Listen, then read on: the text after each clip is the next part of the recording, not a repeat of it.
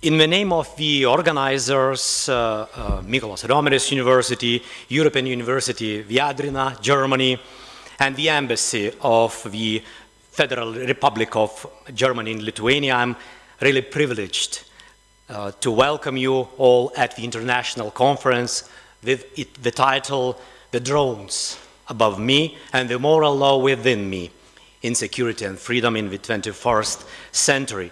My name is Dr. Juozas Valčiukas, and I'm director of the Bachelor Program Law and Global Security here in Mykolas Romeris University. Happy to be moderator of the first session. The whole conference is devoted to three fundamental anniversaries, namely the 300th anniversary of moral philosopher Immanuel Kant, the 75th anniversary of NATO, and 20 years since the largest enlargement of the European Union, when Central and Eastern European countries joined the Union. Let's open the conference with our opening speeches. I'm glad to invite for the first opening speech our Vice Rector of Mykolas Romeris University, Regina Valutytė. The floor is yours.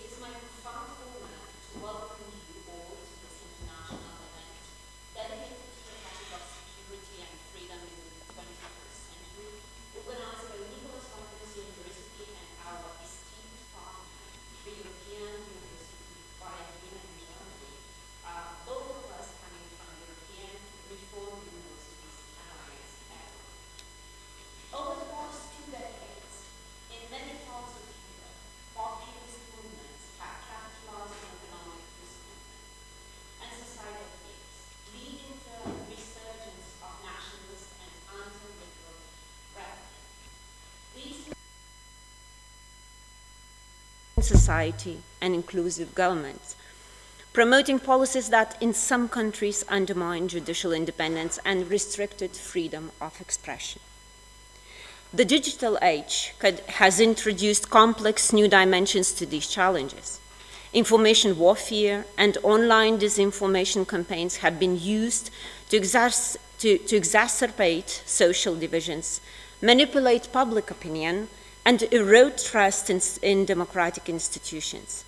The rapid spread of misinformation has made it increasingly difficult to maintain an informed debate, an informed electorate, which is essential for the functioning of a healthy democracy.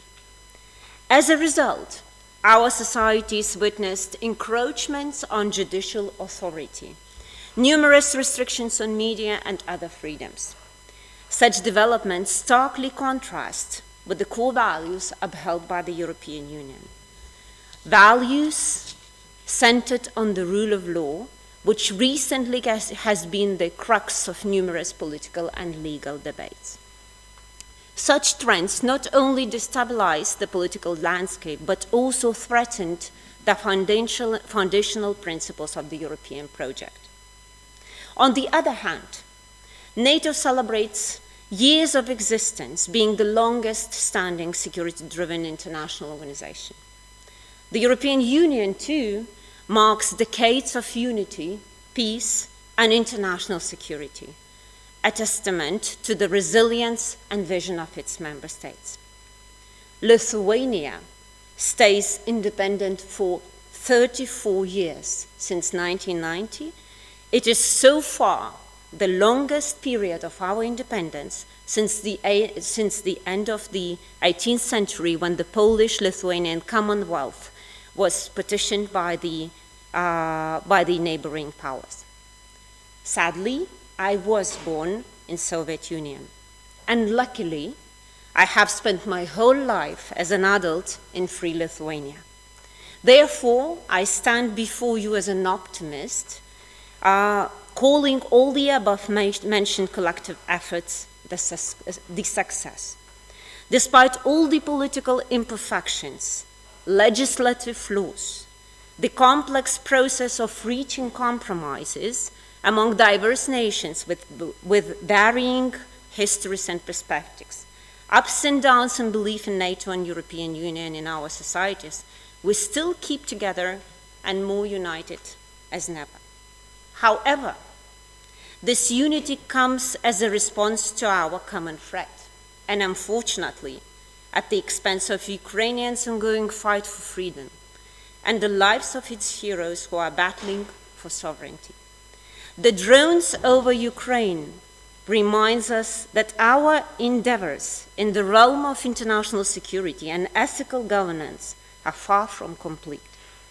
While the European Union has achieved significant success in establishing peace within its borders, we all failed at securing peace in Europe as a whole. While the eyes in the sky represents technological progress worldwide, in places like Ukraine, they symbolize the continuous threats to human life and state sovereignty. This conference aims to collect diverse international perspective, demonstrating our commitment to critical self-assessment in European political and legal decisions, attitudes and practices, and our collective search for necessary solutions.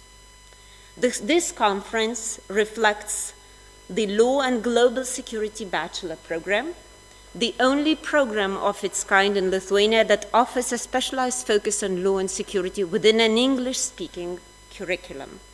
In this respect, I extend my deepest gratitude to my colleague, Dr. Juozas Valčiukas, who is the head of the program and also the main organizer of this conference, for his dedication and his vision. Many thanks to the Embassy of the Federal Republic of Germany and His Excellency Ambassador for your unwavering support and your presence here. We are equally grateful to our partner, the European University Viadrina, for your valuable partnership and contributions. And many thanks to all of you, to all the speakers that are contributing in this conference, and also to all the students who came here to hear all the discussions, for your contributions. Dear colleagues, ladies and gentlemen, let us embark on this intellectual journey with open minds and commitment to dialogue, discovery, and forge pathways towards enhanced security and enduring freedom in our shared world. Thank you for being here, and look forward to the enriching discussions that lie ahead. Thank you.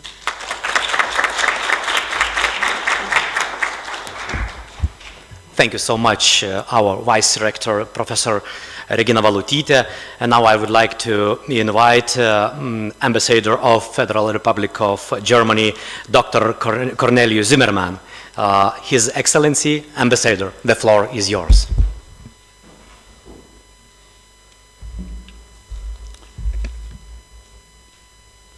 Dear Vice Rector, dear Mr. Josas. Well, thanks for, dear ladies and gentlemen, thanks for having me. Thanks for inviting me. I know I arrived in Lithuania last August, and I think one of the first letters I got was from this university that speaks for a very thorough preparation. Thanks for that. And thanks for your interest you're showing by attendance. I really appreciate that. And I would also like to give thanks to my team, to Salomea Prankiene, who's not in the room, and to who has been preparing that for a long time, and for Ms. Malkowski, our legal trainee, who also added very positively to what I will be saying now. Yeah, I'm very pleased that we will discuss, I think, the most burning, the most topical topic of our days, and the relationship between freedom and security. I have been dealing with this subject for quite some time. I served for 4 years in Afghanistan, but honestly speaking, the challenge is getting closer. And so I think it's even more decisive for us to take right steps. And I think we're getting there. And it's also great that today we are paying tribute to one of the greatest German philosophers, Immanuel Kant, who was born 300 years ago, not very far from here. I think that is also gives us a very good framework for our discussions.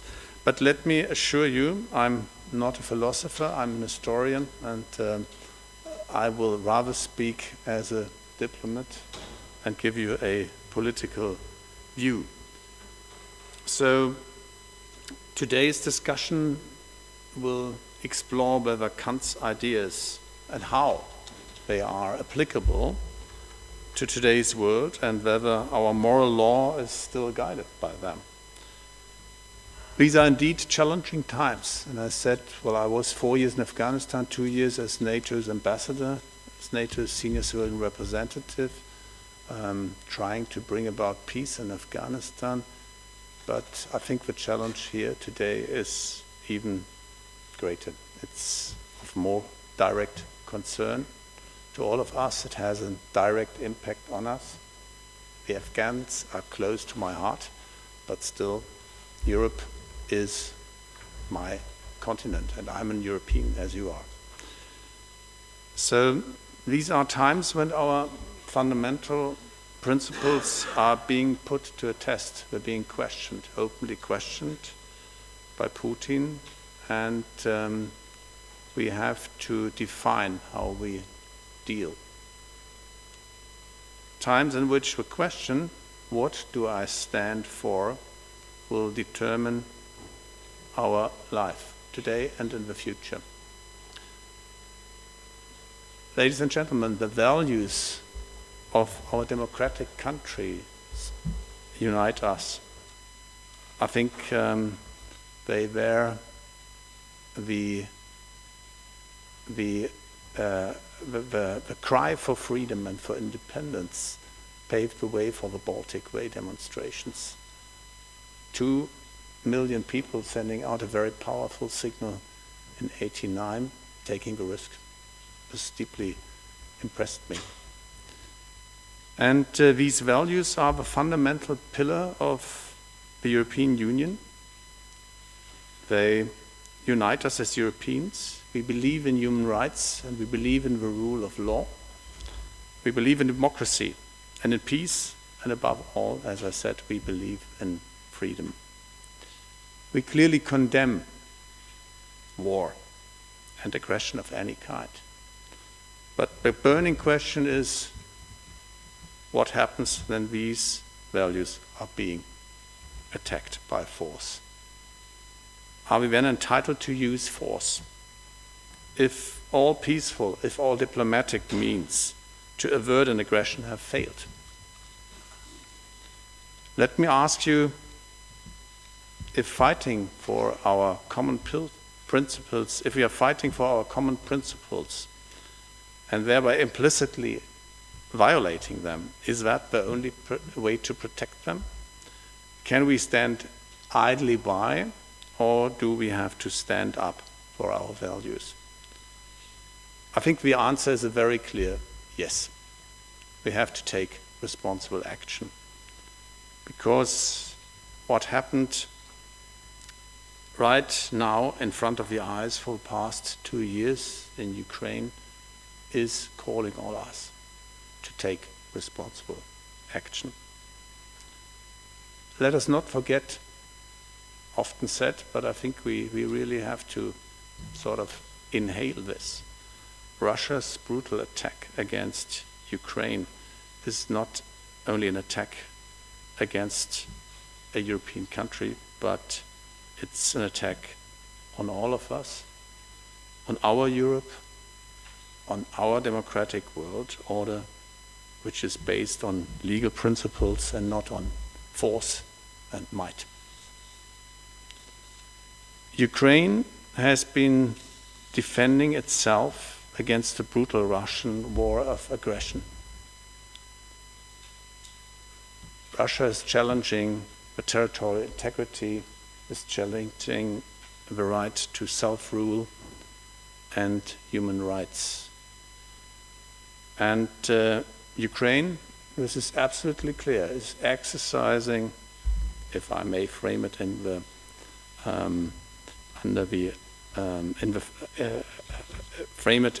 the university's wording, is exercising its legitimate right to self-defense, recognized by the UN Charter, to defend its sovereignty and territorial integrity.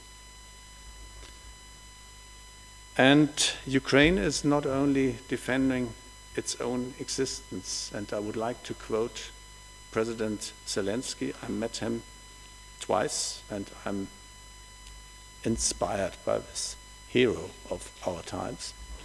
He said that giving us money or giving us weapons, you support yourself. You save your children, not ours. I think that's a very important message. It's about us.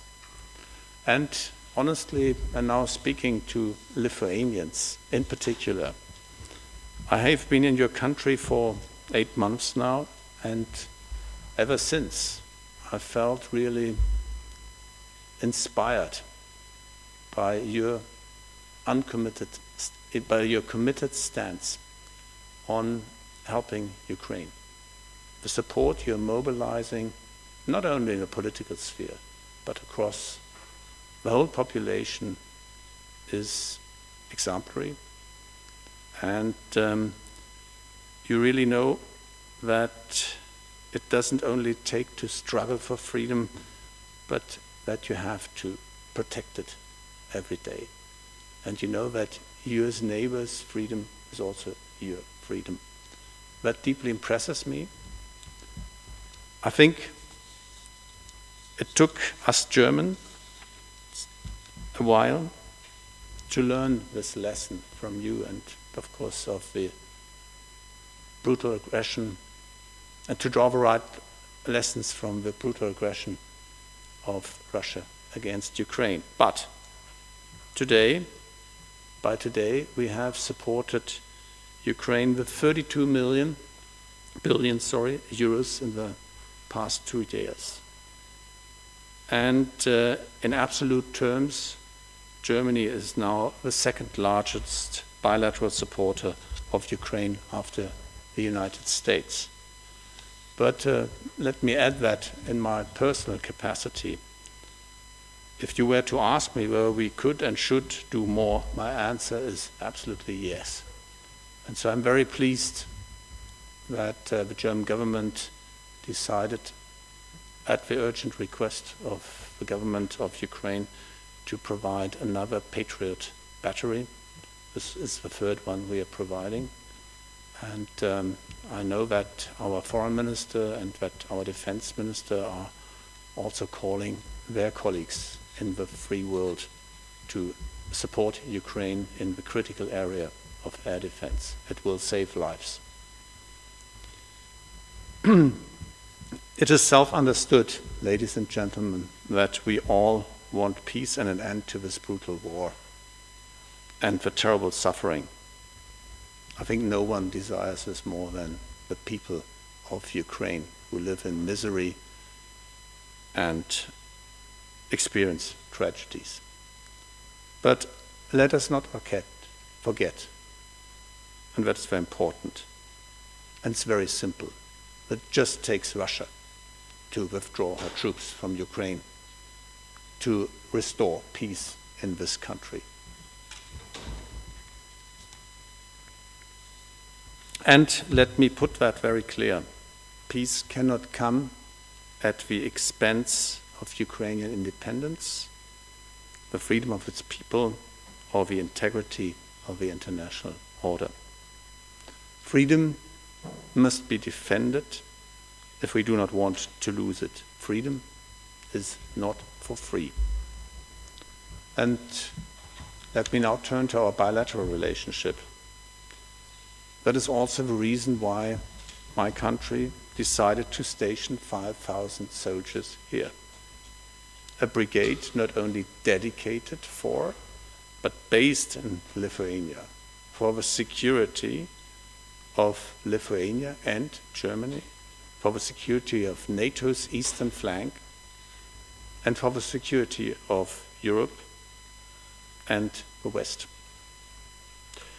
Our soldiers are here. The first group that arrived last week are coming to stay. And I assure you, I met many of them. We're sending our best men and women. What is in stake here is also our security, so we have a self-interest. And I can assure you that these professionals are committed to their tasks and dedicated. So our decision to station the brigade on NATO's eastern flank is also unprecedented. And it is a very clear response of the German government to Russia's aggression. By doing so, we take on leadership and responsibility within NATO. Together with our Lithuanian friends and partners, we will work as partners in leadership to advance the brigade project as soon as possible. We thereby demonstrate our commitment to the freedom and security of our allies and friends. It's very clear, we must stand together. We must stand together supporting Ukraine and defend our home countries and our values. I would like to avoid to look back in 20 years and regret that we did not do as much as we could have done.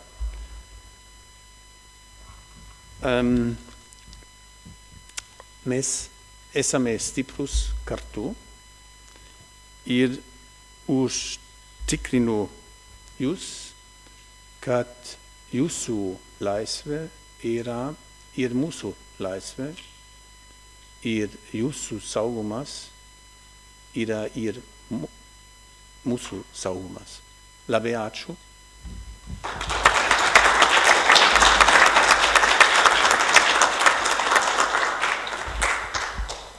Thank you so much, dear Ambassador, for being with us and for such an inspiring speech.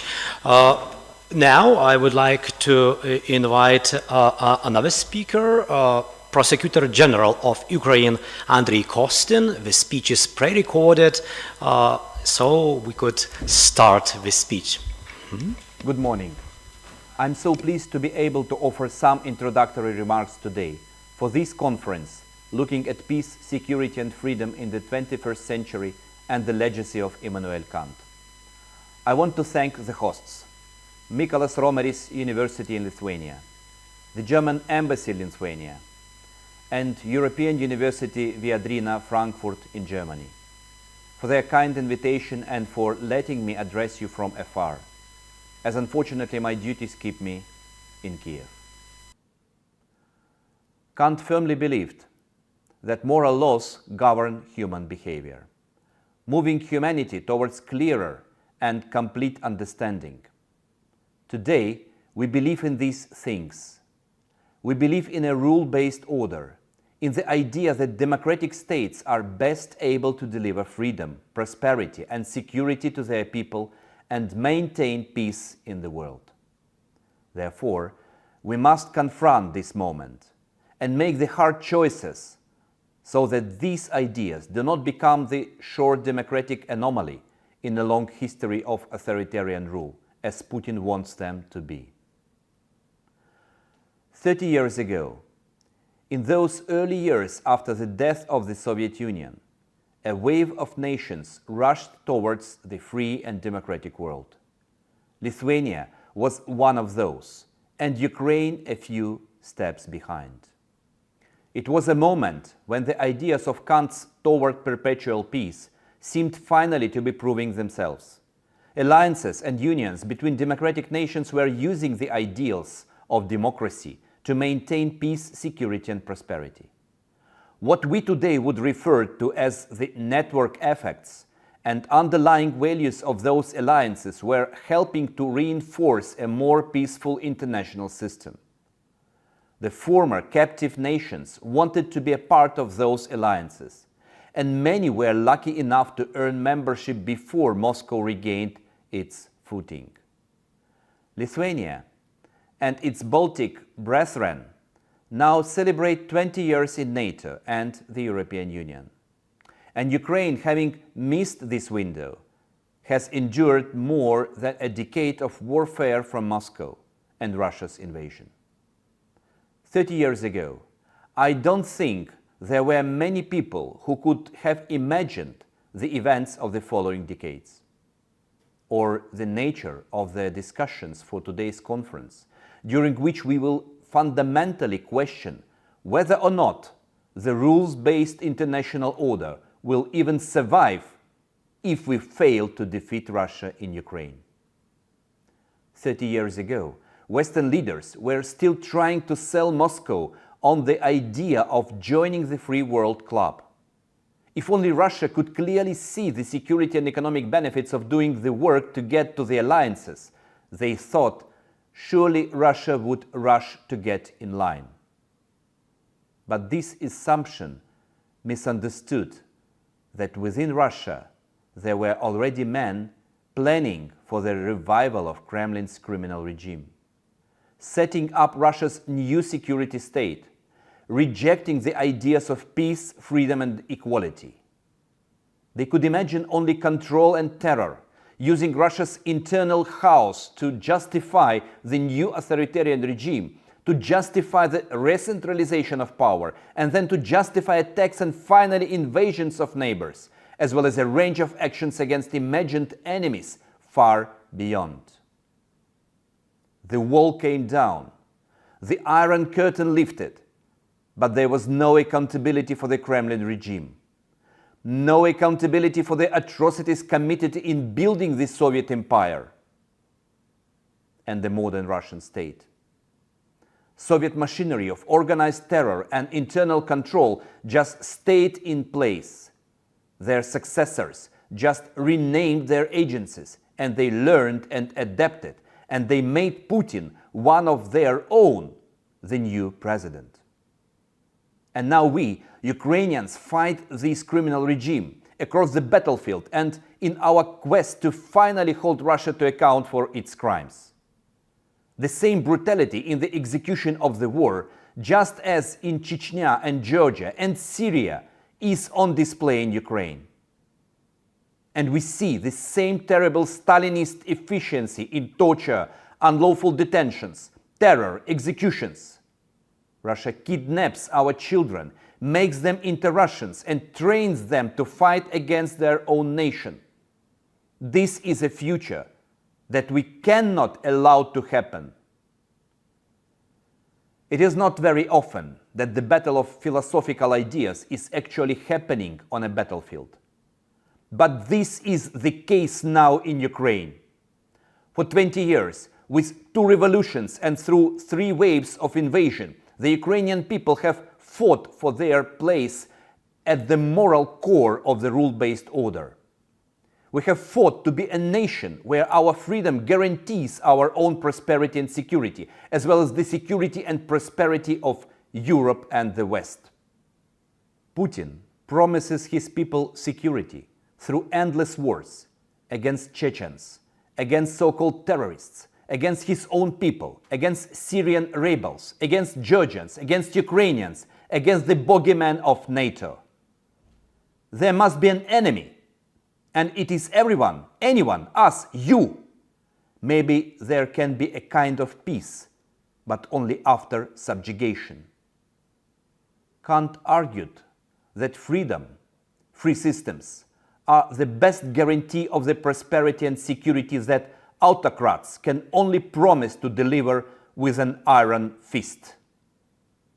What we know now, with all moral clarity, is that Russia and its illegal war of aggression must be defeated in Ukraine. Russian leaders must finally be held to account. There cannot ever again be business as usual with this regime. Ukraine is where the rule-based order must be secured and revitalized to carry us into a new age. That is why much of our time is devoted to building an intrinsic web of accountability for the crime of aggression, for the crime of genocide, and over 126,000 incidents of war crimes. We are rigorously investigating and prosecuting those crimes on a national level. We effectively cooperate with international justice mechanisms, the International Criminal Court that has already issued arrest warrants against Russia's president and its two top generals. We mobilize international support for the establishment of the Special Tribunal for the Crime of Aggression and prosecution of Russia's crimes by the third states. In this regard, Ukraine deeply values Lithuania's efforts as a member of the Joint Investigation Team and of the International Center for the Prosecution of the Crime of Aggression. Lithuania is the first European state to issue arrest warrants against members of the Russian armed forces for war crimes committed in Ukraine. And as Lithuania is setting a precedent to be followed by many others, we need our allies to see clearly that this is the moment and the opportunity to expand stability and secure the legacy of the free world through accountability. We must do this now. Ukraine will defeat Russia on the battlefield, will defeat Russia in courtrooms, before tribunals. Justice will come through the law, ensuring freedom and security not only in Ukraine, but in Europe and globally. This is the task before us, and it begins with our unity and victory. Thank you all, and best wishes for a successful conference. My name is Oleksandra Matvichiiuk. I'm Ukrainian human rights lawyer, and I have been documenting war crimes in this war which Russia had started against Ukraine in 2014.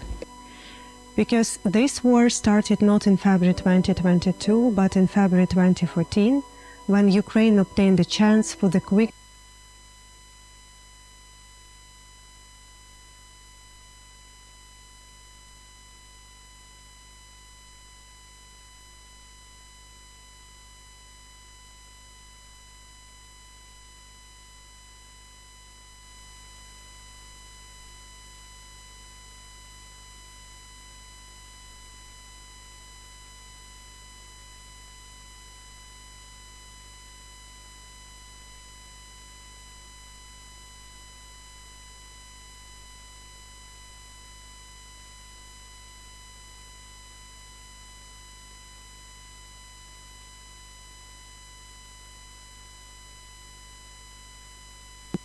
My name is Oleksandra Matvichiiuk.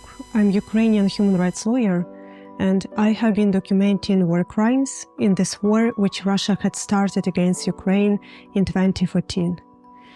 Because this war started not in February 2022, but in February 2014, when Ukraine obtained the chance for the quick democratic transition. We paid the highest price for this chance. More than hundreds of peaceful protesters were gunned down in the center of Kiev.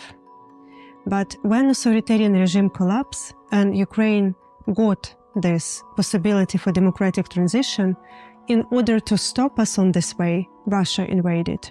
Russia occupied Crimea, part of Luhansk and Donetsk regions, and 2 years ago extended this war to the large-scale invasion. Because Putin is not afraid of NATO. Putin is afraid of the idea of freedom. And that is why, when we speak about Russia's war against Ukraine, this is not just a war between two states. This is a war between two systems, authoritarianism and democracy. We have been documenting now in Ukraine how Russian troops deliberately shelling residential buildings, schools, churches, museums and hospitals, attacking evacuation corridors, torturing people in infiltration camps, forcibly taking Ukrainian children to Russia, how they ban Ukrainian language and culture and destroy Ukrainian cultural heritage, how they robbing, raping, abducting, and killing civilians in occupied territories, and how entire UN system of peace and security can't stop it. And all this hell, which we now face in Ukraine, it's a result of total impunity which Russia enjoyed for decades. Russian troops committing horrible crimes in Chechnya, in Moldova, in Georgia, in Mali, in Libya, in Syria, in other countries of the world. They have never been punished. They believe they can do whatever they want. If we want to stop and prevent wars in the future, we have to punish state and their leaders who start such wars in present. This is a common logic, but in the whole history of humankind, we have the only one such a precedent. And that is why we still look into the world through the lens of the Nuremberg trials, where Nazi war criminals were tried but only after Nazi regime had collapsed. But we live in a new century. Justice shouldn't be dependent on how and when this war will end. We cannot wait. We must establish a special tribunal now and hold Putin, Lukashenko, and top political leadership and high military command of Russian state accountable. We must break the circle of impunity. We must return people their name, because we are dealing with formation of the whole authoritarian bloc. Iran provided Russia with Iranian drones and ballistic rockets. North Korea sent to Russia more than 1 million artillery shells. China helped Russia to bypass sanctions and import the Western technologies critical to warfare. Syria voted for Russia in UN General Assembly.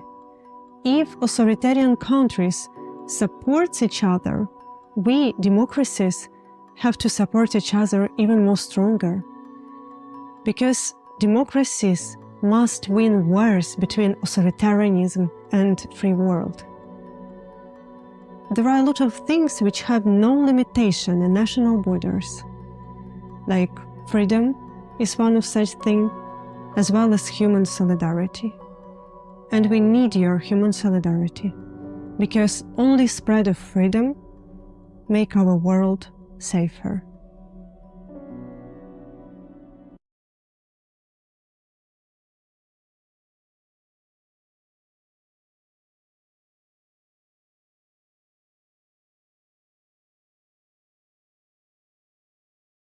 Here in Vilnius and those who joined globally to turn to the other part of the conference. Now we're going to have 3 keynote speeches.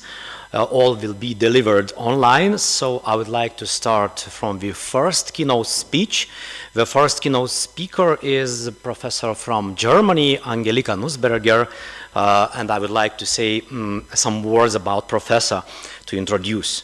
Angelika Nussberger is professor of international law, public law, and comparative law at the University of Cologne, and founding director of the Academy for European Human Rights Protection, international judge at the Constitutional Court of Bosnia and Herzegovina, the member of the Venice Commission. She was the judge at the European Court of Human Rights, elected on behalf of Germany from January 2011 to December 2019, and its vice president from February 2017. The floor is yours, dear Professor Angelika Nussberger. Ladies and gentlemen, good afternoon. Unfortunately, I cannot be with you in Lithuania, but I'm happy to record my speech before and thus to address you on the topic human rights, an effective instrument against military invasions. I understand that your conference deals above all with peace and security, freedom in the 21st century, and many of you will look back to the philosopher Kant and his idea about eternal peace, zum ewigen Frieden, 1795. So let's start with this idea of Kant, his visions into the time 200 years later, so from 1795 to 1995, because that was a time when we could say that peace seemed to be quite close. You will remember that this was a time when we talked about, perhaps in quite a naive way, we talked about end of history. It was an end of history hope. It was the end of the Soviet Union. And it seemed to be a comparatively peaceful process of state building, of dissolution of a state and building up a new state connected with a complete system change and a new start. It was a time when there was belief in universal values and also in the idea that one people could learn from another people, that experiences could be shared and some common future could be built up. One of the metaphors used at that time was Gorbachev's idea of a European house. He visited Strasbourg at that time, and he visited the Council of Europe. He was fascinated by this idea of different states working together, cooperating closely. And he expressed clearly this wish of Russia belonging to Europe and of giving up this long-standing rivalry. At the same time, it's true, if we look back at this year, 1995, at that period of time, we also had the Yugoslav wars, we had the genocide in Rwanda. So it's always a naive picture to see just one part of the whole. But at least I would stress that at that moment, we were closer to what was Kant's vision of eternal peace. But now we are 30 years later, or almost 30 years, we are in the year 2024. And what we can say is that all hopes have crumbled. We see very well that it was never an end of history, but a new history started. And to be honest, it's a cruel history. It's once again a confrontation between East and West. You are talking in the title of your conference about drones above us, and that's correct. It's not only the fear of a new war, but we are confronted with two wars at the same time, one in our immediate neighborhood and another one that is also concerns us in the Middle East.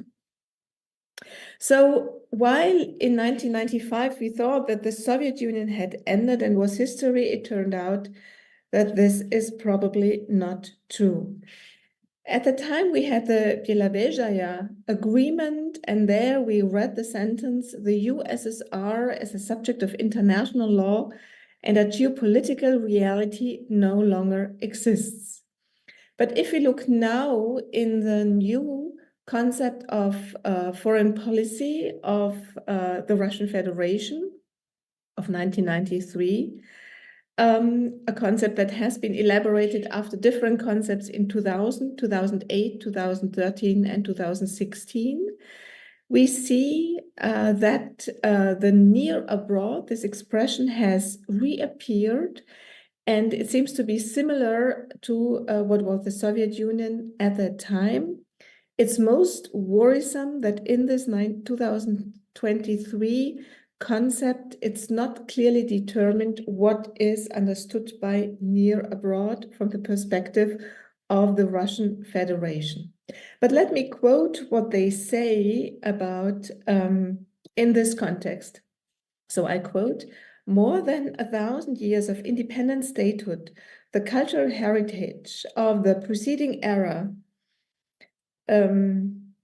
deep historical ties with the traditional European culture and other Eurasian cultures, and the ability to ensure harmonious coexistence of different peoples, ethnic, religious, and linguistic groups on one common territory, which has been developed over many centuries and now determines Russia's special position as a unique country civilization and a vast Eurasian and Euro-Pacific power that brings together the Russian people and other peoples belonging to the cultural and civilizational community of the Russian world."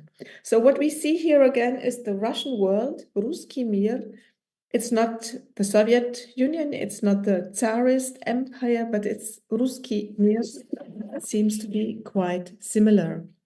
It's also said, the Russian Federation, I still quote, the Russian Federation shall provide support to its compatriots living abroad in the exercise of their rights, the protection of their interests, and the preservation of the all-Russian cultural identity.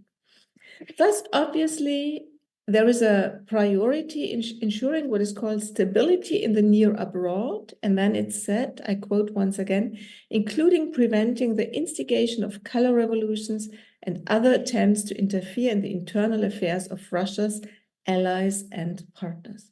That clearly says that those countries cannot determine their own fate, and they cannot determine by whom they want to be governed. At the same time, now in 2025, it seems that the universal values have been given up. This is the background against which I want to ask the question about human rights. Are they just something for sunshine times and now useless in the times of crisis? And more concretely, are they an instrument against military invasions? So for human rights, we don't go back 230 years to Kant, but only 75 years to the time of the late 1940s, early 1950s, when basic human rights codifications were elaborated on the global and regional level. You all know the Universal Declaration of Human Rights 1948 and the European Convention of Human Rights in 1950. So, okay, human rights, but what is their link to peace? I would argue that there is a clear link to peace, and this is a very simple, almost a simplistic philosophy. The idea is a state that respects the rights of individuals will not start an aggressive war. And this simple idea is based on experience, but the experience is the other way around, that states who do not respect the rights of their own people, of individuals, they will be prone to go to war against others. And this simple truth has proved, this simple wisdom has proved true. And here, once again, the best example is Russia. We see parallel developments inside Russia and outside Russia. So the more repression inside, the more aggression outside. And the different steps are Chechnya, Georgia, Crimea, and then the full-scale invasion of Ukraine. On the outside, on the inside, so concerning the outside of Russia's policy and the inside, we see laws on extremism, terrorism, and foreign agents that turn from real extremists or real terrorists to just people who don't, who openly say that they are not fascinated by the system and who are dissidents or opponents. So the fight against one's own citizens is the first step to fight against others. And the same has been true for Germany in the 1930s. This analysis is obviously, it's quite easy. The difficult question is what can be done to stop it? And there, the idea of the European Convention of Human Rights was that human rights are not l'art pour l'art, but they are there to prevent the resurgence of authoritarian regimes and what is called acts of barbarism in the preamble to the UN Charter. Let me quote what Taiger, one of the fathers of the European Convention of Human Rights, famously said. He said, "Democracies do not become Nazi countries in one day. They progress cunningly, evil progresses cunningly, with a minority operating, as it were, to remove the levers of control. One by one, freedoms are suppressed in one sphere after another. Public opinion and the entire national conscience are ossificated. It is necessary to intervene before it's too late. A conscience must exist somewhere which will sound the alarm to the minds of a nation menaced by this progressive corruption, to warn them of the peril and to show them that they are progressing down along a road which leads far. So this is the idea of the alarm bell, of the idea that something can be done with human rights to stop the deterioration on the internal level and then to avoid aggression against other countries. Has this aim been achieved? The diagnosis is right, but is the recipe the right one as well with human rights? I think now, 30 years later, after the system change, after the fall of the wall, and 75 years after making all these international human rights codification, we can have three different approaches. One I would call is a nihilist approach. It was all for nothing. The second would be an optimist approach, arguing that human rights have helped to change the world. And the third approach is somehow an in-between approach. Let me explain the first, the nihilist approach. The nihilist approach would look at Russia and would say, well, 24 years of membership of the Council of Europe, of the European Convention of Human Rights, and actually a lot of other UN human rights conventions have not helped to change everything. In the nihilist approach, it would be all fake. It would be argued that the end of the war in Chechnya, which was a precondition for accessing the Council of Europe, was just a short stop before that war started again and was resumed with incredible brutality. With this nihilist argument, it would argue that human rights were never really taken seriously. It was true that everybody said Russia always pays when there were human rights violations, but nothing was really changed. Although the Council of Europe always stressed that there was progress, I remember there was a publication on 20 years of membership where several, 20 actually for every year, improvements were identified. But it can be argued these were just nicety, these were just little changes that did not change the whole picture. And we can also see that after a short period of time, the Russian constitutional system gave priority to the judgments of the Russian Constitutional Court, first in theory, then in the law, and then this was anchored in the constitution. So now we have arrived at a situation that Russia is no longer a member of this Human Rights Convention. We see a lot of cases that come out after the end of the cooperation. The court adopts judgments almost every week.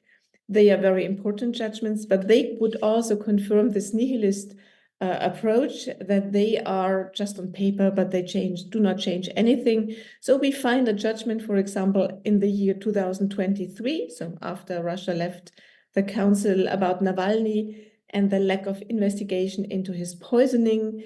He is granted 40,000 euros, which he has never received. There is a judgment on the foreign agent law, that all that is against human rights. We find a judgment on the lack of investigation into the murder of Boris Nemtsov. We see a judgment on the use of facial recognition to pursue demonstrators. We see a judgment on the fact that there was no reaction of the authorities to torture of prison inmates by other prison inmates. So we see a lot of cases, but no follow-up. All that is food for the nihilist approach. And even more important is are the cases concerning the wars, so Russia's wars, the war-related cases. Was there an improvement of human rights in these cases? For example, let's look on Chechnya. We have more than hundreds of cases concerning the victims of the Chechen War, like the first example was Isayeva, Yusupova, and Bazaeva versus Russia, and Isayeva versus Russia in 2005 about the disproportionate use of force during the military campaign. We see a lot of judgments about extrajudicial killings, strikes on villages, destroying houses and property, disappearances, abduction of servicemen. We see the Georgia-Russian war, where there was no jurisdiction found in the hot phase of combat, but still human rights violations were found. But adopting this nihilist perspective, we would say, well, it's not worth anything. It has not changed the behavior in any way. In a few cases, compensation were paid, but that was more or less at random. And the important judgments, for example, about disappearances were not executed. And what is even more, there was no prevention. It was not possible because of the human rights to stop the beginning of the war, and not even possible to conduct it in a more humane way. On the contrary, we could say there was even a cynical turnaround of the human rights jurisprudence. When we look at the justification Putin gave for starting the war, where he said that there are true human rights on the side of Orthodox Russia, and there are unacceptable human rights developments or understandings in what he called the collective West. So this nihilist approach would argue that human rights have left no traces, they cannot prevent the war, and they cannot bring about justice ex post. First approach. Second approach would be the optimistic approach, arguing no, human rights have been a game changer. They have made everything different. You know, the old Roman saying inter armes silent leges, so when there are weapons, there are no laws. And based on this optimist approach, we would argue, no, this is no longer true. Even if there are weapons, there are laws, and they shape society in wars, but also before wars. They have a long-lasting impact, and the only thing we have to do is to be patient and to wait until they really work. In this optimist view, we would also look differently at the Chechen cases, and would argue, well, look, a civil war has been scrutinized on the basis of human rights. Individual justice was brought about, at least in a few cases, and it was clear that the whole conflict was assessed on the basis of human rights, and that even if the prevention of wars was not possible concerning Russia, in general, human rights have contributed to a more peaceful world. So this would be the optimistic approach. And now the third approach, what I call an in-between approach, which would argue basically we have lessons learned, but we are not there where we want to be. So in this context, we would argue, well, what is possible and what is not possible? What is obviously not possible is to prevent a war just on the basis of human rights. That seems to be naive. If there is no goodwill, it's impossible just to influence someone who wants to start a war. And there is no big difference if there are binding treaty obligations or soft law. If there is bad will, the state concerned and the leaders of the state concerned will always do what they want, despite whatever treaty they are bound by. But, and this, I think, is different from the nihilist approach, we could argue that what has been changed by human rights is that there is a justice ex post and a justice also in between. So due to this human rights regime that has been established, it would be now clearly known by all and widespread knowledge what is compatible with international law and international human rights law, and what is not. and it would be clear what to condemn and what to accept. So I argue that war is not only physical, but it's also a moral endeavor. And in this sense, I understand the heading of your conference when you talk about the drones above me and the moral law within me. I think, yes, human rights law and human rights codifications have helped to preserve this moral law within me, and they should be an inspiration to develop them further, even if we can no longer be naive and think that they will make the world as peaceful as Kant had hoped it might be one day. Thank you very much for your attention. It's a great privilege to be here to speak at this conference commemorating so many different and auspicious dates. Again, it's the 300th some anniversary of Kant's birth, the 75th anniversary of the founding of NATO, and the 30th anniversary of the expansion of the European. Yes, thank you so much to Professor Angelika Nussberger, professor from Germany.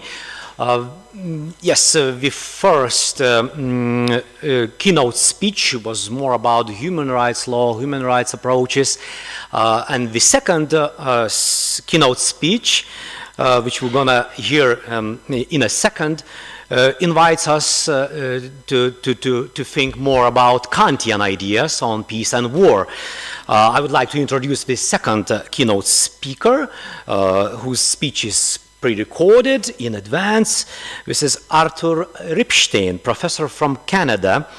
Arthur Ripstein is university professor in the Faculty of Law and the Department of Philosophy in the Faculty of Arts and Sciences at the University of Toronto, where he also holds the Howard Beck Chair in Law. Professor Ripstein is the author of Kant and the Law of War, published in 2021, Rules for Wrongdoers, published in 2021, Private Wrongs, and other books on Immanuel Kant's ideas. Professor's speech, the title of this speech is Kant on Peace Through Law. The floor is yours, Professor.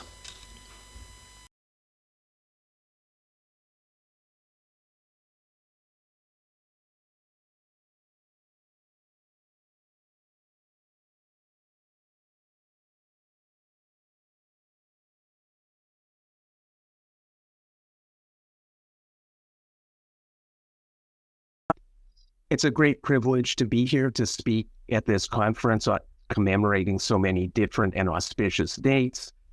It's the 300th anniversary of Kant's birth, the 75th anniversary of the founding of NATO, and the 30th anniversary of the expansion of the European Union. Kant would no doubt have been delighted to learn that we're still studying him 300 years after his birth. He would no doubt have been delighted at the expansion of the European Union. He might have been in certain ways disappointed at the expansion, at the creation and expansion of NATO, but nonetheless welcome it as something that is necessary in the world in which we find ourselves. What I want to do today is talk about the three themes of the conference, that is the theme of peace, the theme of law, and also I will conclude by saying something about the theme of populism. Because all of these are, on a Kantian view, fundamentally related themes. The reason that populism is a threat is the same as the reason that peace is fundamental to the possibility of right, and the same as the reason that law is fundamental to the possibility of peace.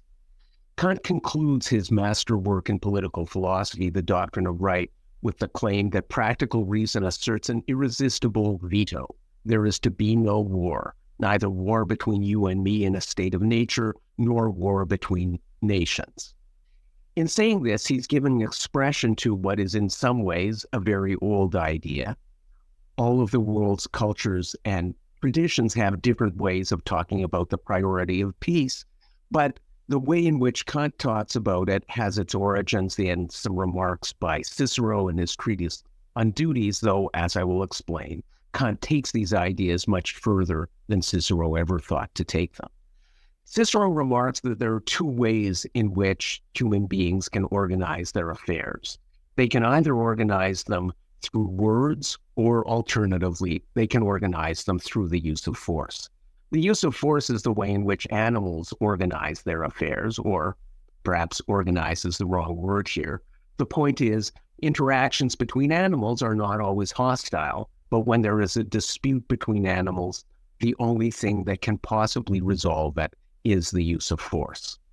For human beings, on the other hand, for Cicero, it's fundamentally different because they can resolve their disputes, not merely through the use of words, but in a particular kind of way, and in particular, they can do so through the use of law. And so what I want to do is talk a little bit about Kant's conception of this and about the way in which this conception of peace as being made possible by law informs his thinking both about the first leg of his comment that practical reason says there must be no war, that is, no war between you and me in the state of nature, and then turn to war between nations.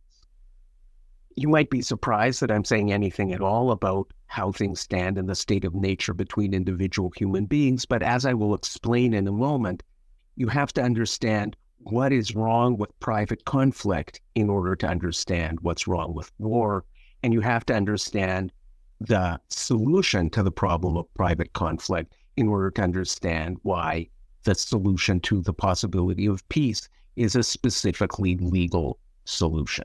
So that's what I'll talk about. Kant talks about conflict between individual human beings and indeed rightful relations between human beings using the 18th century vocabulary of a state of nature.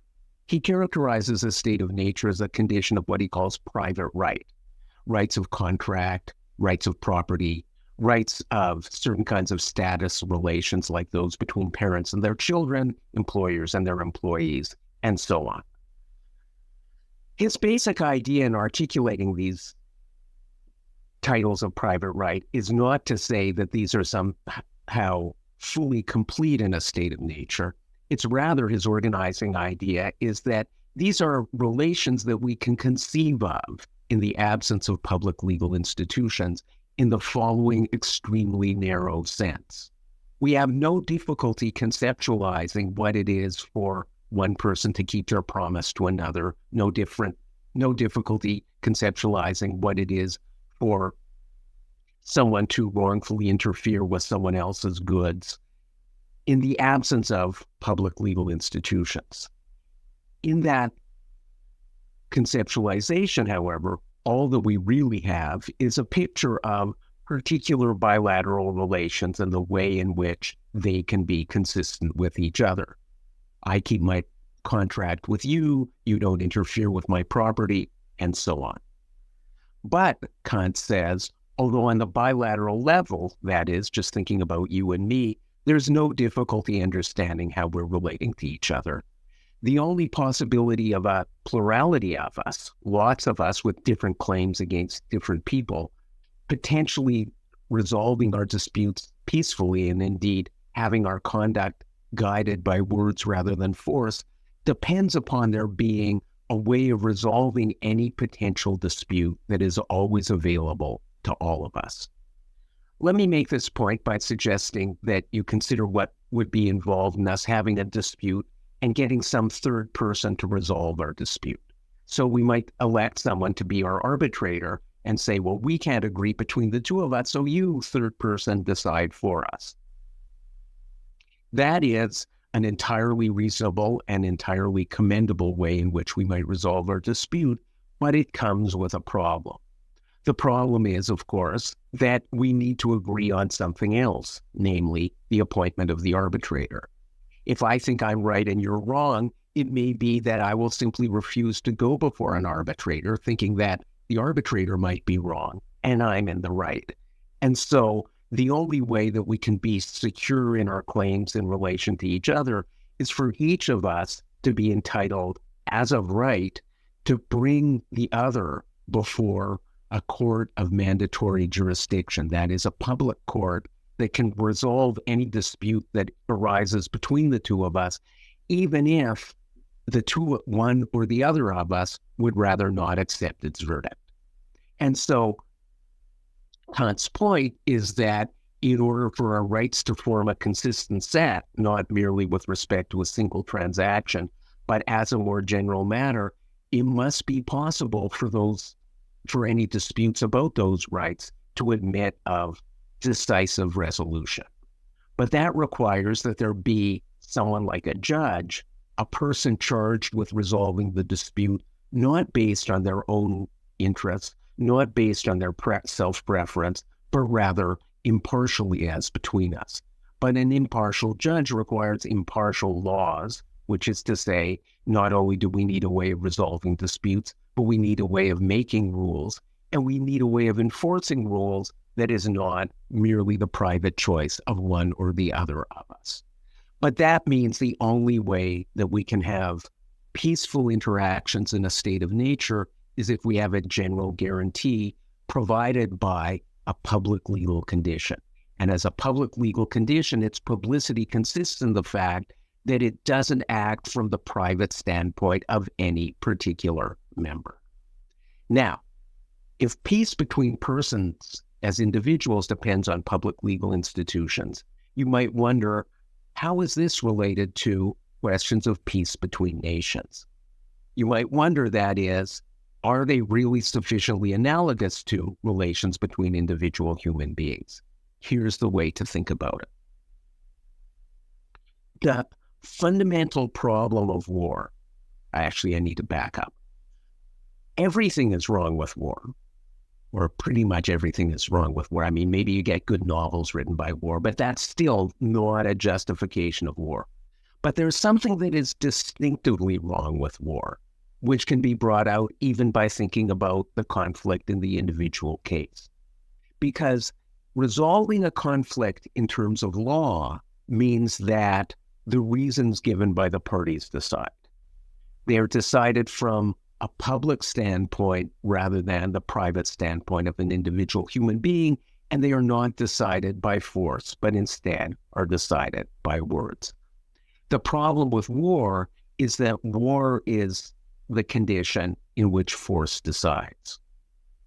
The alternative is to create a condition of peace in which force doesn't decide.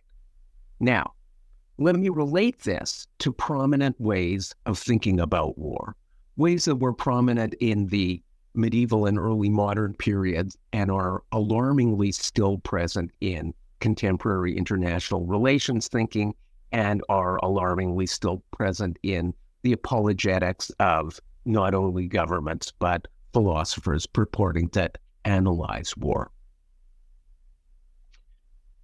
One of the earliest ways of thinking about war, developing out of the writings of Augustine, developing further in Aquinas, and reaching its most sophisticated theoretical elaboration in the so-called Second Scholastic of the School of Salamanca, has come down to us under the name of the just war tradition. The writers in the just war tradition thought of war as something like an enforcement action. The thought was that if there is a dispute between princes, as they refer to it now, contemporary writers talk about it as a dispute between nations, then what matters above all is who is correct. And the party who is correct is entitled to act as, first of all, judge with respect to the dispute that they are correct. Second, prosecutor, making the allegation. And third, executioner of the judgment. And so the just war tradition sees war as a kind of enforcement action, as a way of correcting history's mistakes, correcting illicit claims made by others, and so on. The most striking feature of the just war tradition from a Kantian perspective is that it begins not with a moral model, although it puts it all in terms of morality, but rather with a legal model. It sees it as a legal enforcement mechanism. The problem with that is that it sees it as a legal enforcement mechanism, not as a relation between public legal orders, but rather as a relation between the prosecuting party, the aggressor in the war.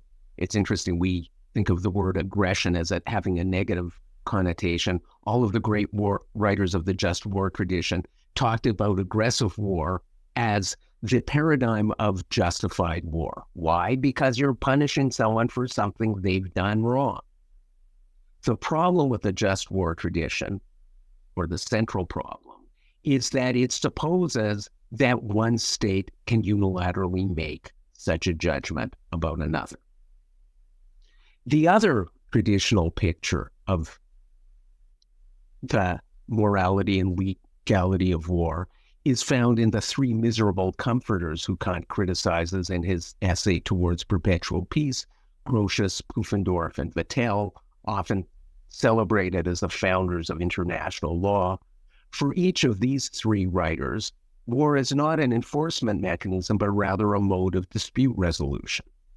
They suggest that although it would be best if nations were to sort out their disagreements peacefully, or go to an arbitrator, or to send their champions, say have chess players decide what the border is between one country and another, none of those is actually likely to be successful, because with each of those, as with my example of the arbitrator in the private dispute, it depends on whether the parties agree to it and whether the parties are willing to accept the decision of the procedure as binding.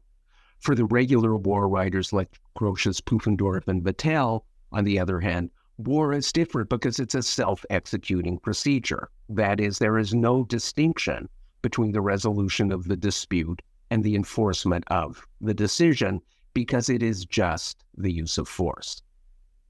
And so they see war as the condition in which force decides, because the parties agree that this is how they will resolve their dispute. Just as the just war writers do not see states as properly public, so too the regular war writers do not see states as properly public. Instead, they see states as fundamentally private. They see war as a way in which parties could decide that they will resolve their disputes, as if it is somehow up to them to submit things to what Pufendorf colorfully refers to as the dice of Mars. That's not the way in which human beings should resolve their disputes. Instead, they need to resolve their disputes in accordance with law. The great 20th century international law lawyer Kirsch Lauterpacht made this point in remarking that if there is a condition in which either side in a war can simply declare that this is how force will be used unilaterally, then you actually have a condition in which there are no rights of nations at all.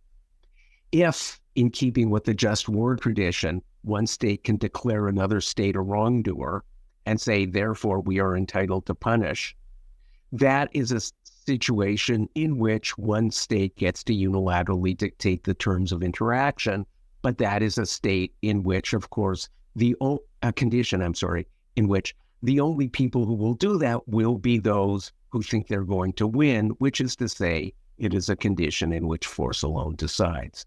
So too, if instead you go with the regular war tradition, where it's seen as a mode of dispute resolution, then it's like a case in which one person decides to sue another, not because they necessarily have a meritorious case, but they think that the other side is likely to be willing to settle the dispute rather than bother going to court.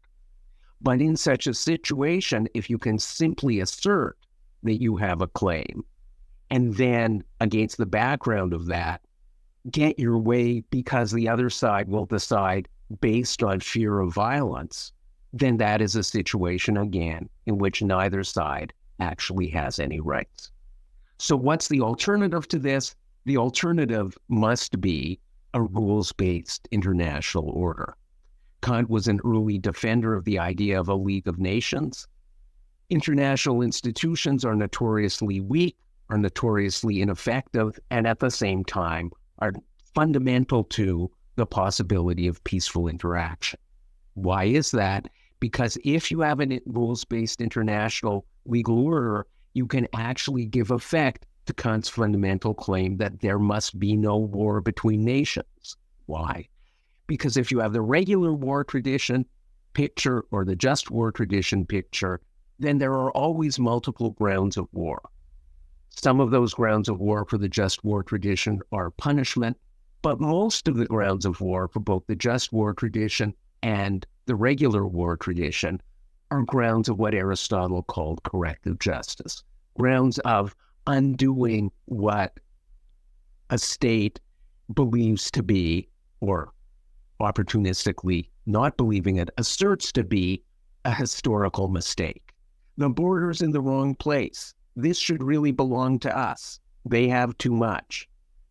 Those can never be grounds of war. If you have a rules-based international order, then the only possible ground of the use of force must be defense. National defense, a nation defending itself against aggression, and defense of another, as in both collective self-defense in NATO and the EU, or coming to the aid of another nation that is imperiled by another. But aggression can never be a ground of war because there are no private legal relations between states. And punishment can never be a ground of war because no state stands in a relation of superior entitled to punish its subordinate for insubordination. The same point that leads us to the idea that there must be no war and there can never be aggressive war that is justified also leads to rules about the conduct of war, rules that apply to both sides in a war. Let me just make this point very briefly in terms of one example. The fundamental wrong in the conduct of war, according to Kant, and indeed according to pretty much every writer up through Kant, is false surrender. The problem with false surrender or with false negotiation is that it uses peace as a weapon of war. It uses the possibility of peace as a weapon of war. And of course, if you use peace as a weapon of war, then there is no way out of war. And there is no way out of the fact that there is no way out of war.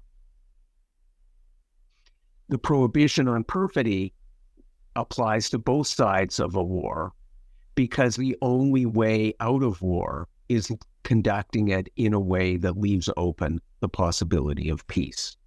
The same point applies to the prohibition on targeting non-combatants. Anyone who is not part of the war must be treated as not part of the war. Otherwise, the war could never end because there would always be people who were supposedly still part of the enemy. If you think that the point of war is to redress the past, or if you think that the point of war is to punish, then peace never ends war. On the other hand, if you think the point of war is to enter a condition of peace, then war must be conducted so that peace is always possible. A different way of making this same point is to say that for both the regular war tradition and the just war tradition, the problem is that they see they see war as a cooperative activity. They see it as having rules, and there are limits on what the parties in a war can do based on the terms of their cooperation. War is not a cooperative activity. That is why its fundamental rule is don't start it, and if you are in it, conduct it in a way that leaves open the possibility of a future peace, because peace is the precondition of any cooperative activity at all. I want to end by saying two sentences about populism, which is something that I have not mentioned other than in my introduction, but that is fundamental to understanding the relation between peace and law. Populism is the natural heir of the regular war tradition. The regular war tradition saw states as basically as the private domains of their rulers, saw states as fundamentally available to those ruling to pursue whatever private purposes they might have, and did not see the state as fundamentally public in the way in which it must be public for internal peace to be possible and external peace to be possible. The horror of populism in the contemporary world is that although populism looks like it's democratic and looks like it's collective, it's fundamentally private, because it supposes that a group of human beings is entitled to have its way simply because it is in the majority. But instead, the only ground of the entitlement to make, apply, and enforce laws must fundamentally be the creation of a public rightful condition, because only in a public rightful condition can there be peace. That is, only in a public rightful condition can we be in a condition not in which might makes right, but rather one in which all might is disciplined to right. Thank you.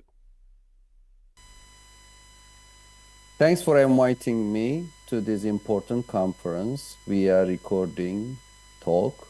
I appreciate the invitation of Professors Juozas Vilčiukas of Lithuania to the important. Thank you so much, Professor Artur Ripstein, for his speech, the title Kant on Peace Through Law. And now I invite the audience to listen the last keynote speech of Professor Ahmet Tekuru. And the title of his speech is The Global Crisis of Democracy, Populism, Nationalism, and Religions. But before the speech, I would like to say some words about our professor, our friend and colleague from the United States of America. Ahmet Tekuru is a professor of political sciences and the director of Center for Islamic and Arabic Studies at San Diego State University. He's the author of Secularism and State Policies Towards Religion, the United States, France, and Turkey, published in 2009. His recent book, Islam, Authoritarianism, and Underdevelopment, a Global and Historical Comparison, published in 2019, won several awards and was translated into about a dozen languages. The floor is yours, dear professor.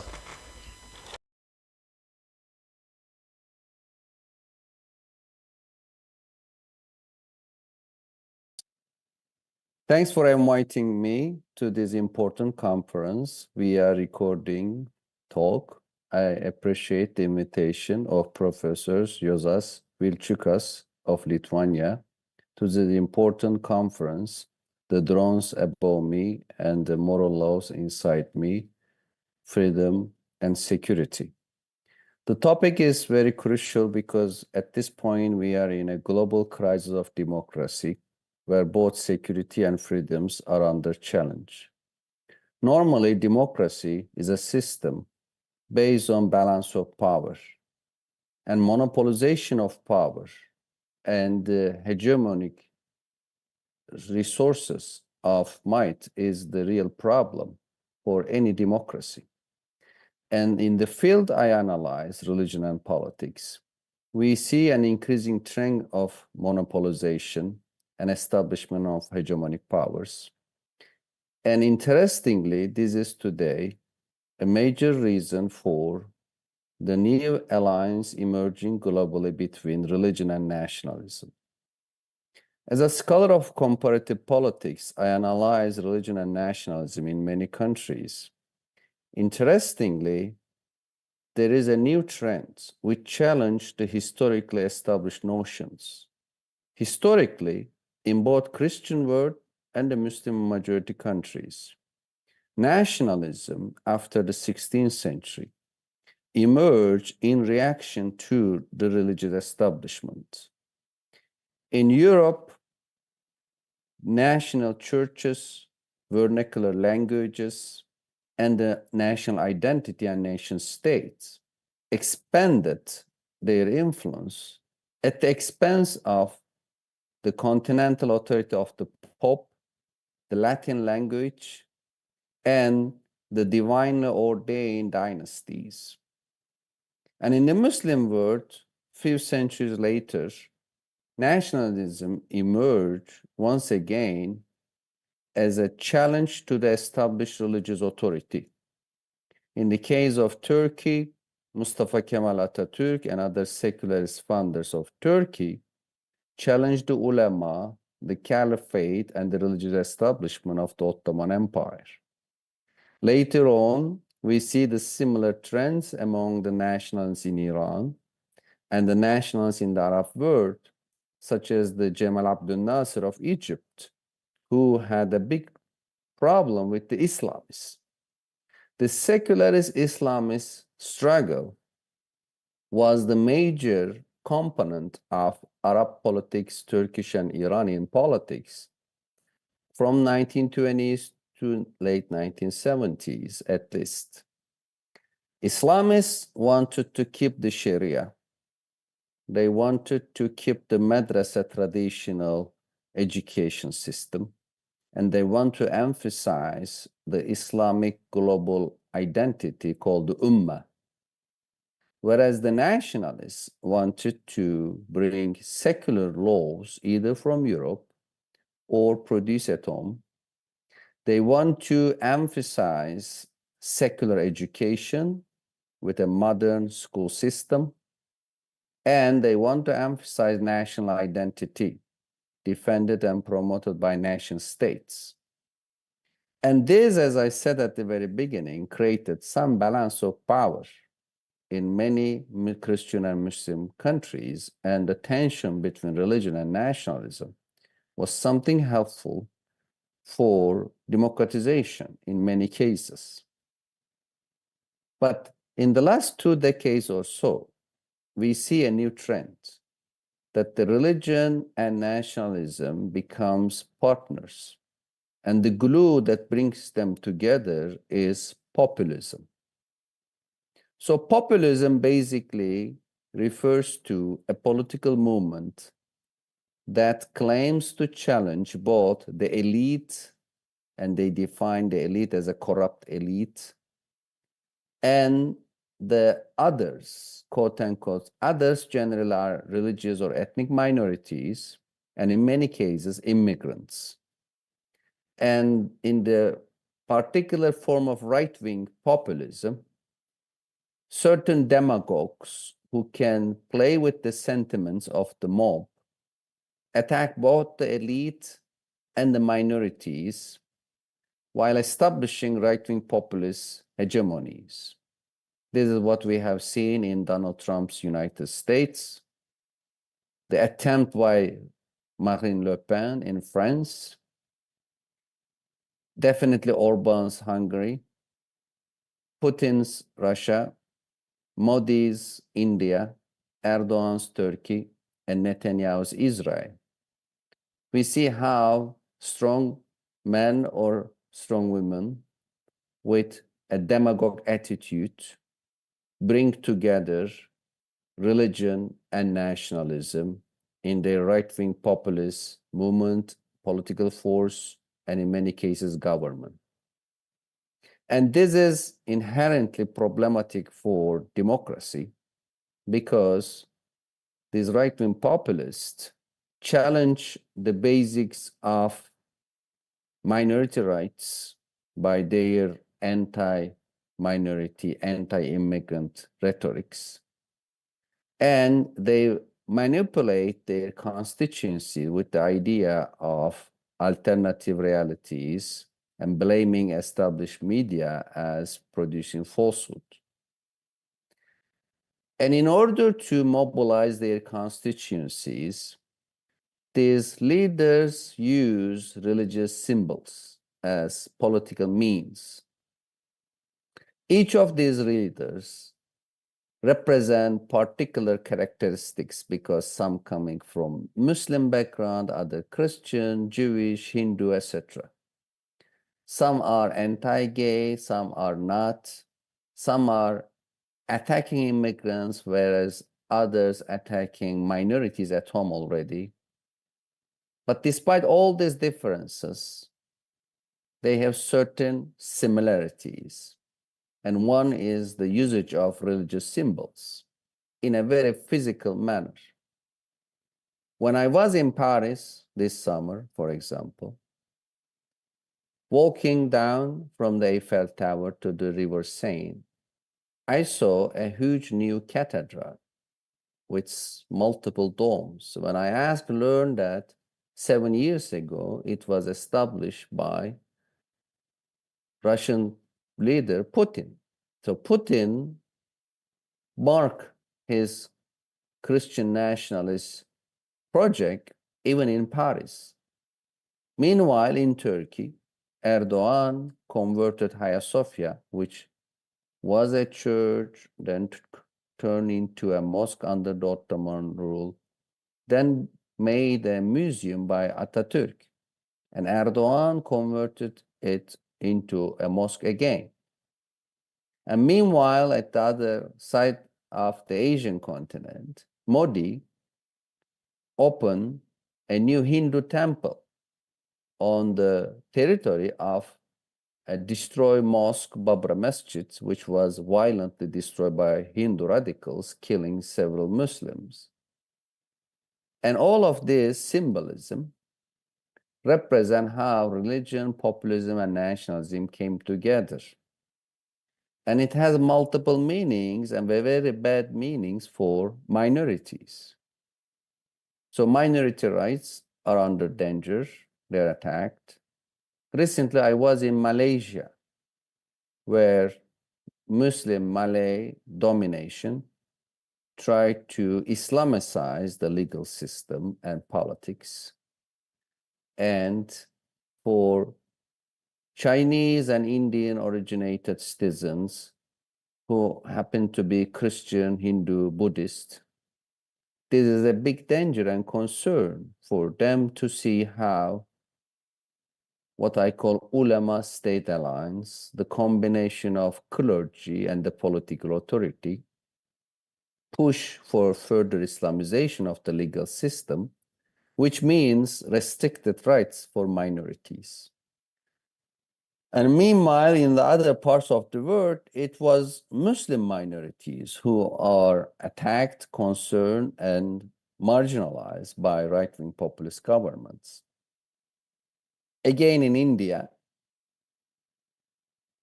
200 million Muslims live as a minority.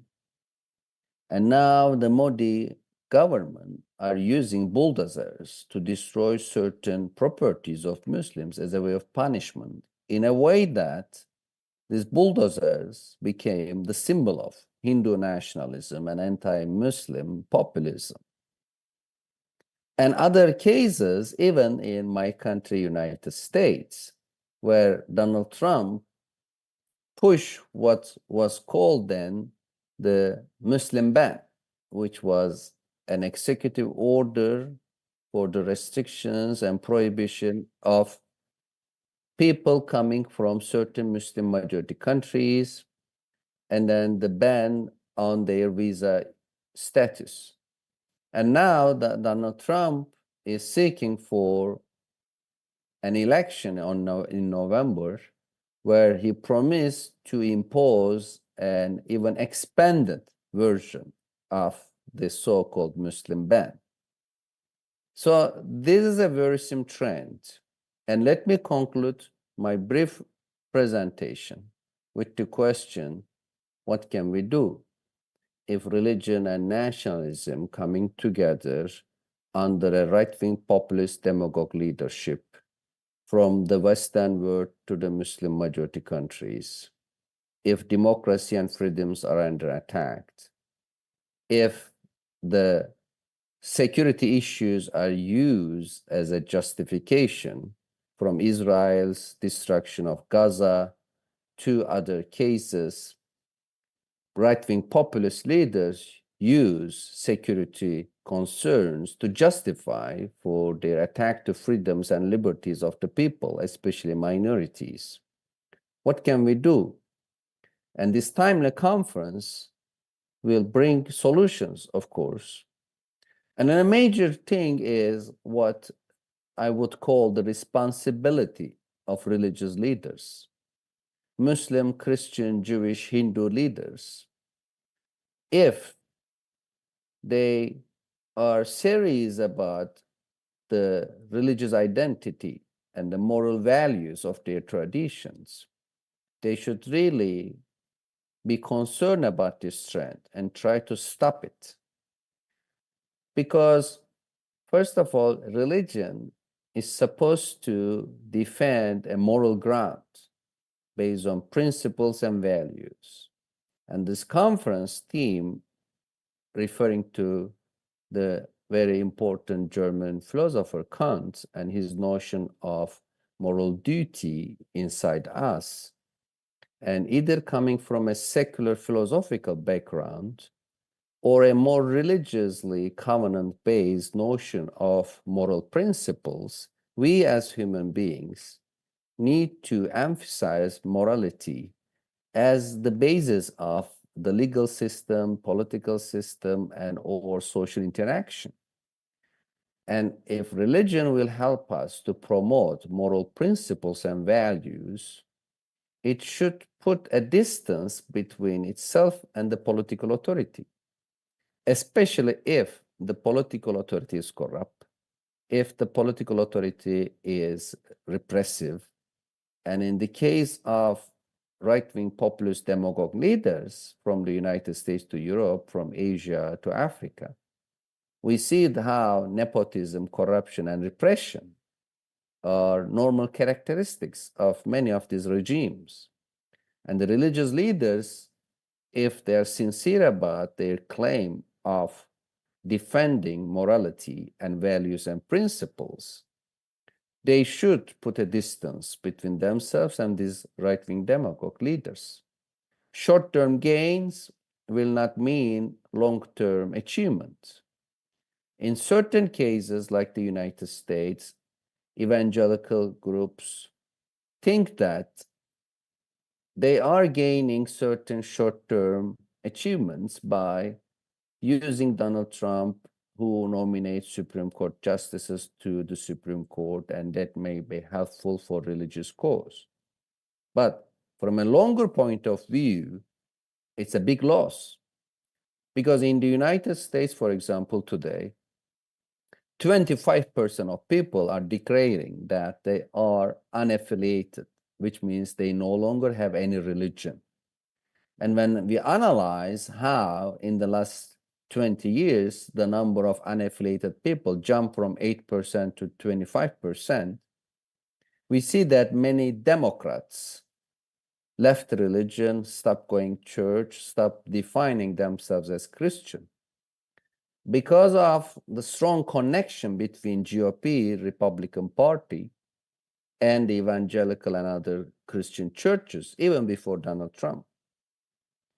And this secularization should be a concern for religious leaders because they are losing the people.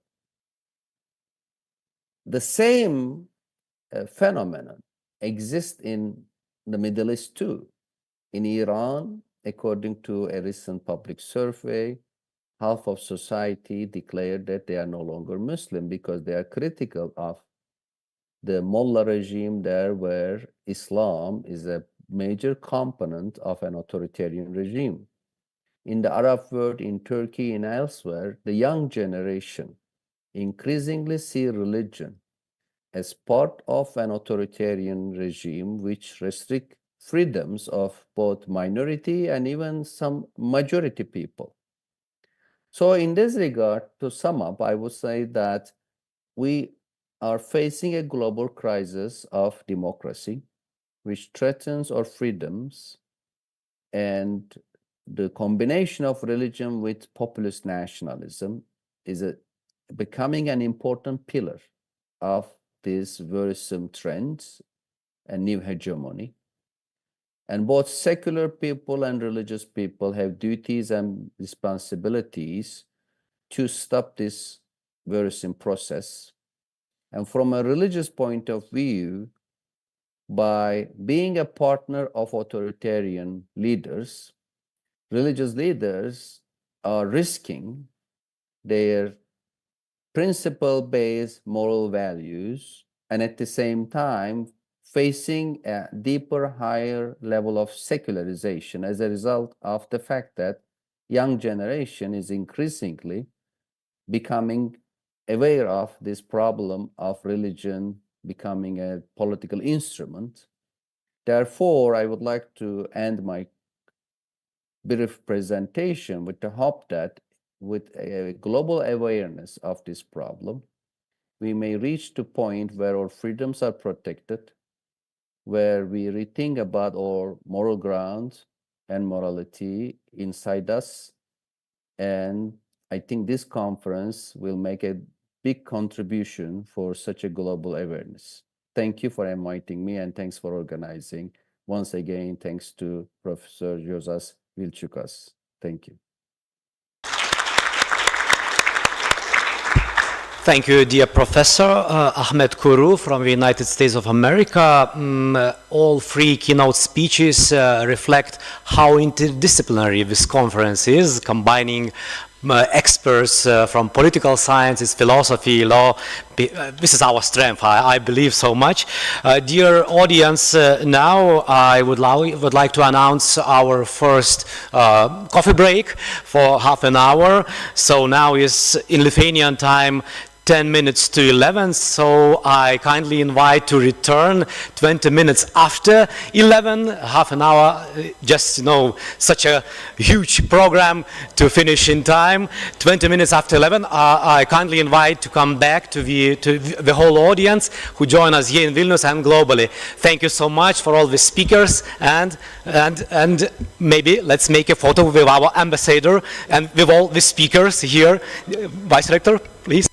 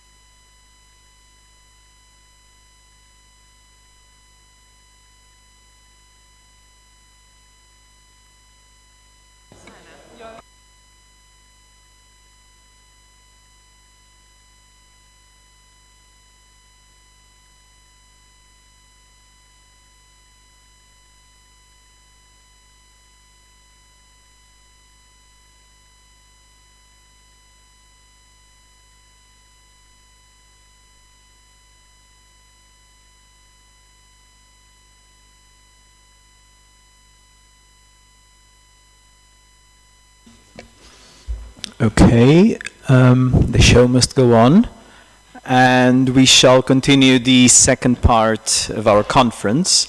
My name is Luis Martins, and I've been working at Romeris for 2 years, where I teach critical thinking applied to global relations and conflicts, as well as international order. And after a few years in London, where I was working and teaching at the University of Westminster, and I'll be with you moderating this amazing panel 1 on freedom and security in Kantian thought. I would like to start with our first speaker. He will tell us a little bit about several non-Kantian thoughts on Kant's Perpetual Peace. And before that, I'll give you some information about him. He's director of the Center of Aristotelian Studies and Critical Theory here at Mykolas Romeris. He's also professor of philosophy at Kaunas University of Technology. And he's a founder of the progressive social movement New Left 95 and the director of Demos Institute of Critical Thought. And he's the author of several books. He told me not to read them all, but I guess I will. We have, for instance, Towards a Postmodern Understanding of the Political back in 2005, The Unholy Sacrament in 2014, On the Meaning of Philosophy and Art in 2015, Existence, Meaning and Excellence in 2017. He's also the co-editor of Virtue Ethics and Contemporary Aristotelianism, Modernity, Conflict and Politics. This was in 2020. Virtue and Economy Essays of Morality and Markets in 2015. And finally, he was an International Onassis Fellow at University of Athens in 2017, pursuing research on the critique of natural inequalities, especially the notorious argument for the existence of natural slaves in Aristotle's Politics. And his final book is just submitted an edited volume called Human Flourishing in the Age of Digital Capitalism, AI, Automation and Alienation, which was published in 2024. A fairly recent, will be published in 2024. Okay, with you, Dr. Andris Bielskis. Thank you. Well, my title changed slightly, so it's Reflections on Kant's Conception of the Enlightenment or Enlightenment and Perpetual Peace in Times of Wars. Well, there are 2 wars going on, not just one, as it was mentioned in our previous talks. Well, Kant's philosophical genius obliges us to reflect on his work, even if, or maybe precisely because, we are not Kantians. Certainly I'm not a Kantian.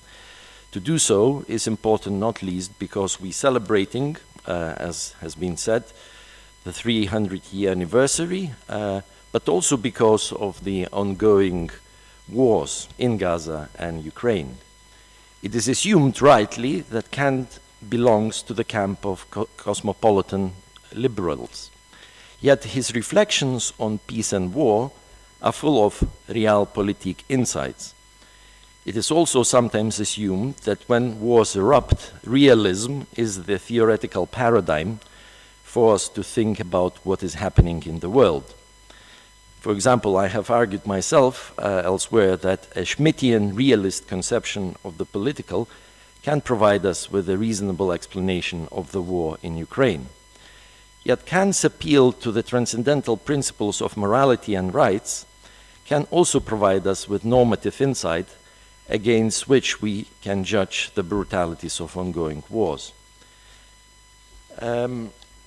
So this is a short introduction. What I want to talk is about this concept of publicity, publicität, enlightenment of Klärung and the public, or publicum. Kant opens his essay on perpetual peace with an ironic wondering whether the inscription towards a perpetual peace in the picture of a graveyard addresses humanity in general or only the heads of states who, and I quote, can never get enough of war. The second point of his introductory remark is his claim that the supposed threat of the political theorist to the politician should be discounted, since the political theorist aims to lay down her ideas impartially, and because, according to politicians, these ideas are impractical. Herein lies Kantian irony again, because as it is explained in the essay, morality as the basis of rights is practical by its very nature. They are impractical, that is to say, if looked at them from the point of view of a shrewd politician, because a Kantian political theorist appeals to, and should do so only, to transcendental principles, and does not judge political reality on experience, as politicians do. They should, the ideas of the theorist should not be seen as a threat to those in power. They should not be seen as a critique of those who are in the positions of authority and who, once again, never get enough of war. And this is a sort of self-defense by Kant. These introductory remarks are the reflection of his own political context, the historical context of Friedrich the Great. Well, in inverted commas. Although Friedrich II, at the time of French Revolution, was already dead, the spirit of his enlightened absolutism is felt throughout towards perpetual peace. Friedrich II's successor was far less liberal, and in the wake of the Republican Revolution in France, cracked on freedom of speech, tightened censorship, and encouraged the system of religious control. Hence, Kant's clausula salvatoria, his remark on the protection of himself from any malicious interpretation. More importantly, the context of the backsliding of enlightened absolutism in case of Friedrich William II can explain Kant's unconvincing argument as to why he thought that the righteous rebellion of the people against despotism of, let's say, Louis XVI was wrong.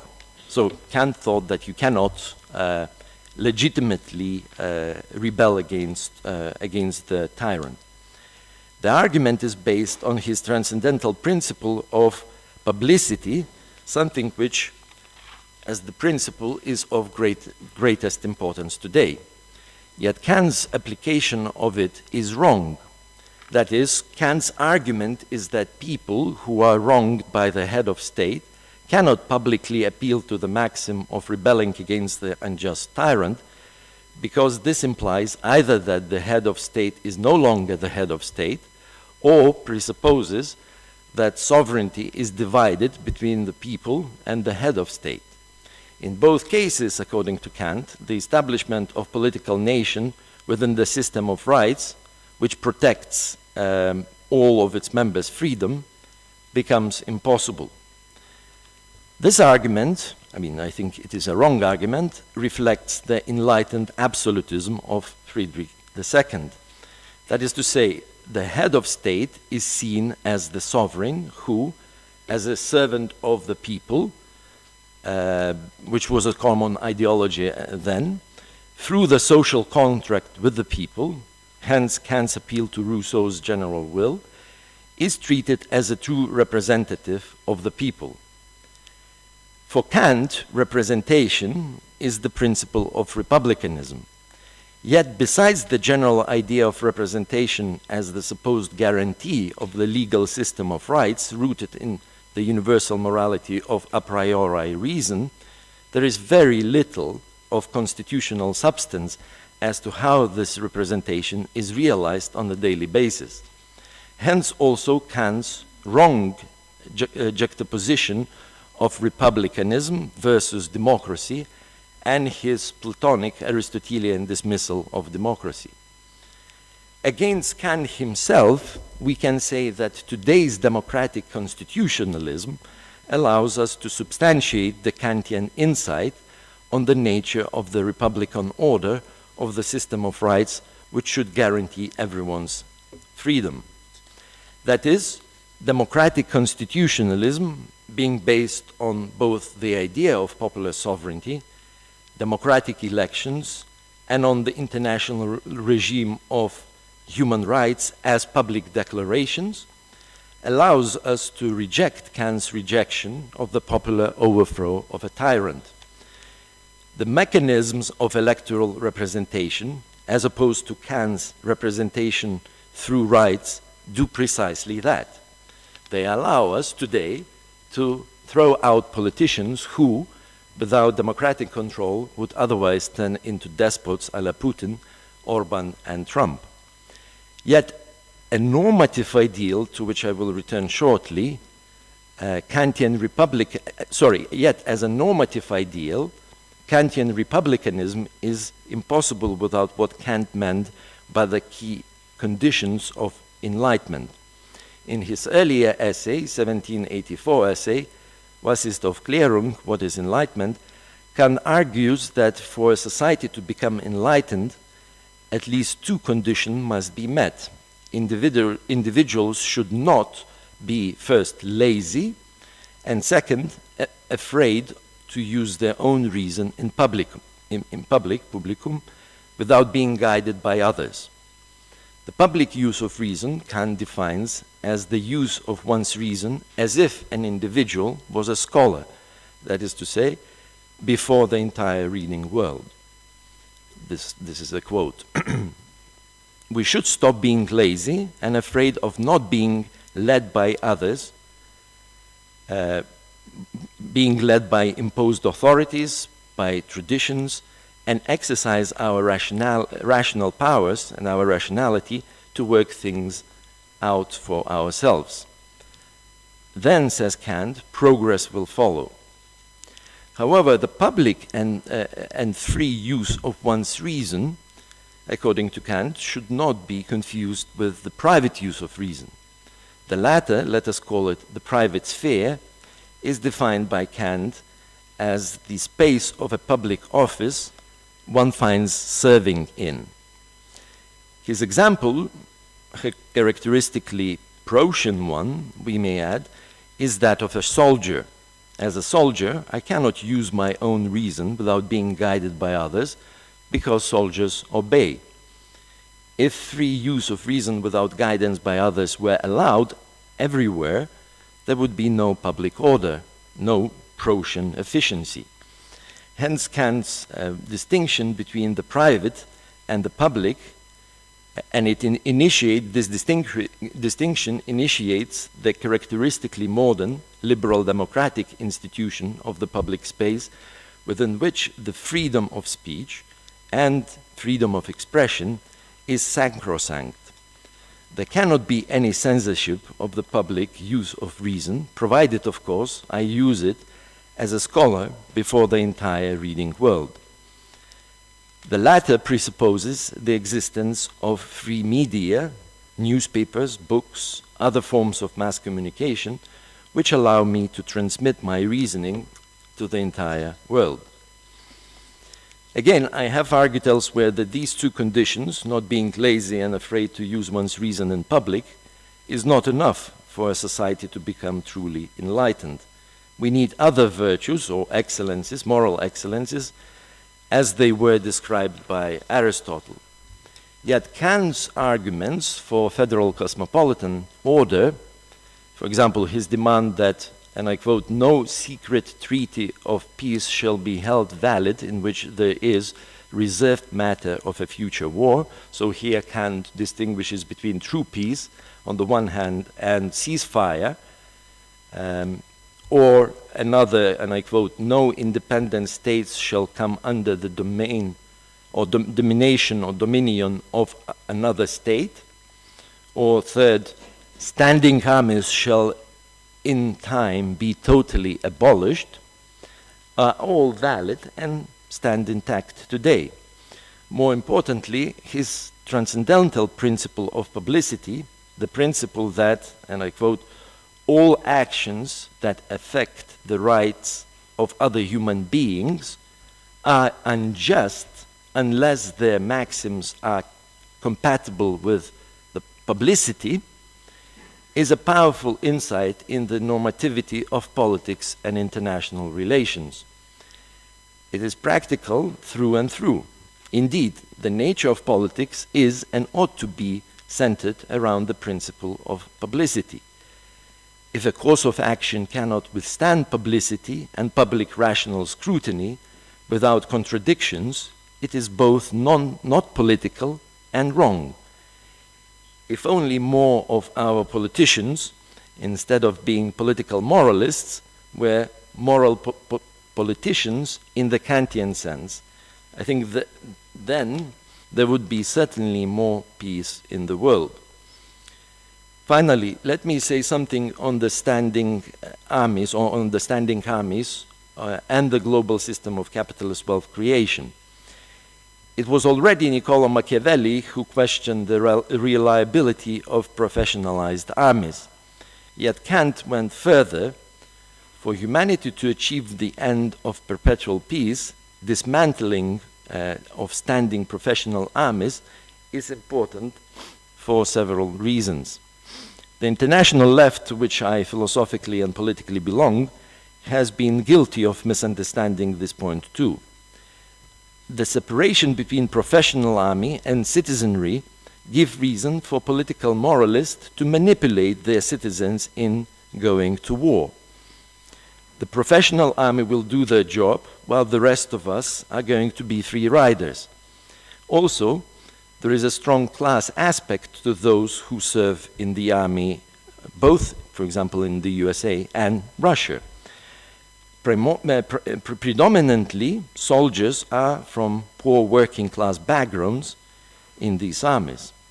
Kant's view, therefore, is that if citizens are called to defend their homes and loved ones, army, as a body of citizenry, or as a part of the body of citizenry, will think twice whether to go to war. Such volunteer-based armies would more likely to be defensive rather than offensive. Finally, Kant's appeal to transcendental moral reason prioritizes peace, not profiteering and wealth creation. Global inequalities, which have been rising over the past 50 years, create conditions for instabilities, rivalries, and ultimately wars.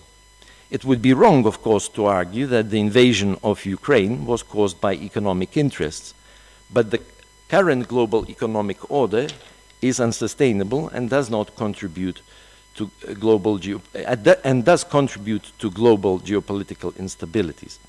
We should work to change it and establish a lasting peace. Thank you.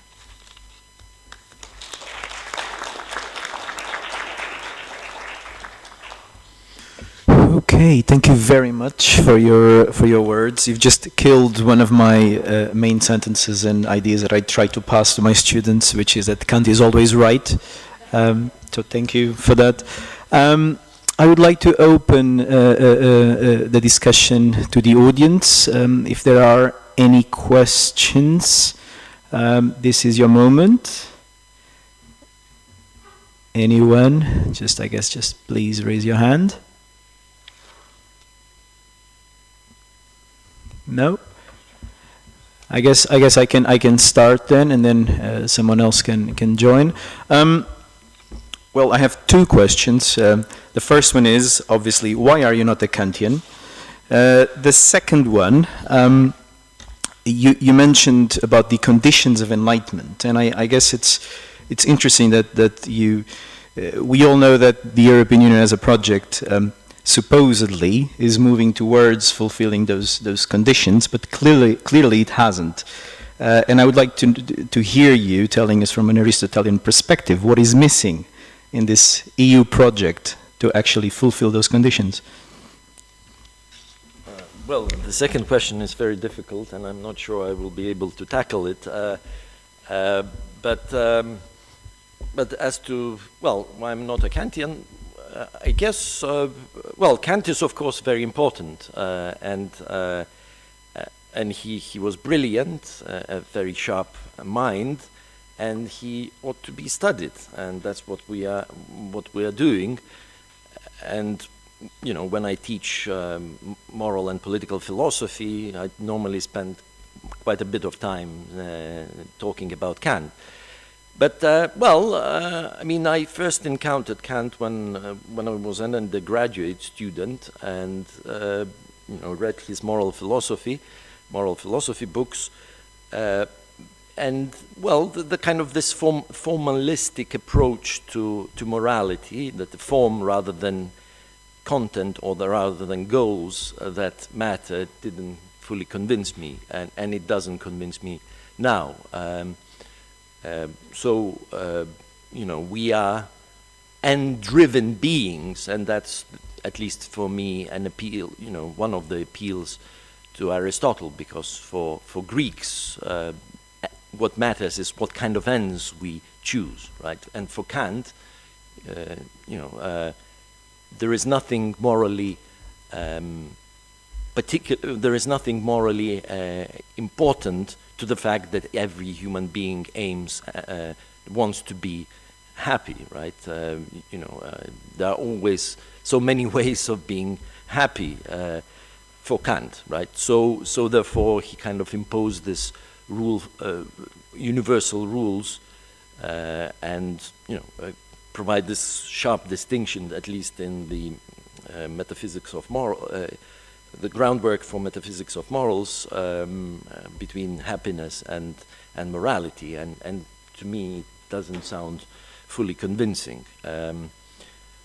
What is missing in European Union? I think European Union as a project is a Kantian project. There is no question about it, and it's a great success. And we should celebrate it, because, well, we know the history, how it came about. It was the atrocities and terrible brutalities of the Second World War which brought about this project, and the idea was that we integrate enemies, former enemies, France and Germany, and in this way kind of build institutions, interstate, international, and supranational institutions in order to prevent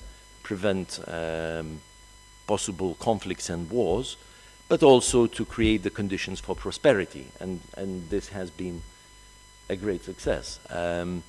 But I think what is missing, and well, you can put it in an Aristotelian sense. Well, Aristotle talks about, in his moral philosophy, practical philosophy, he mentions this concept of pleonexia, which is injustice, right? Pleonexia ultimately is wanting more than you rightfully can claim, right? So demanding more. So, I mean, Putin is in this sense unjust because he's demanding more than he should. But there are, of course, other forms. But pleonexia, first and foremost, is wanting more wealth than you deserve, and the fact that over the past 40 years these inequalities within the European Union are growing is also the consequence of the fact that there is this right-wing populism, or this disconnect between well-articulated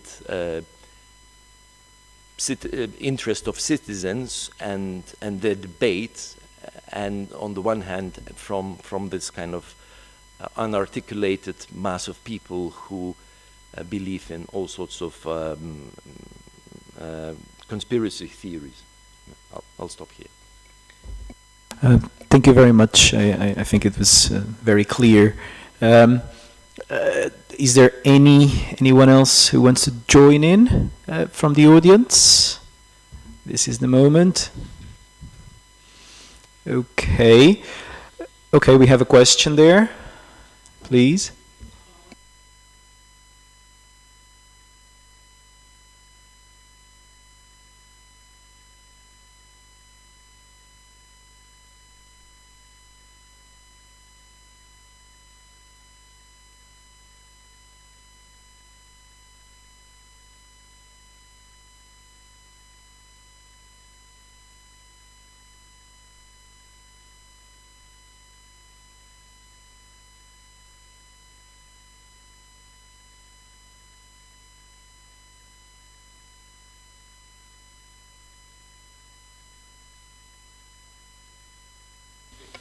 Yeah, thanks for your question. This is a simple answer, and this is a very good question and has a simple answer, and the answer is no, of course. I mean, yeah, how can, when the aggression is rising, how can you disarm? You can't. So, I mean, the standing, if anything, the standing armies are going to become stronger all over Europe and the world. Okay, let's not lose hope just yet. We shall recover it later, hopefully. Thank you for the question. I guess we will move on. And this time we will have Dr. Chantal Delsol, who's a professor at the Academy of Moral and Political Sciences, and she will tell us a little bit about our time as a time for Hobbes, not for Kant.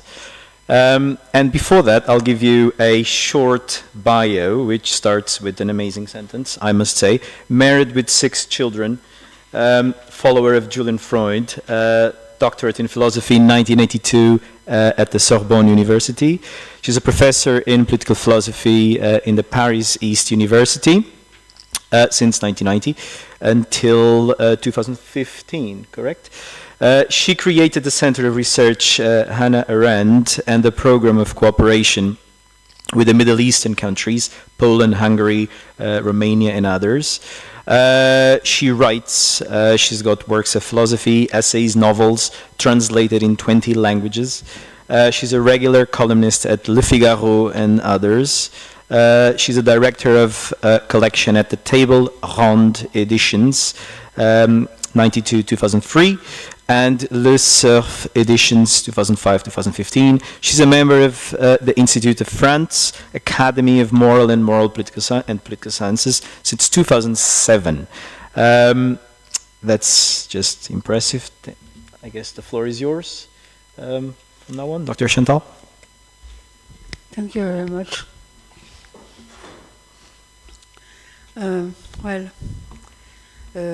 I think we need to celebrate Kant because he is a part of our history, which he has greatly influenced. He has shaped our minds. We are all, in one way or another, his disciple. We need to discuss and criticize Kant. Didn't he teach us how to criticize? Which means putting him back in this time, admitting that he is, like all of us, a son of his time. In the light of our times, his words take on a new twist. Given the extreme situation in which Europe finds itself today, I place my comments on Kant under the sign of one of his primordial concepts, perpetual peace, evigen. For it is the idea that we find most problematic today.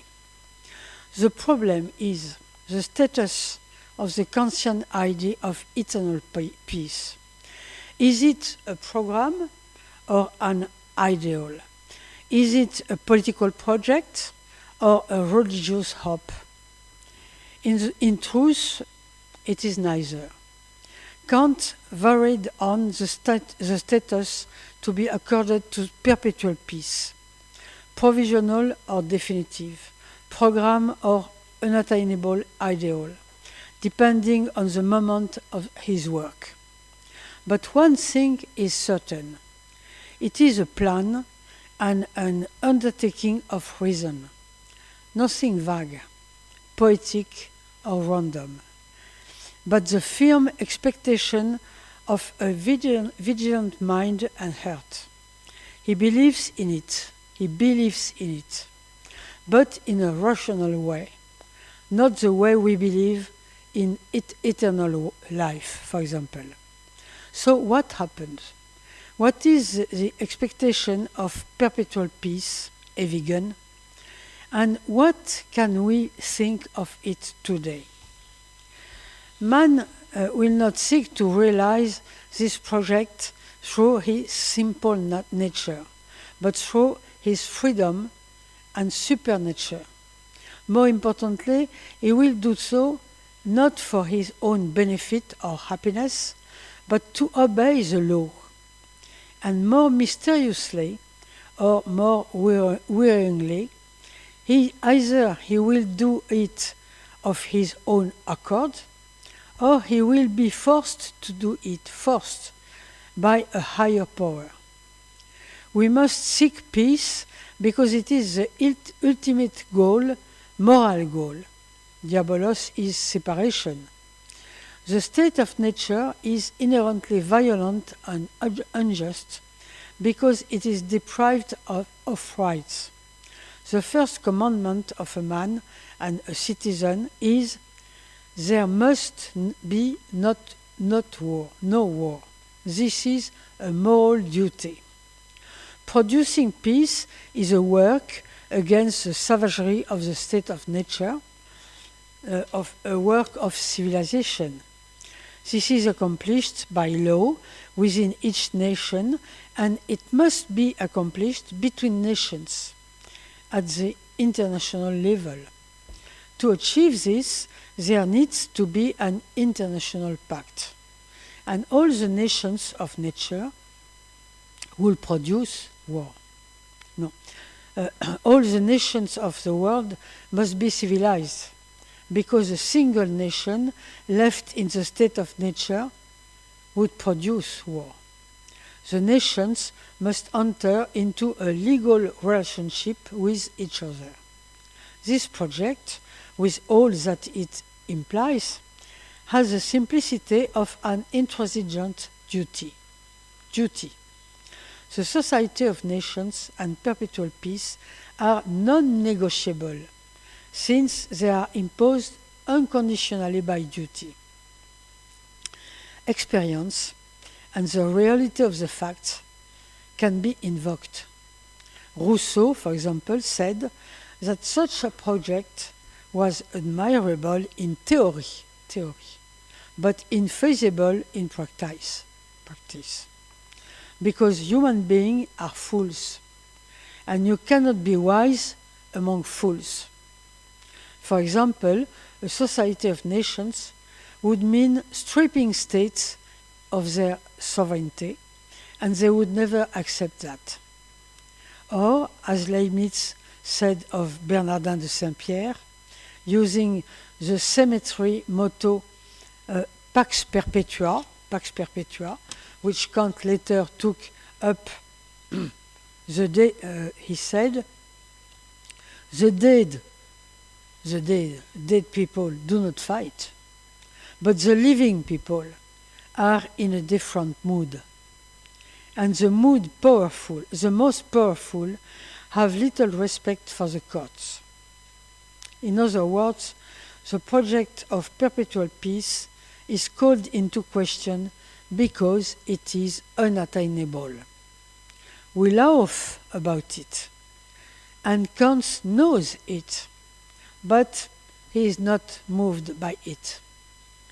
The certainty of the moral law is stronger than anything else, and as such must not allow itself to be shaken by experience.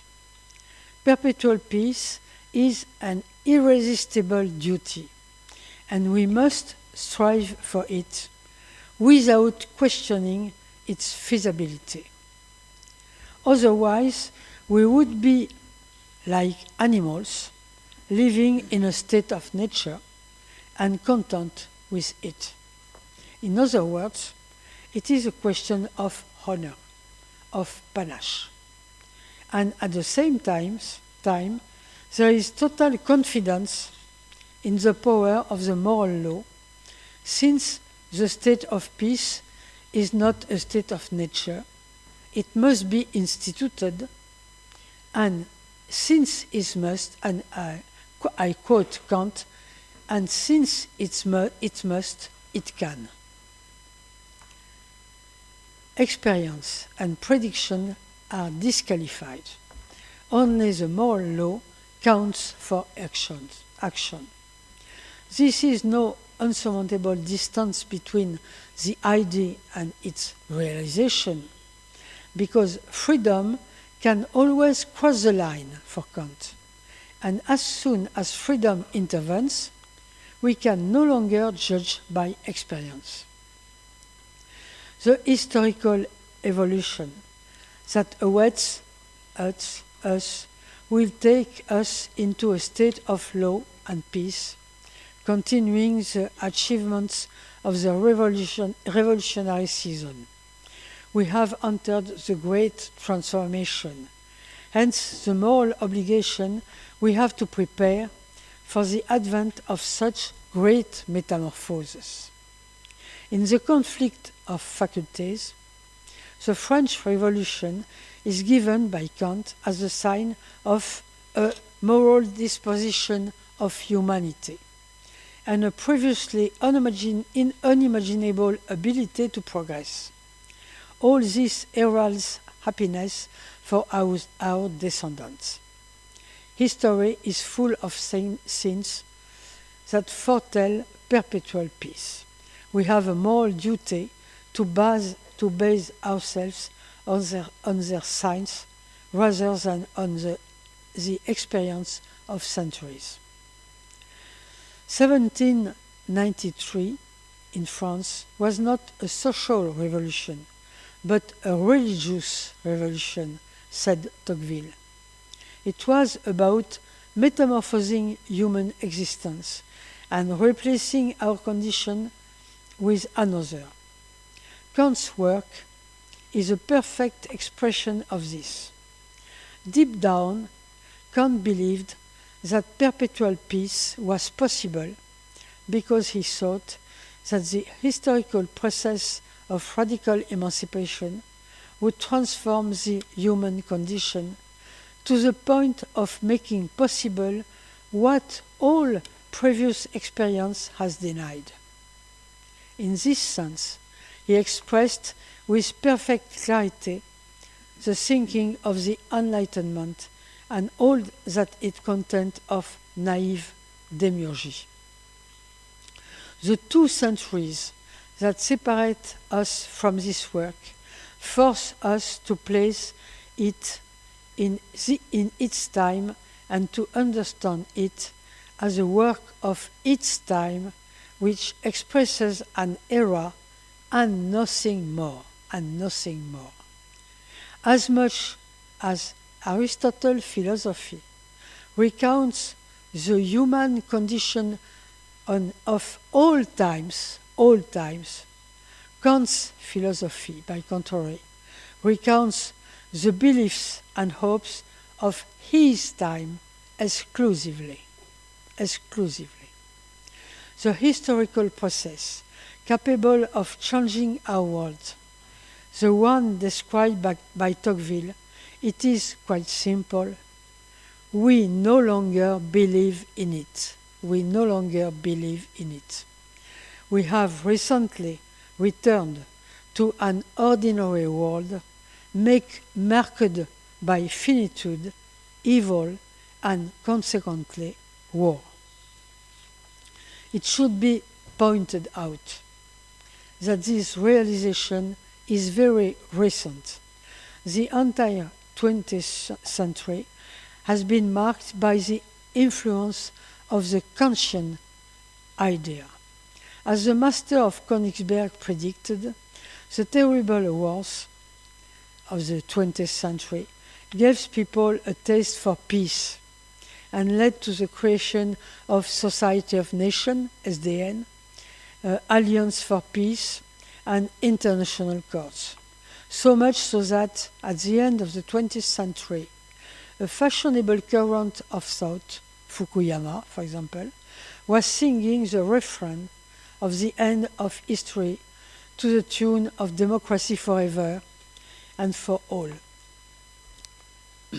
The end of all this great history began with the collapse of the Western Empire at the turn of this century, 20 years ago.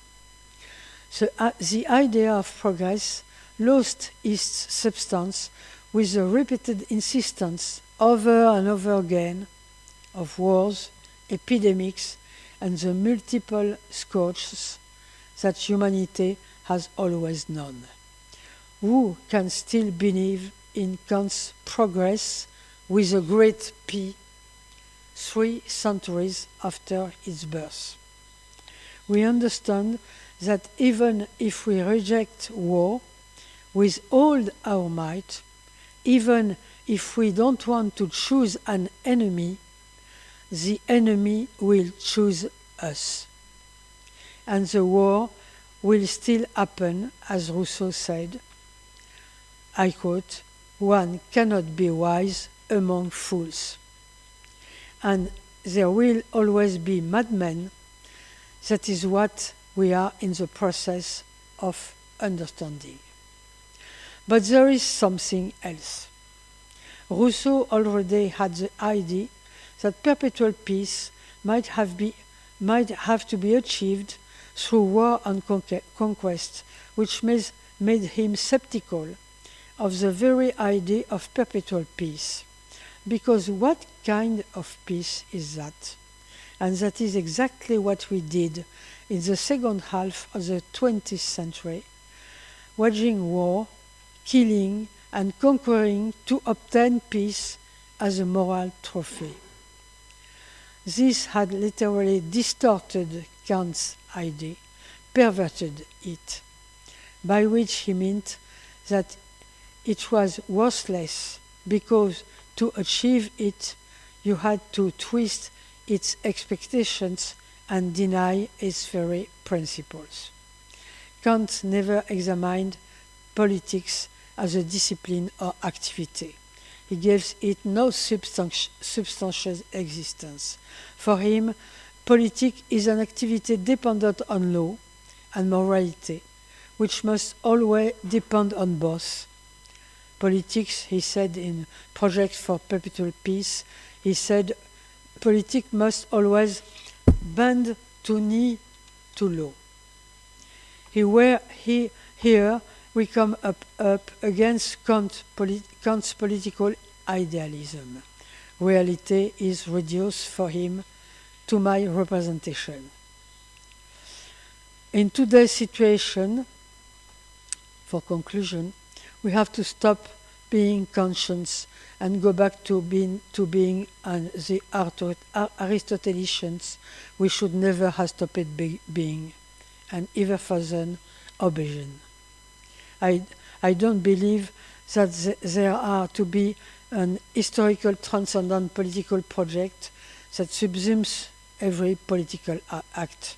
But I do believe that politics is the art of navigating are made with a few simple and adaptable principles linked, if possible, to transcendence, of navigating between the unbearable and unexpectable pitfalls of the reality that is beyond us and the human condition that overwhelms us.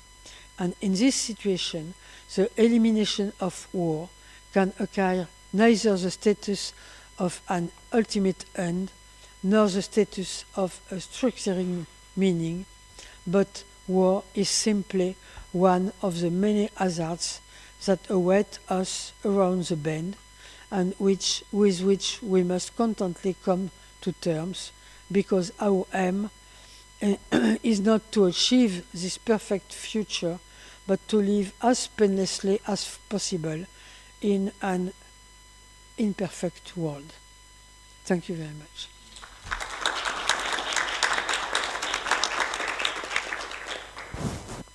Okay, thank you very much for your words, Dr. Chantal. May I open the discussion to the audience? Any questions? Do feel free to participate.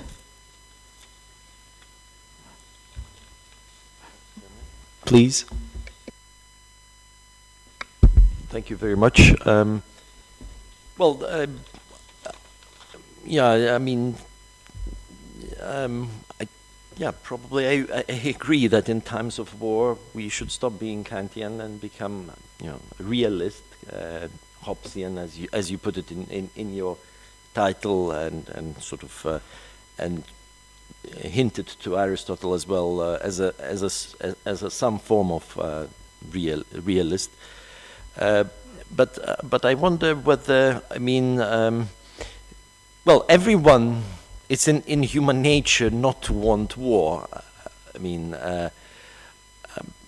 that's why Aristotle says, well, human beings are political animals, and if you are beyond a political, a community, then you always want war, yeah, and that's kind of, that's contrary to nature, ultimately, for us to want war. So my point is that, well, so Kantians and realists, or sort of institutional liberals and realists, they want peace as well, right? But their means are very different, right? So realists would emphasize power and deterrence, and hence the importance of military might and alliance buildings, blah, blah, blah. But Kantians, as we heard today in the morning, you know, think that that's not sufficient, and that we need to appeal to, well, impartial rationality, and build public law and institutions of law to prevent us from going into war, and by trying to resolve disputes through law, right? So, I mean, my question, I guess my question would be, well, which is a more feasible and which is a better answer to the issue of war? Well, I mean, Kantian or realist? Well, the realist is not sufficient. Hobbes is not sufficient. It's why I'm speaking about Aristotle. The will of war is a consequence of the diversity, and we have to respect diversity. But I think we have to abandon progress with a great P, and to keep absolutely progress with a little p.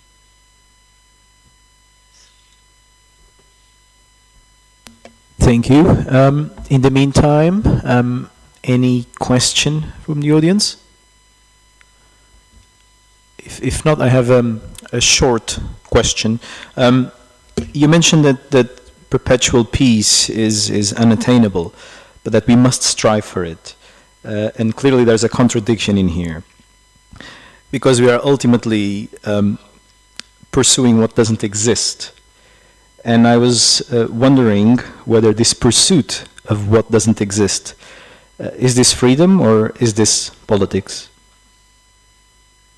Or is this freedom?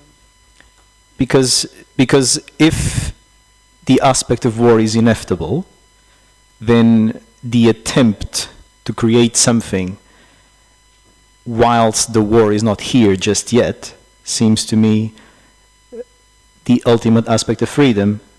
Or is it just politics? It is not freedom, not politics, it is moral. It is not freedom, not politics, it is a moral project. But moral project is not sufficient for human. We have to have a political project, economical project. Not only, we can't live only by moral. It's not possible, it's not our nature. Well, I hope. Thank you. Thank you. Any other question? This is the moment. Okay, thank you very much, Dr. Chantal. I guess we can move on. This time we've got Dr. Povilas Aleksandravičius, and he will be telling us a little bit about anthropological motives of war and peace, according to Kant, reading the Perpetual Peace. Before that, a quick piece of information on Dr. Povilas. He's a professor here at Mykolas Romeris In his scientific research, he examines various anthropological conceptions, the dynamics of modern human thinking, issues of European identity, the process of globalization, and the philosophical basis of sustainable development. He's also a specialist in French philosophy, particularly Henri Bergson. In 2019, he published a monograph, Europe as a Way of Thinking, Foundations of an Open Society. The floor is yours. Thank you very much. So, it's okay. Thank you. So I will speak about some anthropological motives of war and peace according to Kant. I will limit myself only to the treatise Perpetual Peace because of lack of time. And in the end of my communication, I will raise just one question, and the goal of my communication is to raise this question. So Kant begins his treatise Perpetual Peace by formulating two starting points. First, he distances himself from the concept of peace as preparation for a new war. A genuine peace treaty annihilates the causes of war, and it does it so that the causes cannot be renewed by historical circumstances. In this presentation, I will seek to clarify the extent to which this change can be considered anthropological, that is, arising from human nature. Second, Kant defines the concept of a state. A state is a moral person, not a thing. In other words, the ethical moral imperative derived from reason must apply to the state and to relations between states. These two Kant statements are classic and well known. Kant's readers are also well aware of the problem of transcendental formalism derived from these statements. It seems that, according to Kant, the only way to achieve perpetual peace is the application of formal law to politics, or in anthropological terms, the impositions of reason's conclusions on the historical natural human life. Kant acknowledges that human nature is flawed, not because of posterior social development, but because it is inherently flawed. This moves him away from Rousseau and brings closer to Hobbes. But Kant states that the only way to fix human nature, to bring it out of the state of war into a state of perpetual peace, is through law, not through the manipulations of the mental powers of human nature by cunning rulers. This moves Kant away from Hobbes. The problem is simple. Is this Kantian formalism, which some call idealism, effective? Is the only hope of achieving a universal juridical order and perpetual peace the triumph of moral duty over the pursuit of natural happiness? Do we not risk waiting perpetually for perpetual peace? Can Kant be more relevant to us than Hobbes? In the short communication, I will try to answer only one question. According to Kant, can we see the motives for perpetual peace in human nature itself and not only in the ethical imperative dictated by reason? In other words, can the theoretical ethical imperative rely on historical human nature as its ally, or is it a vain hope? In Kant's view, human freedom is the main anthropological motive of a perpetual peace. Can human freedom be guaranteed only by the law derived from reason, or is there something more?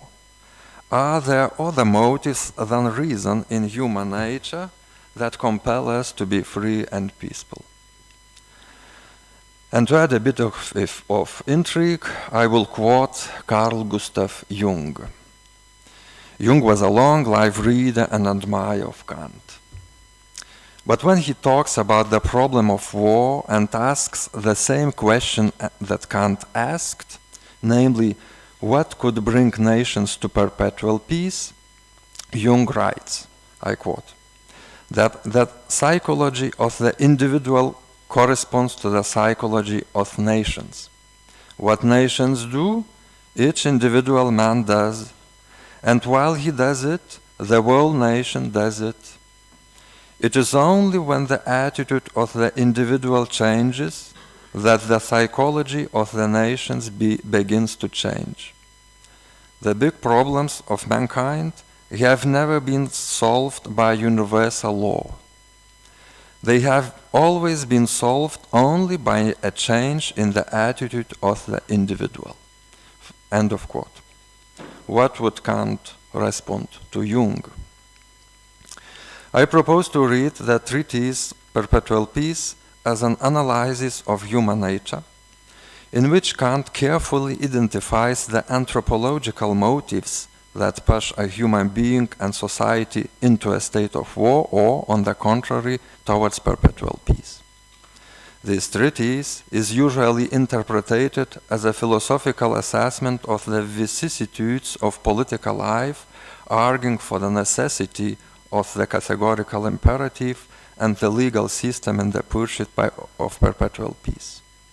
In my view, every event in the historical or political development, often presented by Kant in the form of an anecdotal narrative, has an anthropological background, an anthropological argument for or against war, for or against perpetual peace.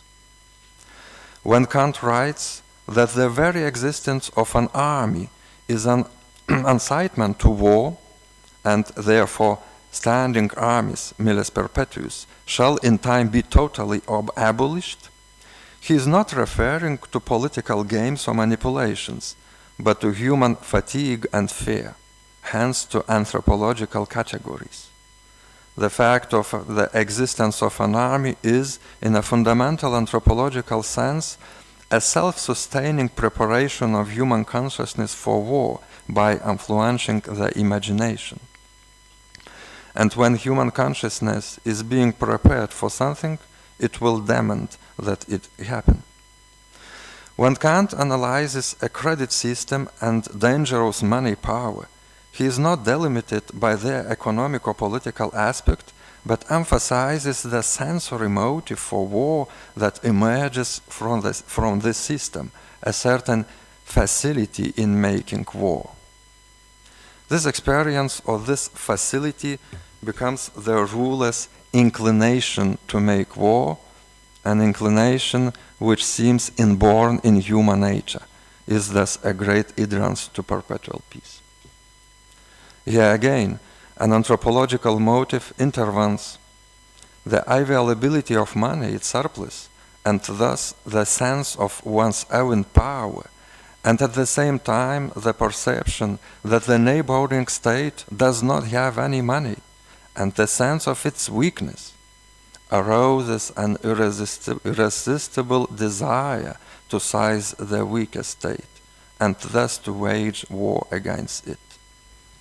We are not at the level of rational economic and political calculations, but at an emotional level. We could go on and on with the anthropological reasons for war then that Kant puts forward in his treatise. For instance, trust or distrust should be treated in a fundamentally anthropological way, let alone the knowledge or knowledge absence of the other. Kant's treatise is indeed a collection of all sorts of anthropological motives for war and against war, for and against perpetual peace. We know how Kant deals with the anthropological tensions between pro and contra. He could undertake an even more careful analysis of human nature, looking for the natural ways that come from human nature itself to reinforce peace and eliminate war. Kant does not seem to have done this. Kant seems to be proposing to cut the tangle of human nature like a Gordian knot, with a clear voice of reason and the categorical imperative, and the law of freedom and dignity that follows from it. All the anthropological arguments that we have listed here, and those that have remained unlisted for the lack of time, are automatically, one gets the impression, protected by legal norms in Kant's treatise. He creates an impressive worldwide legal systems of jus civitatis, jus gentium, and jus cosmopoliticum, based on reason and the categorical imperative. We know this classical system, and it has been studied many times. It has not only been studied, but it has also been put into practice. We could show what a powerful source it is for the legal and juridical fabric of the European Union. My question is another. What are the anthropological motives behind law itself? In other words, reason obligates to push with peace. But what motivates reason in the anthropological sense? I know that more than one Kant scholar would tell me that this question makes no sense in his philosophy. But I ask further, in what sense does it not make sense? It does not make sense if, following Kant, we claim to find in human nature some fundamental, ultimate, self-justifying motive that can be regarded as the norm of reason itself. To look for something more fundamental in human nature than the voice of the categorical imperative and the rational experience of dignity and freedom does not really make sense in the Kantian perspective. And yet, the question that in the anthropological field reason has a motive more fundamental than itself makes sense. Only Kant does not look for this motive in human nature itself, as it manifests itself in the phenomenal consciousness of the individual human being, but in the vicinity of the human being. In the first edition of Perpetual Peace, Kant introduces an interesting concept, nature, which guides human action independently of a human being's specific nature. That is the phenomenal action of human reason and will. In addition to the categorical imperative, Kant posits another force, which he calls simply nature, which leads the human reason towards perpetual peace, thus constituting a fundamental, ultimate, and self-sustaining motive against war and for peace, operating in the anthropological field. Kant says, end of quote. What is this force that works within human nature but is independent of human nature? What is this ultimate motive that gradually eliminates the anthropological motives for war and anthropologically enables the pursuit of perpetual peace, that is, finally allowing the realization of law that defends freedom and dignity? What is nature? It is common to assume that nature, in Kant's view, is the object of the exact science and therefore alien to spontaneity and freedom. Freedom is a human trait and a trait of God. However, in his treatise of Perpetual Peace, Kant speaks of nature as an entity that fulfills human freedom. It does so not as a categorical imperative, but as an enabler of the categorical imperative. How do you understand this? It may seem strange, mysterious, even mystical. The late Kant, author of Treatise on Perpetual Peace, changed his approach to many things, moving from the theoretical knowledge to the category of practical action, which is the key to perpetual peace. What is nature in this perspective? The nature that Kant seems to call providence in passing, but avoids calling it God. What inner disposition is inherent in nature, if it leads from within itself to perpetual peace, the goal of the human person, but does so by bypassing human reason, will, and choices?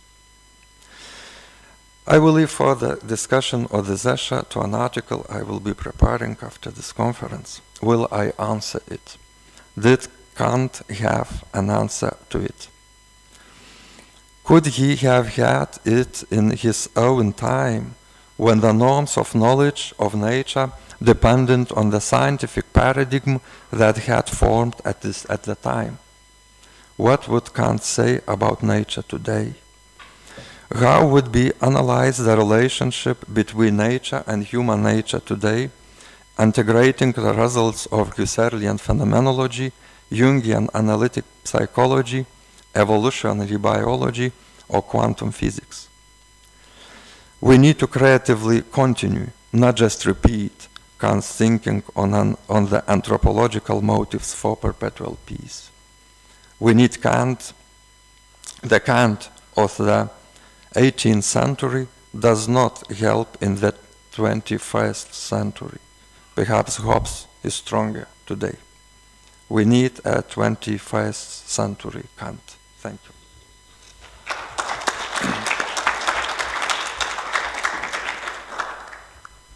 Okay, thank you very much, Dr. Povilas. Any questions from the audience or from our colleagues here as well?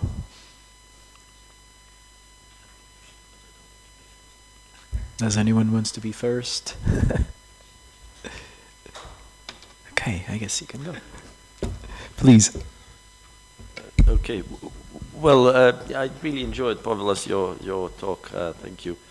But it strikes me that, I mean, I wrote, why do you need Kant to look for conditions for peace by appealing to anthropology and human nature? I mean, and you said this, you know, this, I mean, this is not what Kant is doing, right? Yes, yes, yes. So, I mean, in a sense, if you want to appeal to anthropology and human nature, Aristotle, Hume, Rousseau, even Hobbes would be, you know, much better in a sense, because that's what they're doing.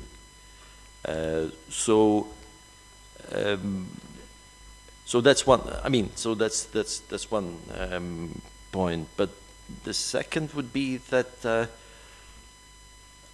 I mean, Kant's notion of nature in his writings is very sort of strange. Very strange, yes. Looking at it from a 21st century's point of view, because on the one hand you have this anthropomorphization of nature, and certainly Hegel read Kant in this way, you know, so there is this kind of progress with capital P. Yes, yes. Right? We dismiss that. I mean, if anything, modern science shows that nature is not like that. You know, you cannot you cannot throw on to nature as it is a human form, right? Yes. So what kind of, you know, I mean, yeah, that's the second just a comment. I don't know how to answer to your question. I think that it is the problem of the rationality, of Kant's rationality. Kant's rationality is not sufficient to rest, and Kant's conception of nature is not sufficient to rest for us. Kant was a child of his time. But when he raised the concept of nature as a perspective, as a collection of possibilities, that is, we could find something interesting, I think, in the philosophy of Kant.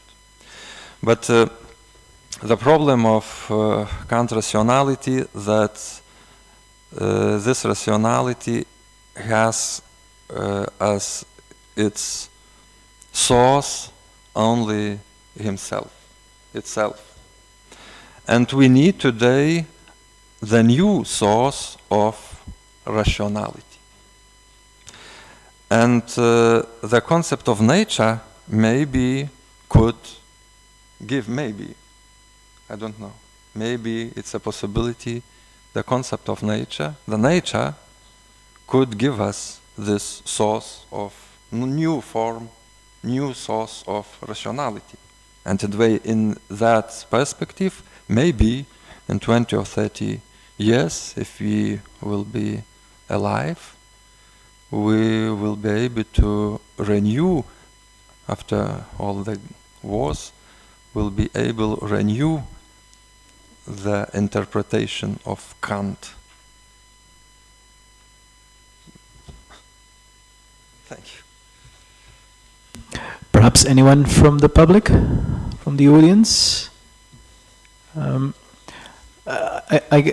Please.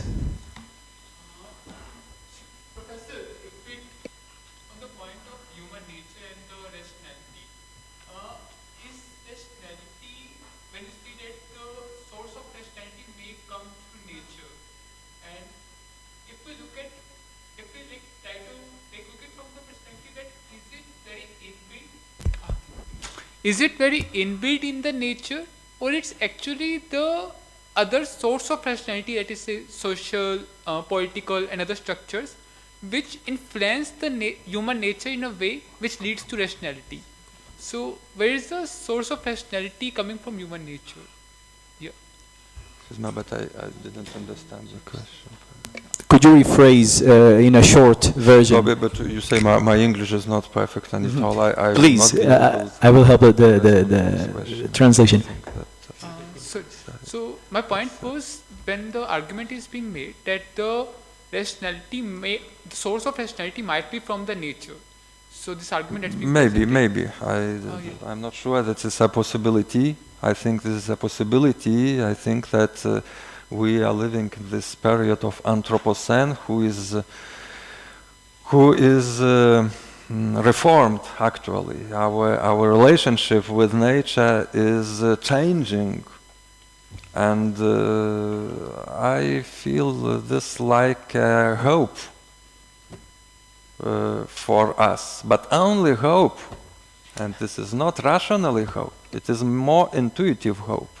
I think that only in this hope we can today maintain our hope in this way, only not in the rational way. I'm very disappointed of our traditional modern rationality.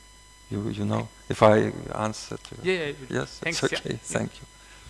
Okay, since we are in Lithuania, I could pick on something very quickly just to hear your opinion, Dr. Povilas.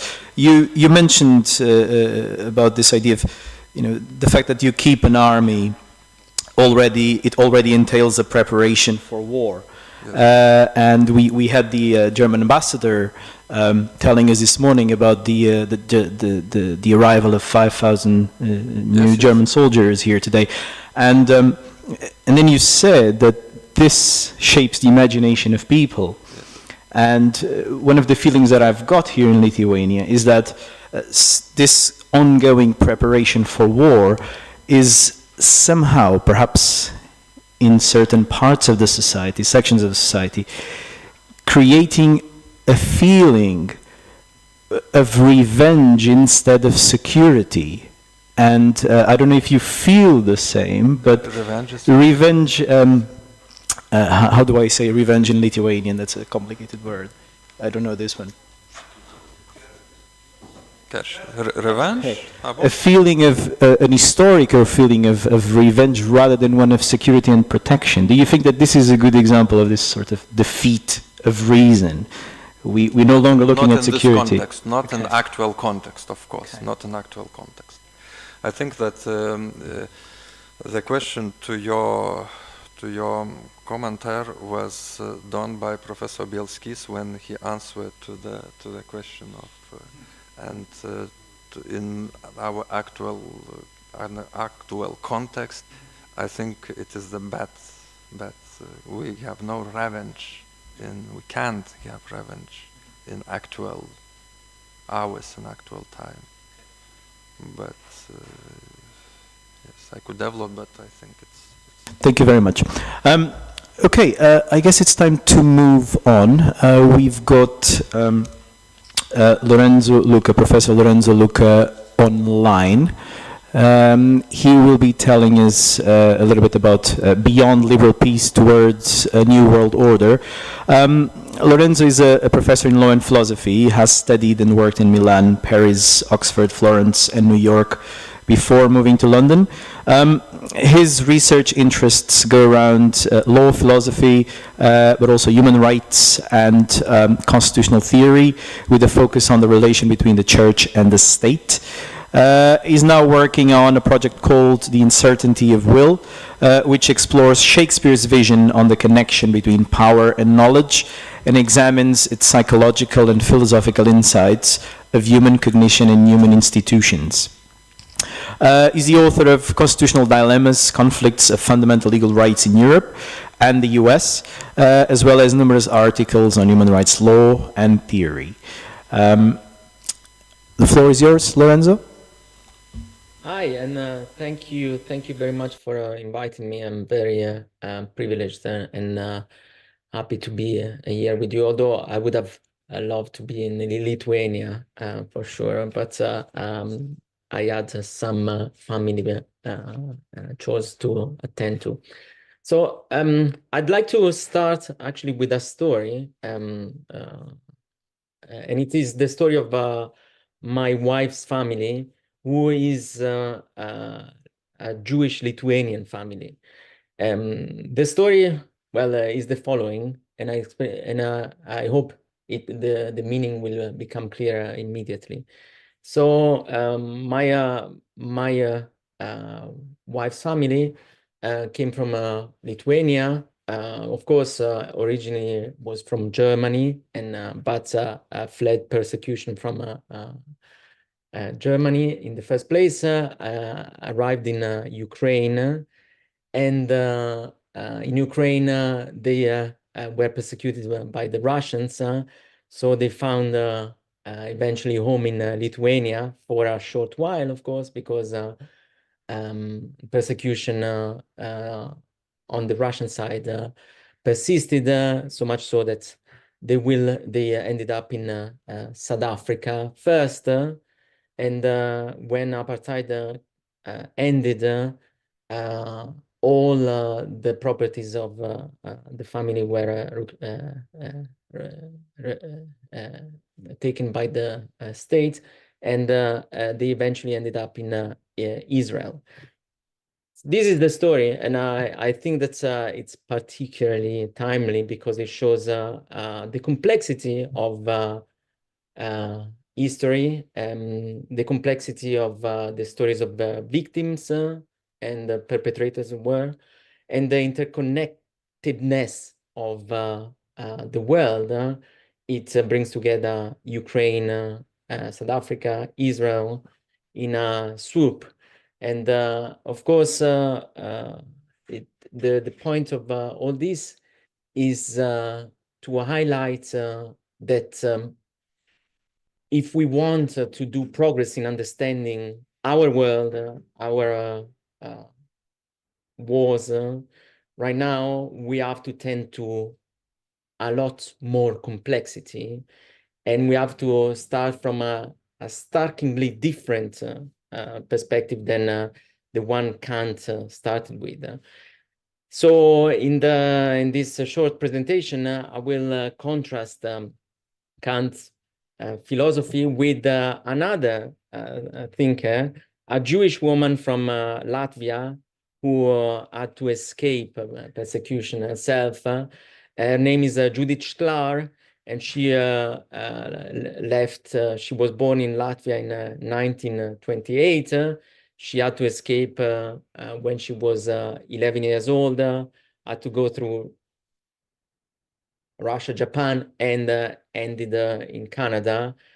I think that Judith Shklar political theory is much more insightful in understanding where we are right now from a perspective not of abstract and removed moral philosophy, but from a political theory that tends to the complexity of history, complexity of the causes of war, and the protection of the most vulnerable victims in these circumstances.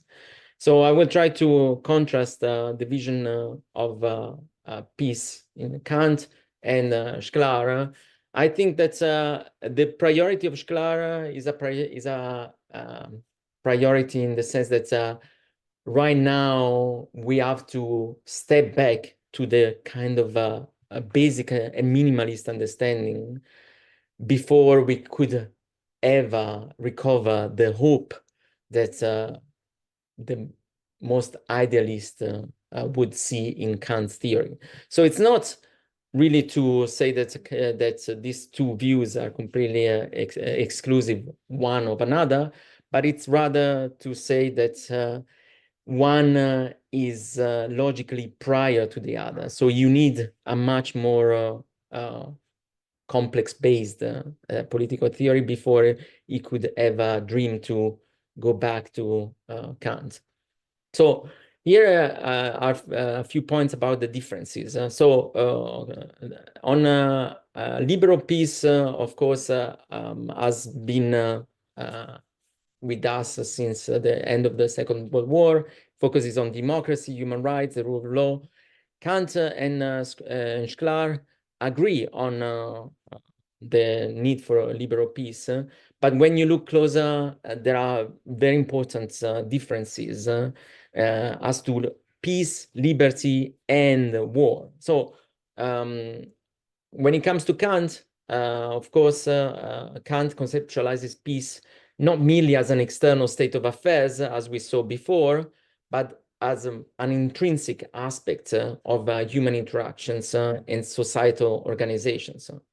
For Kant, peace is not contingent upon external factors, but is instead a fundamental condition in which individual rights and freedoms are secured under laws. Now, for Judith Shklar, this is way too abstract. Peace for her is much more pragmatic and much more psychological.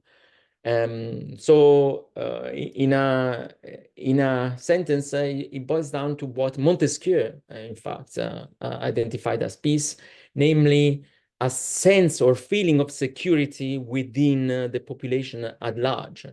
It's a deeply psychological definition, a fundamentally important one. You can trace it back to Tacitus' criticism of the Roman Empire. The Romans went to conquer the world, and they turned the world into a desert, and then they called it peace. But of course, this idea of peace is very shallow and not compatible with an idea of a psychological peace, where the people on the ground feels a sense of security in their own home. So this peace, Shklar kind of conception of peace could be called a peace of mind, a psychological idea of peace. And in this account, a political regime that creates order and a semblance of peace by ruling with an iron fist does not meet the test of peace of mind.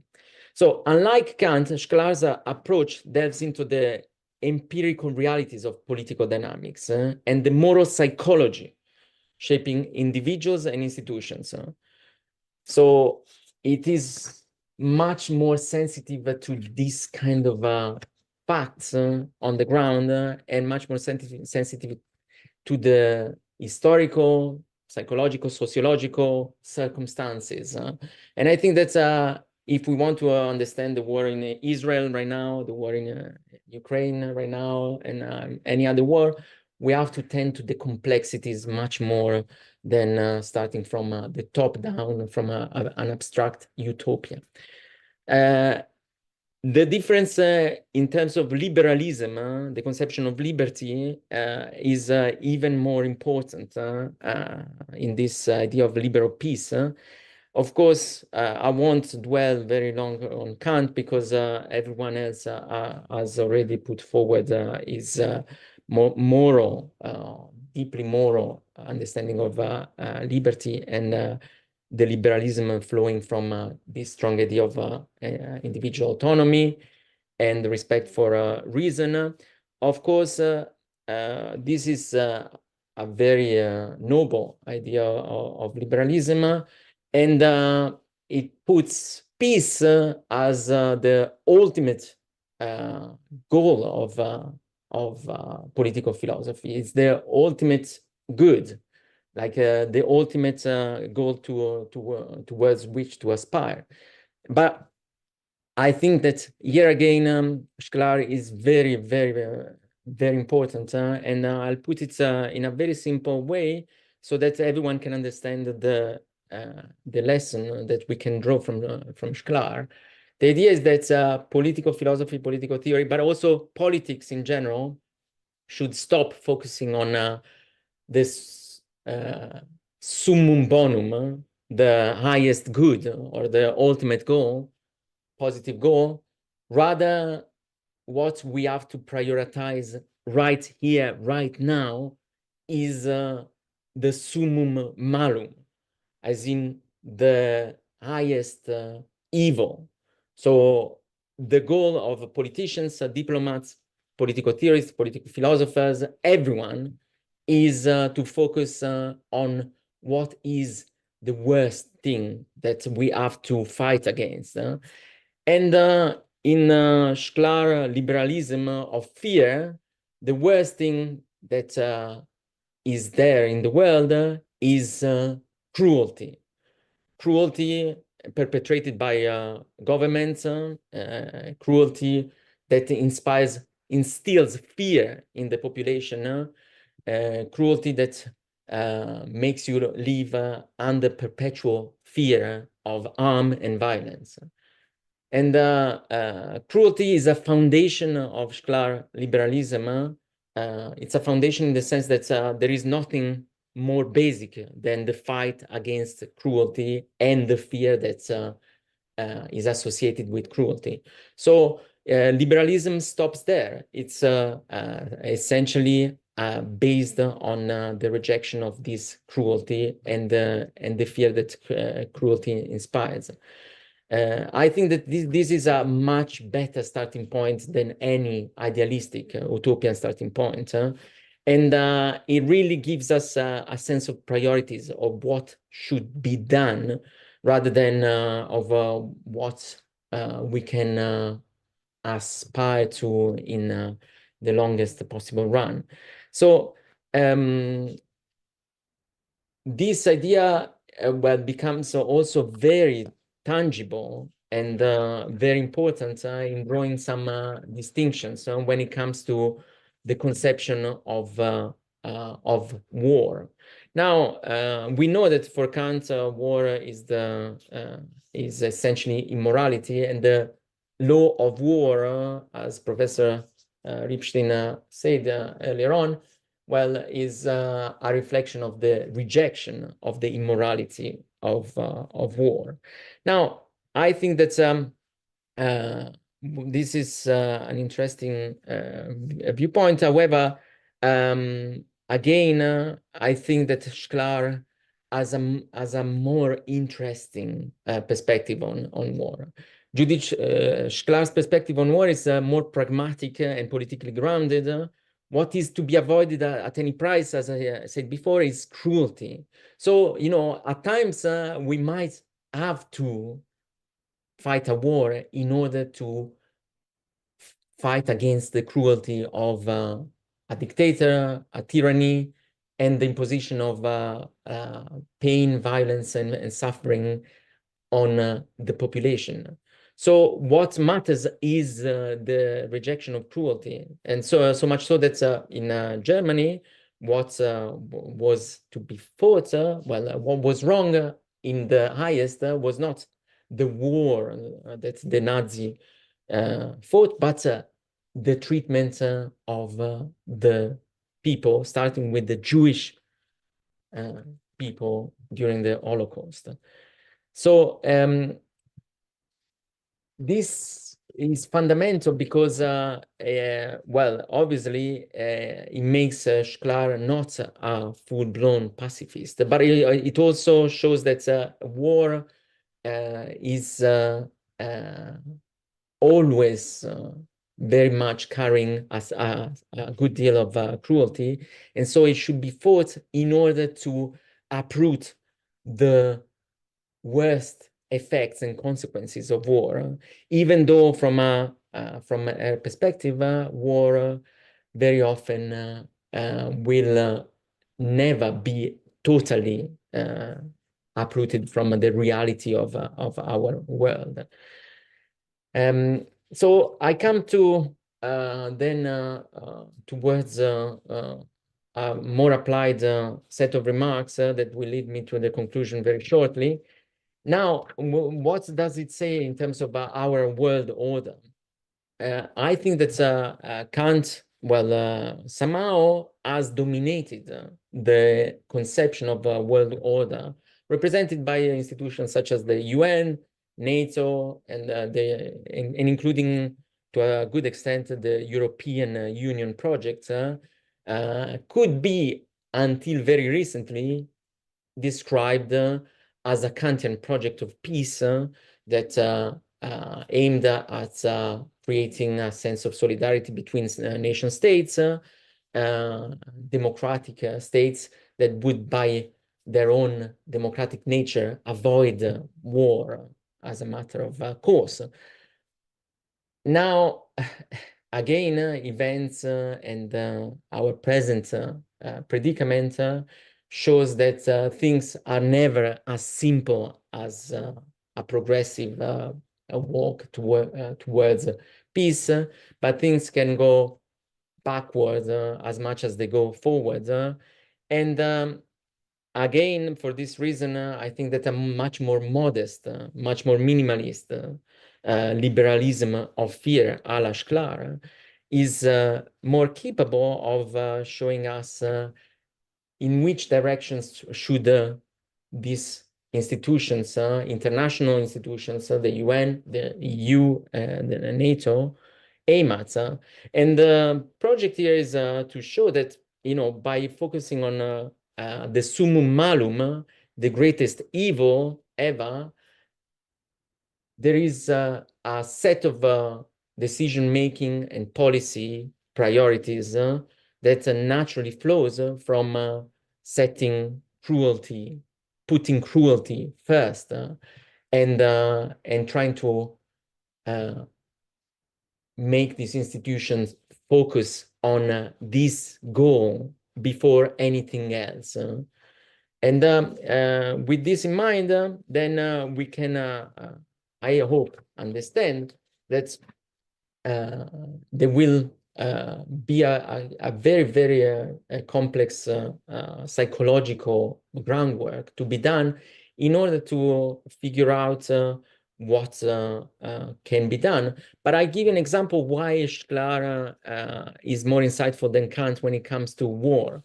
Kant distinguished between offensive and defensive war, and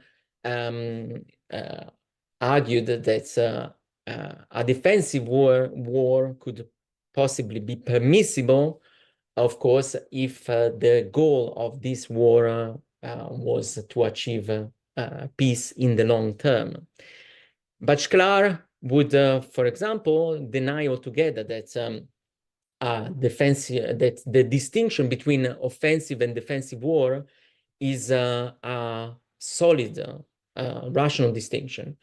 Very often, there is much less difference between the two, and the complexity of international relations and the historical circumstances is there to buttress this argument. Take, for example, the case of Israel. Well, it started as a war in reaction to a mass offensive, but then very slowly but surely, built up to a much more aggressive kind of war. So is it a defensive war or is it an aggressive war? It is not, it is never as easy as that. And if we start by tending to the complexities of this world, then we would have a better chance to try to disentangle all the problems and play a much more subtle psychological game. Of course, this is not to justify or excuse dictatorship and tyrannies all over the world. Perhaps the case is to understand even better that we can never trust psychologically dictatorships and tyrannies, and that we have to prepare for the worst rather than aim at the very best. But this is again a consequence of the insights provided by Shklar's account and not Kant's account. So in conclusion, the paper is much longer in explaining the differences, but the time is shorter.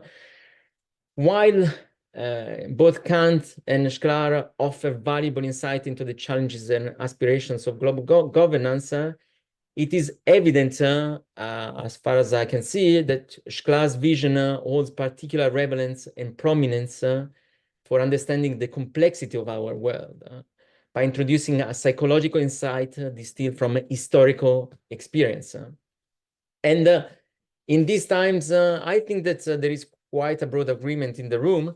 Kant, philosophy take a second place. Of course, we would all want to keep the aspirations of Kant, and I'm not one to deny it, but perhaps the very hope, ending with this very last word about hope, in this world, to hope for peace must navigate a very dangerous sea, attempting to avoid two very dangerous shores. On one side, the Charybdis of despair that Shklar experienced in the wake of World War II, and on the other side, the Scylla of excessive hope that Kant seems to nurture when positing too distant an idea of peace. In this complex world, the place of hope is a choice that we have to make, but we have to make it in a very modest and humble way. Human action should be oriented towards hope for a peaceful future as we strive to free ourselves from the shackles of cruelty and fear. Thank you very much.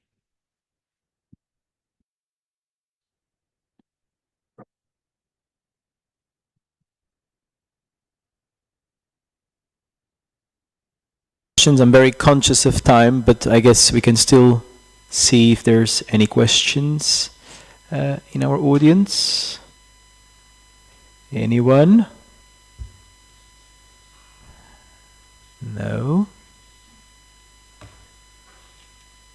Okay, so I guess I will seize the moment and move on to the next guest because we don't have much time left. With us will be Dr. Mindaugas Verbickas, and he will tell us a little bit about the hope as a dream of an overstressed human mind, a free individual in an unfree society. He's a lecturer and researcher in philosophy of law and comparative constitutional law here at Mykolas Romeris University. The stage is yours.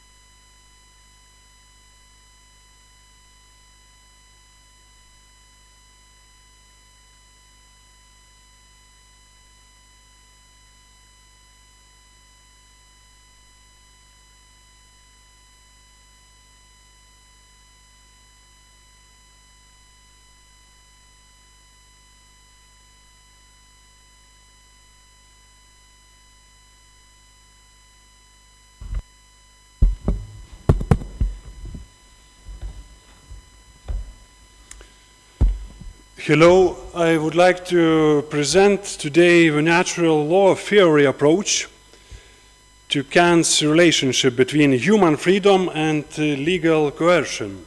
I'll be demonstrating what, from this school's point of view, Kant lacked, and I will try to expand on one argument for limiting paternalism. Thanks for joining me.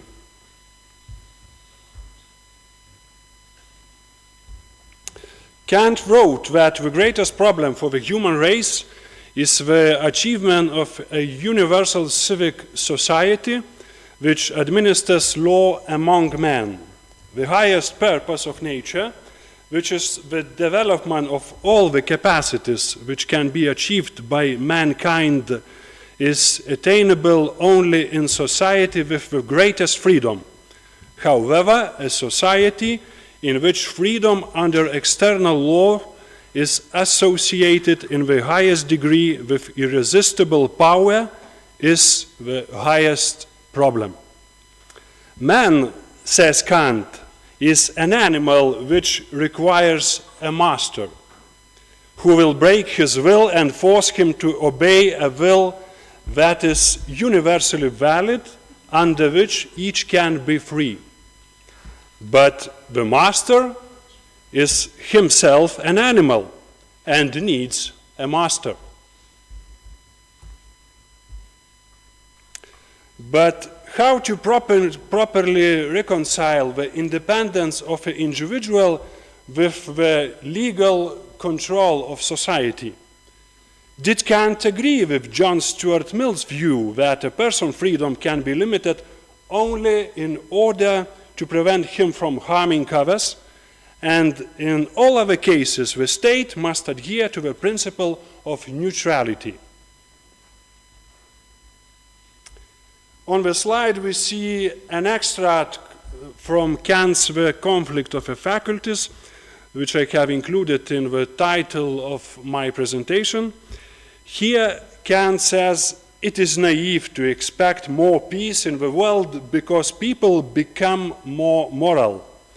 More peace will only come from the increase in the products of legitimacy."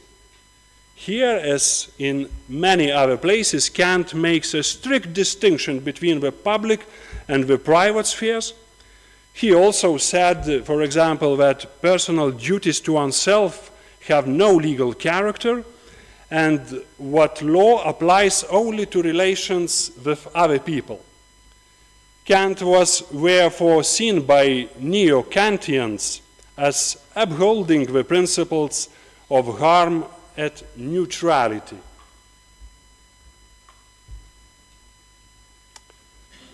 We will not go into a deeper exegesis of Kant's texts, nor will we repeat the arguments of John Finnis, in which he shows that these neo-Kantian interpretations fail to take account fundamental aspects of Kant principles and system.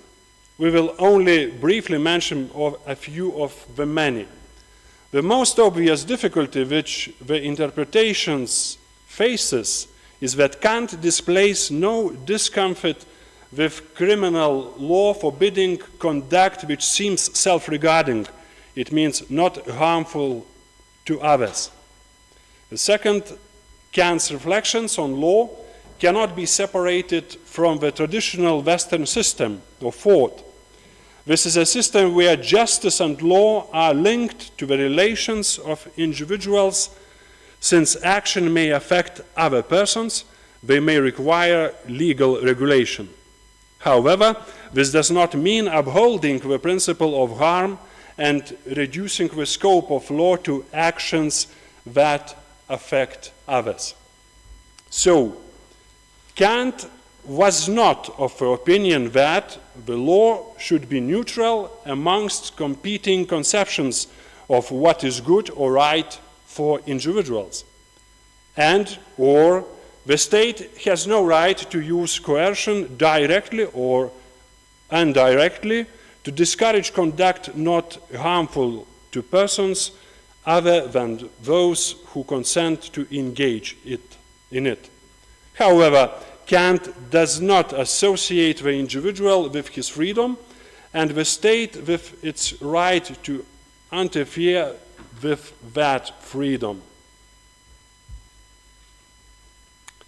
Perhaps the lack of this interference has something to do with why drones appear in the starry skies above me.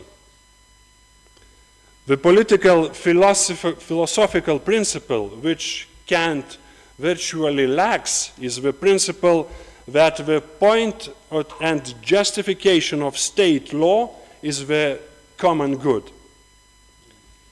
In Kant's view, practical reasonableness has value in itself, not just for its results, but he inconsistent because he denies that other parts of human happiness, like, for example, life, knowledge, and relationships, also have value beyond specific goals. These things are important for our fulfillment and give us reason to see different situations as valuable chances. The concept of a common good as the link between freedom and legal coercion is, in John Finnes's view, hampered by several of notorious Kantian dualisms. The first, the phenomenal world, which includes human beings, is believed to be subject to natural determinism and impulse. On the other hand, the noumenal realm is thought to consist of selves or subject, free will, and moral law. And second, according to Kant, humans are driven by two fundamental impulses. The first is a natural inclination towards happiness, which is often influenced by self-love and the satisfaction of one's own condition. The second impulse is a rational inclination towards perfection, which involves conforming to a moral law for duty's sake. The moral law, intelligibility, is derived from the universalizability of principles that direct choice. So Kant overlooked various dimensions of human worth and neglected practical reasons' diverse demands other than the requirement of consistency, universalizability in choosing, which he eked out with a requirement of mastery over the animal inclinations. In friendship and concern for the political community, a genuine pursuit of a common good transcends self-love and mere altruism, moving beyond Kant's simplistic motives. Cooperation for the common good justifies civil associations and laws, allowing for coercive measures to deter morally harmful behavior and promote authentic human flourishing.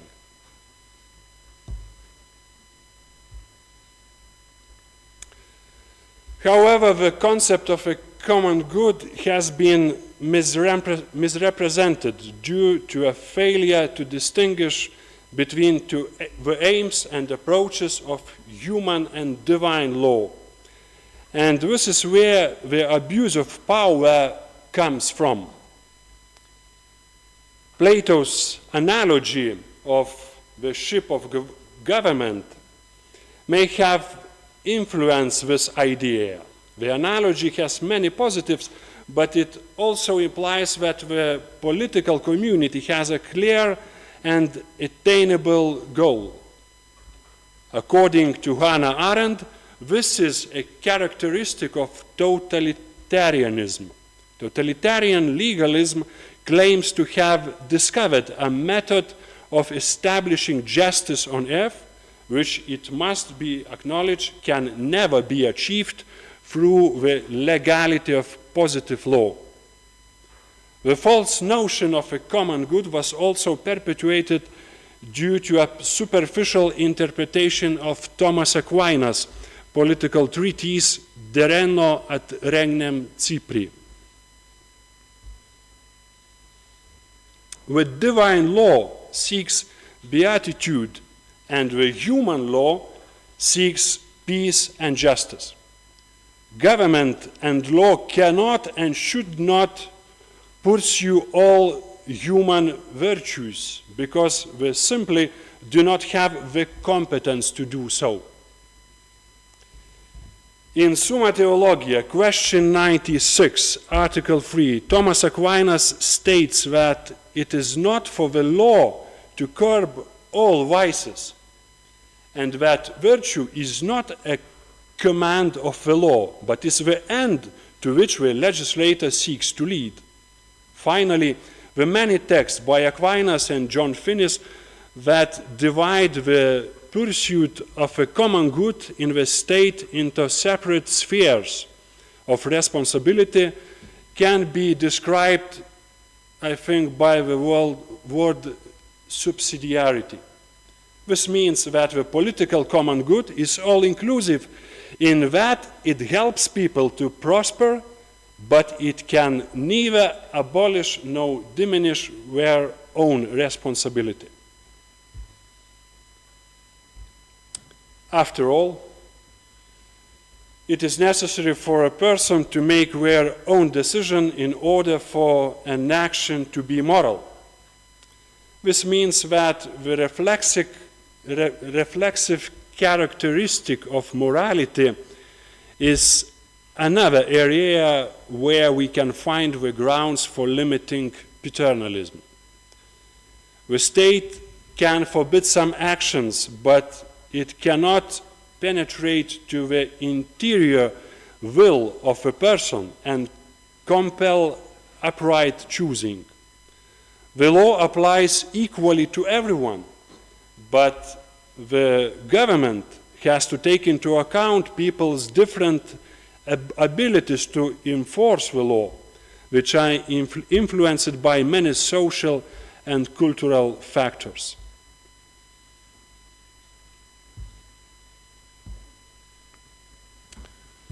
Thank you for your attention and skanių pietų.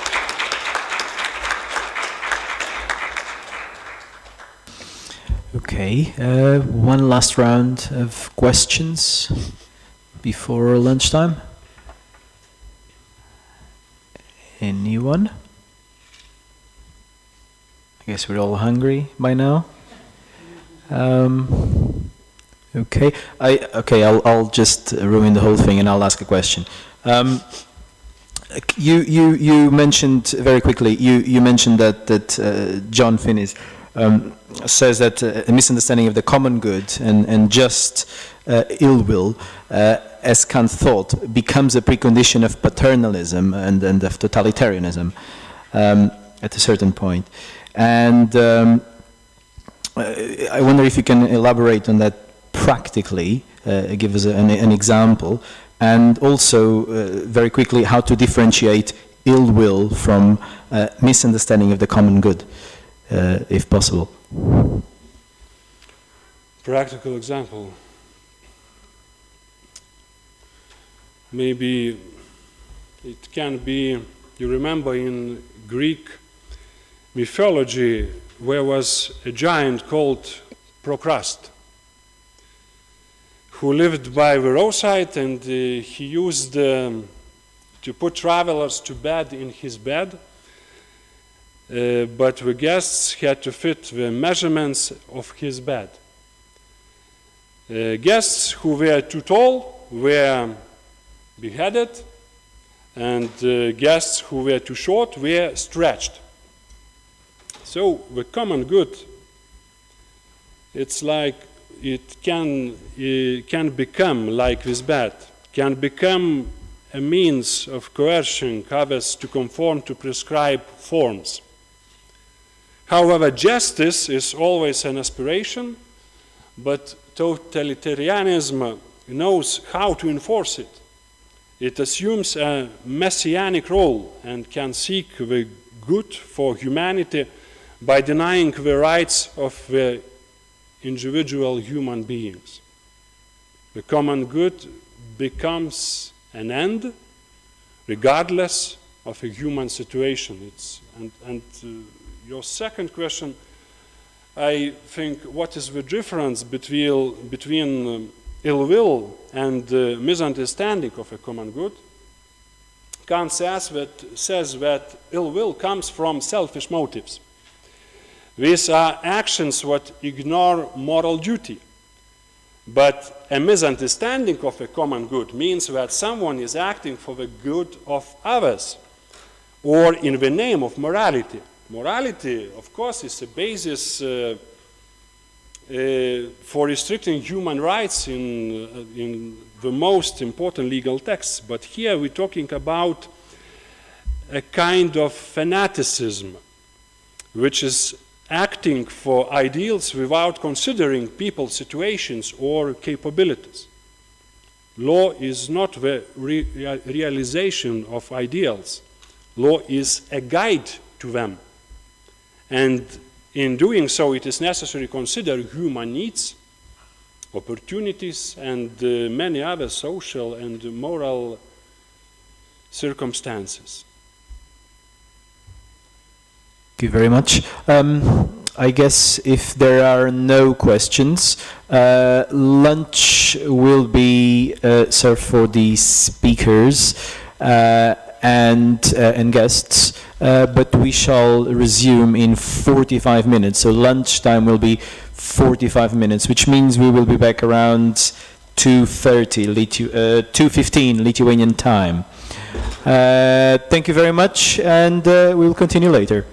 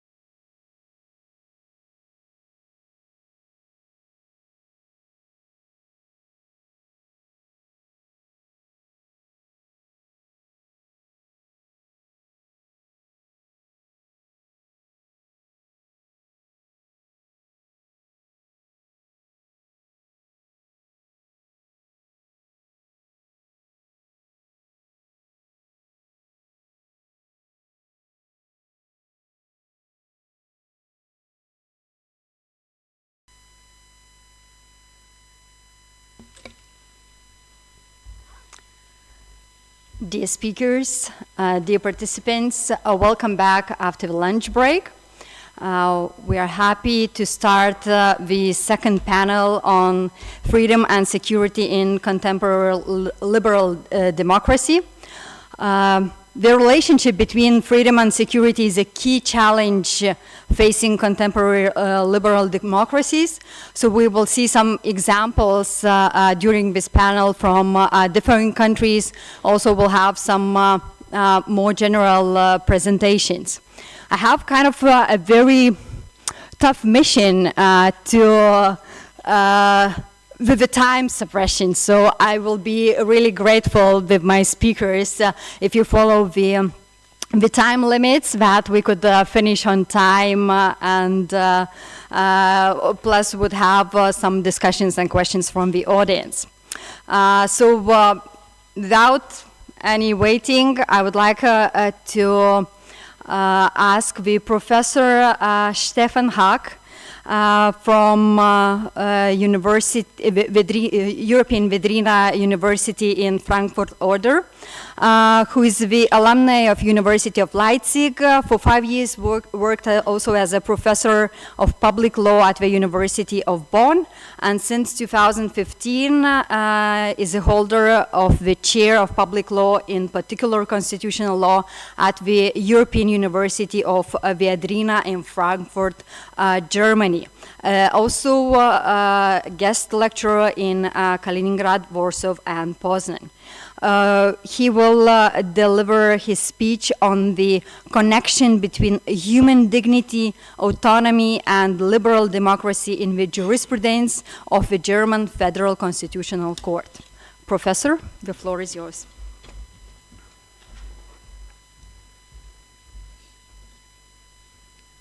Thank you very much for the introduction. Okay? Okay. In the judgment of the German Federal Constitutional Court on the Treaty of Lisbon, the following phrase can be found, I quote, "The right to free and equal participation in public authority is embodied in the dignity of the human being." Article 1, paragraph 1 of the Grundgesetz, the German Basic Law. In a very similar way, the court speaks in its first decision on the Greece bailout of a right to democracy rooted in the dignity of the human being. Until then, there had not been such a direct linkage between human dignity and democracy in the jurisprudence of the Federal German Constitutional Court. Nevertheless, the relationship between human dignity and democracy in the Lisbon decision, as well as in the first decision on the Greece bailout, was merely a minor aspect. The Federal Constitutional Court had pointed to this connection to underscore the importance of the principle of democracy, which should be protected against erosion within the framework of European integration or in the course of the rescue of the euro.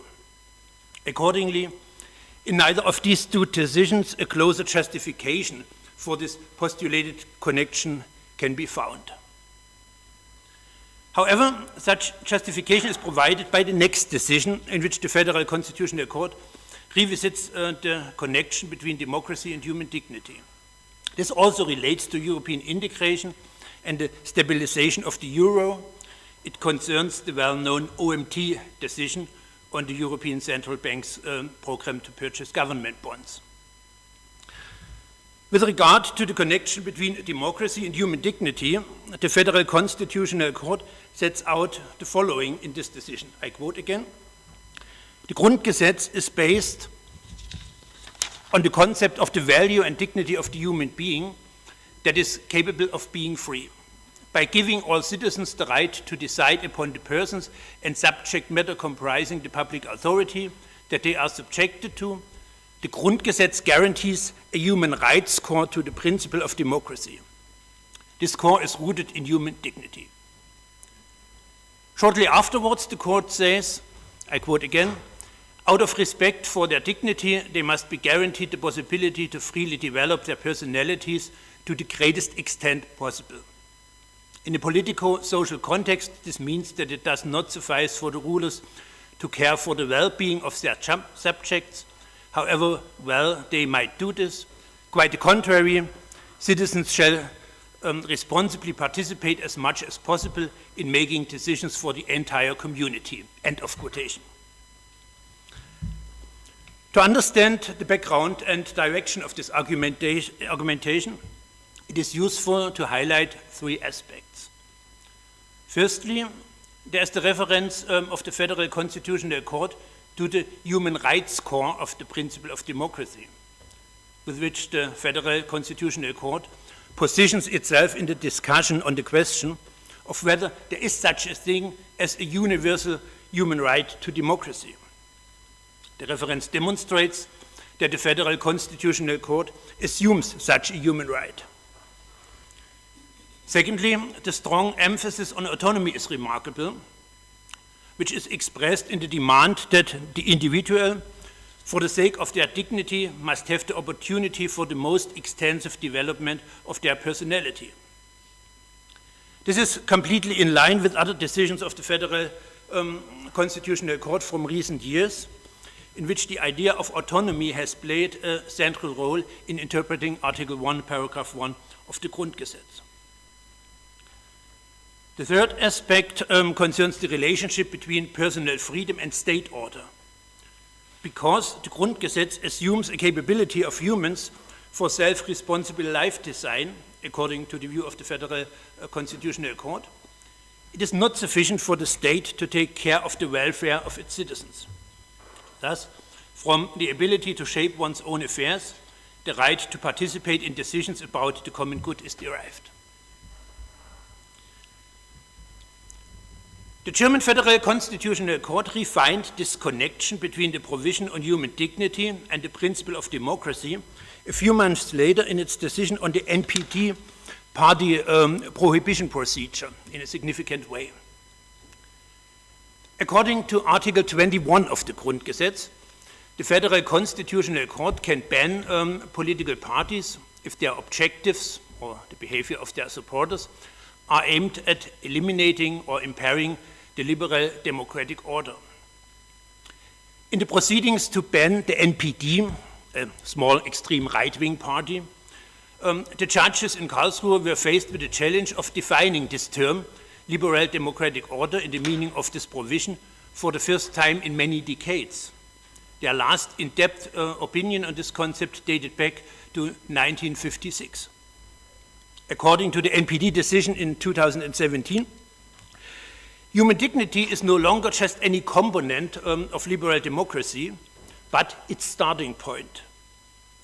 From this, the Federal Constitutional Court concludes, I quote again, that the state and its legal order must be denied any absoluteness and any natural precedence. Human dignity is called into question by any notion of an original and therefore unconditional primacy of a collective over the individual. The court then goes on to say, I quote again, human dignity only remains untouched if the individual is treated as fundamentally free, albeit always socially bound, and not conversely as fundamentally unfree and subject to a superior authority. The unconditional subordination of a person to a collective, an ideology, or a religion represents a disregard for the value that each person has for his or her own sake, by virtue of being a person.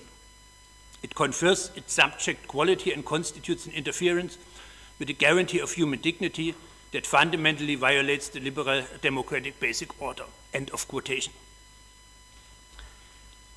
A few observations should be noted here on the link between human dignity and the liberal democratic order postulated by the Federal Constitutional Court.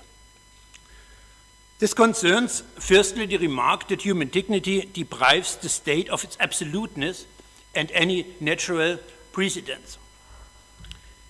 In a sense, the Federal Constitutional Court is expressing an idea that was originally intended to be formulated in Article 1, Paragraph 1 of the Grundgesetz as follows, I quote, "The state exists for the sake of men, not men for the sake of the state." This wording of the so-called Herrenchiemsee draft was finally not included in the German Grundgesetz. A second interesting feature of the NPD decision can be seen in the recourse to the so-called object formula, according to which human dignity is violated if the individual has been degraded to a mere object of state action, and his subject quality has thus been called into question. The Federal Constitutional Court had already used this object formula in various contexts in the past when it was necessary to determine whether human dignity had been violated by government actions.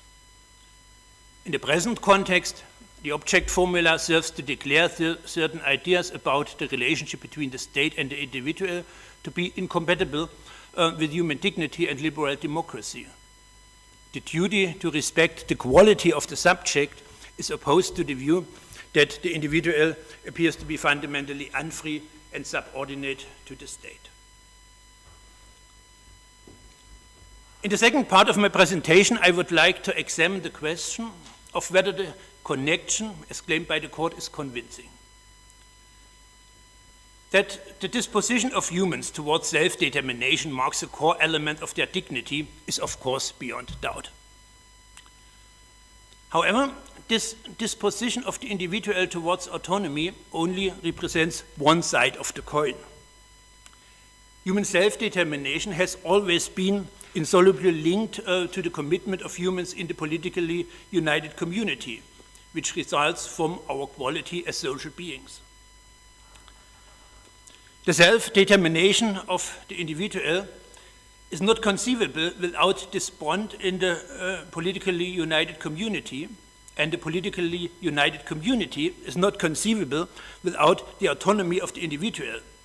The latter holds true at least when we deal with a legitimate system of government that operates without terror and oppression. This could be described as the political dialectic of human existence. Accordingly, it cannot be a question about what takes precedence, the individual or the state, nor can it be claimed that one exists for the sake of the other. Thus, the fathers and mothers of the Grundgesetz did well in not to include such a sentence in the constitutional text. In the legitimate state order, which is based on the will of the people towards this political unity, the individual can never belong entirely to the community, but also never entirely to himself. This dialectical nature becomes most apparent when dealing with the old and always new question of whether the individual can be obligated to sacrifice their property or even their lives for the existence of the community, for example, in times of war. The individual's pursuit to evade such sacrifice is fundamentally just as legitimate as the expectation of the state that the individual makes this sacrifice. The German philosopher Peter Sloterdijk says the same thing in his book, The Terrible Children of Modernity, when he declares that even today, individuals, despite all speeches about inviolable human dignity, do not belong to themselves, but must allow themselves to be consumed by their cultures in an emergency, whereby the word cultures can easily be replaced by the terms politically united communities or states. The political dialectic of human existence lies precisely in the fact that this tension cannot be definitively resolved to one side or the other as long as the liberal state exists. Indeed, in its concrete political existence, the liberal state is the product of this kind of dialectic. Therefore, human dignity in the sense of the Grundgesetz does not entail autonomy as a carte blanche in favor of human will, but autonomy as a component of a political dialectic that is part of the human existence. Autonomy as a component of human dignity can, insofar, not be a self-determination detached from all ties à la Max Stirner, but must be conceived from the outset in interplay with the individual's commitment to the state order. For this reason, also the relationship between autonomy and democratic participation appears in a different light. Neither autonomy can take precedence over the form of the state, nor the form of the state over autonomy, Both arise from the tension between individual self-determination and political commitment in a concrete historical political situation. In that dialectical process, which has already been mentioned, the political unity defines the scope of individual autonomy, and the individual autonomy defines the character of the political unity. Which form of state and government best fulfills the demand for autonomy can only be answered if one considers the idea of individual self-determination in its concrete historical political form. There's no legal concept of human freedom without such a historical context. I come to some short concluding remarks. The central concepts and categories of constitutional thinking are contingent and context-bound. This also applies to the legal concept of human dignity, individual autonomy, and democratic participation, if these are to be given the quality of legal norms in the constitutional order of an existing state. The connection between human dignity, self-determination, and democracy, postulated by the Federal Constitutional Court, thus ultimately only describes the close conceptual interdependence of the three principles mentioned in the constitutional order of the Federal Republic of Germany, which indeed can hardly be denied. The very fact that the Federal Constitutional Court was able to establish such a close relationship without efforts illustrates the identical rooting of these three normative principles in the conceptual basis of the existing order, which ultimately leads to their equivalence.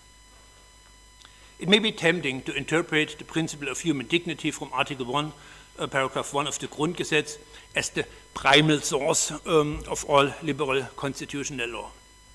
But for the theoretical reasons that I have explained here, the Federal Constitutional Court nevertheless should not follow this way any further. Thank you very much.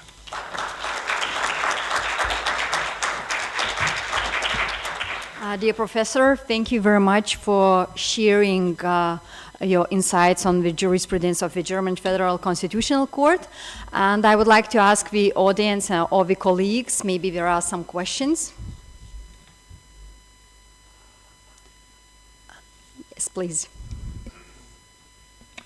Thank you. Well, sorry to bring this very distasteful example, but it's from Germany. And I just wanted, there was this in early 2000, this terrible case of cannibalism, right, in Germany. Which case? I'm sorry? Cannibalism. Okay, yeah. Okay. Yeah. So, yeah, sorry. I almost forgot this case. Armin Maiwis, oh yeah, his name was. Well, this is not the example after dinner, so to speak, but this is a very famous case, and it's sort of, I always use this when I teach John Stuart Mill to say that that this kind of hardcore individual liberalism of Anglo-Saxon stripe doesn't work, because if we just say that individual autonomy is the key principle of any of morality and law, ultimately, then we are saying, provided that, and this case is that a cannibal found a masochist, and they signed an agreement, rational or whatever and one ate another, right? So, from a million point of view, where is the crime? There is no crime, right? But so that's the context. But and hence liberal idea of autonomy doesn't work, right? But the point would be the following. I mean, so he was sentenced to for manslaughter, and then later it was revisited, and he was sentenced for murder. So, I mean, I want to, could you sort of comment what was the argument for opting for murder? Was the human dignity that you were talking about as a key principle of constitutional of the Constitutional Court of Germany played here in the fact that it was, opted for murder, and then now he says. Okay.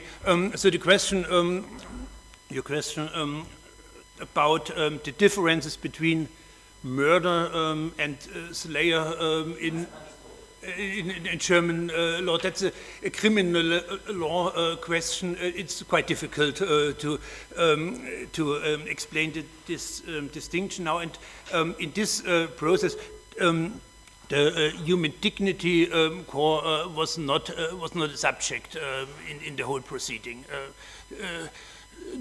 None of the courts had the idea that this could be a question of human dignity. So I think in this case it was clear. But my concern was that in the last years our Constitutional Court shifted the focus even more on autonomy when it deals with cases concerning Article 1, Paragraph 1 of the Grundgesetz. So in the beginning, in the 1950s, 1960s, 1970s, there were some more components of human dignity. And now, within the recent years, they shifted this focus even more to autonomy, and this direction is problematic, I guess. I completely agree with you. Thank you. Do we have more questions? Go ahead, please. Just very shortly, maybe you can say when is correct to use dignity as an argument in core cases? Human dignity is it's a legal provision. Do you have got the hand out? It's Article 1, Paragraph 1 of our Constitution is talking about human dignity. And our Constitutional Court always interpreted this provision as binding law. So in many cases, the Constitutional Court had to decide if human dignity is violated. That's because Article 1, Paragraph 1 of our Grundgesetz, our basic law, talks about human dignity. Insofar, it is understood as a binding legal norm, and that's why the Constitutional Court always has decided about violations of human dignity. That's true. Yeah, but I mean, if we use human dignity as an argument in the cases, maybe it's possible with devalorization of human dignity. Of course, there are many dangers of this kind, and our constitutional lawyers since 70 years discuss about how to deal with this provision about human dignity. So it's a complex and difficult discussion since many years, and this is one point of this discussion, of course.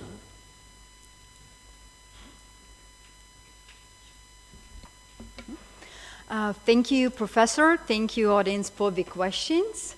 Thank you. And we are going to the second presentation on the EU and illiberal democracy. Where are we heading?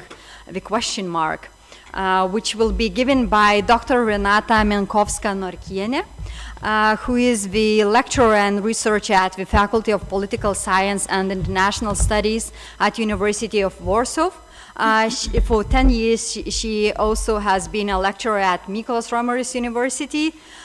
She is an author of more than 70 scientific publications, mainly on European integration, gender equality, democracy, international politics, and also Renata is a chairwoman of the International Institute of Civil Society and a member of Team Europe Direct.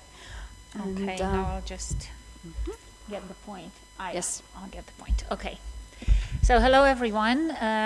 It's really an honor to be here and to be able to talk to you a little bit about the question of liberal democracy and the EU. And actually, it's also been a pleasure to listen to all those presentations before me, because I could sort of get inspired even more, in particular regarding the definitions of, in this case, I mean illiberal democracy, and also how Kant contributed to, let's say, to some of the answers of the questions I will ask.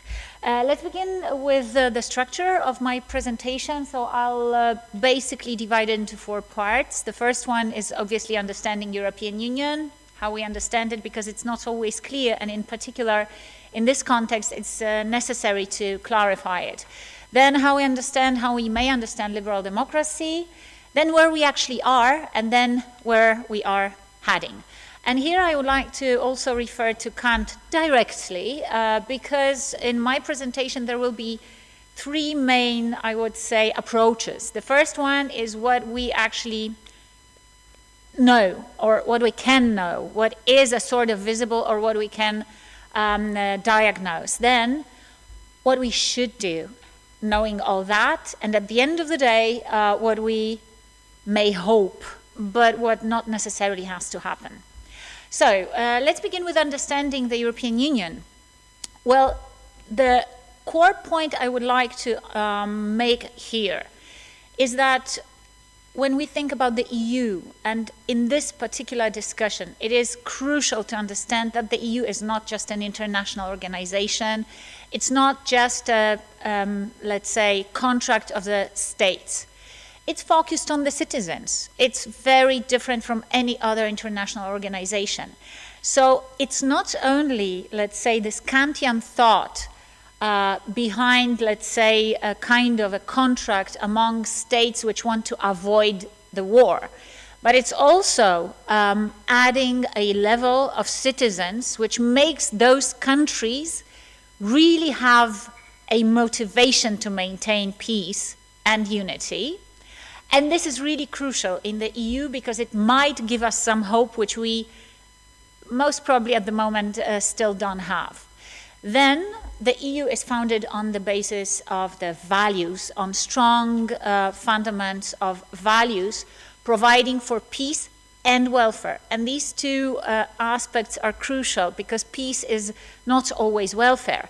What has happened with Germany and with Western Europe regarding, let's say, being involved in, let's say, the network of Russian influence, it was exactly going for welfare and forgetting about the peace.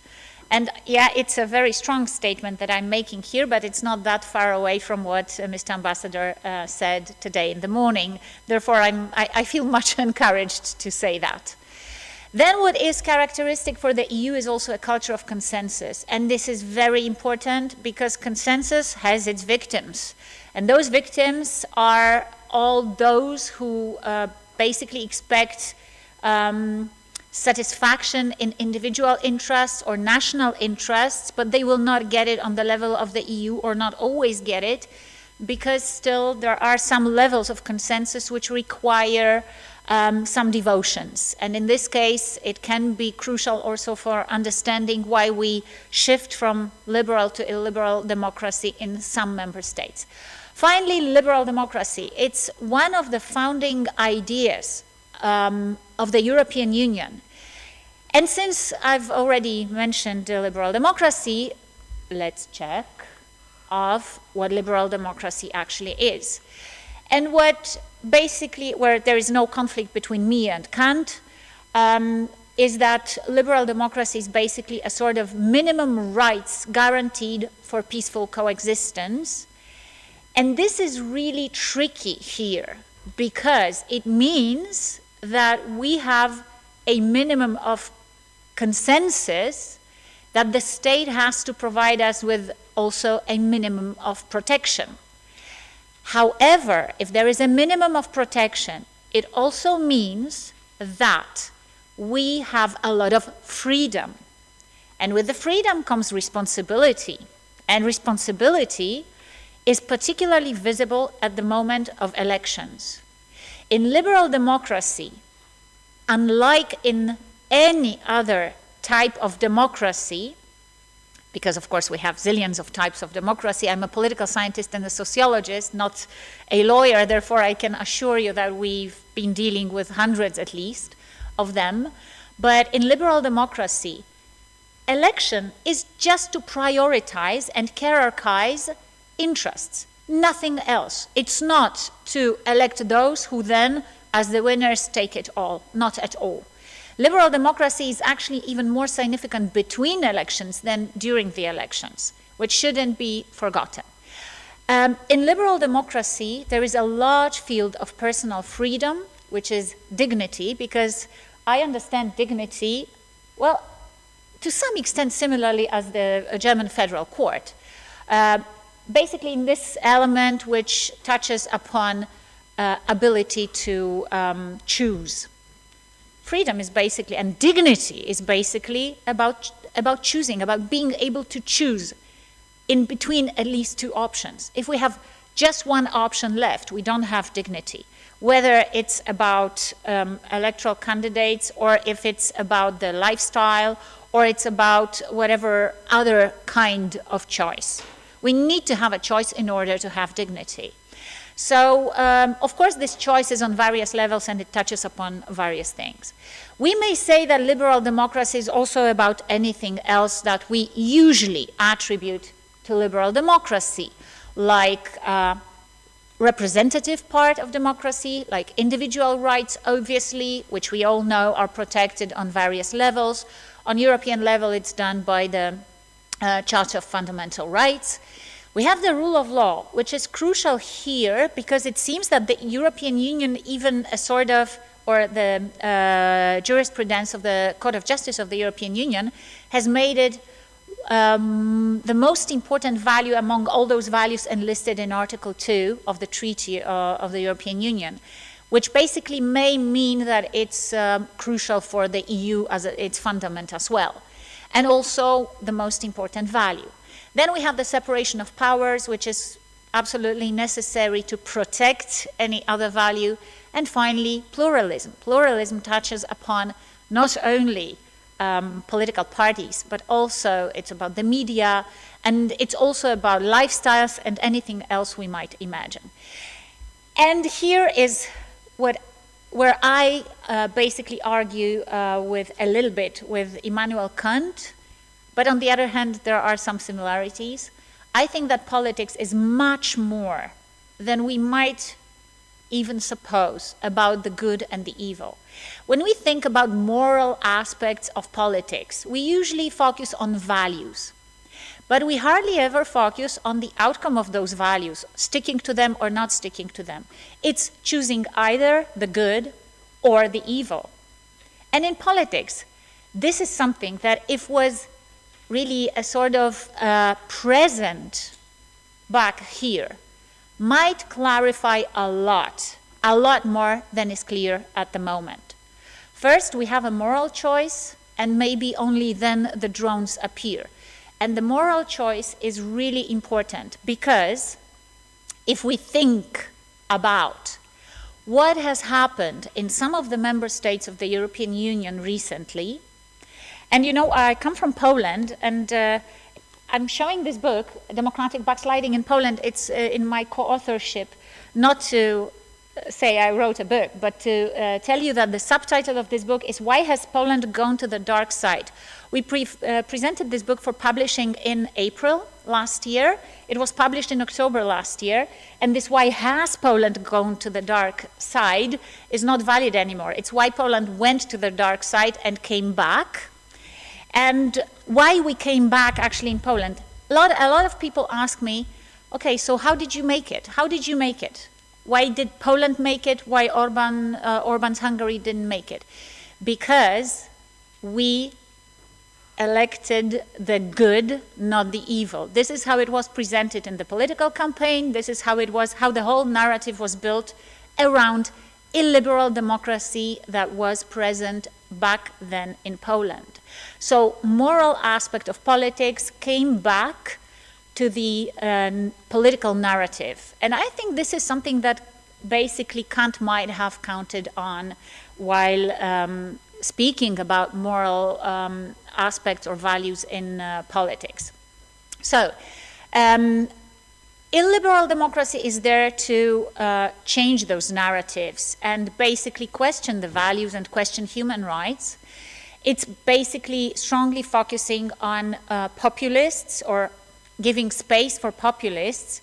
And populists, they obviously polarize the society. We have heard a lot today about populists and polarization indirectly.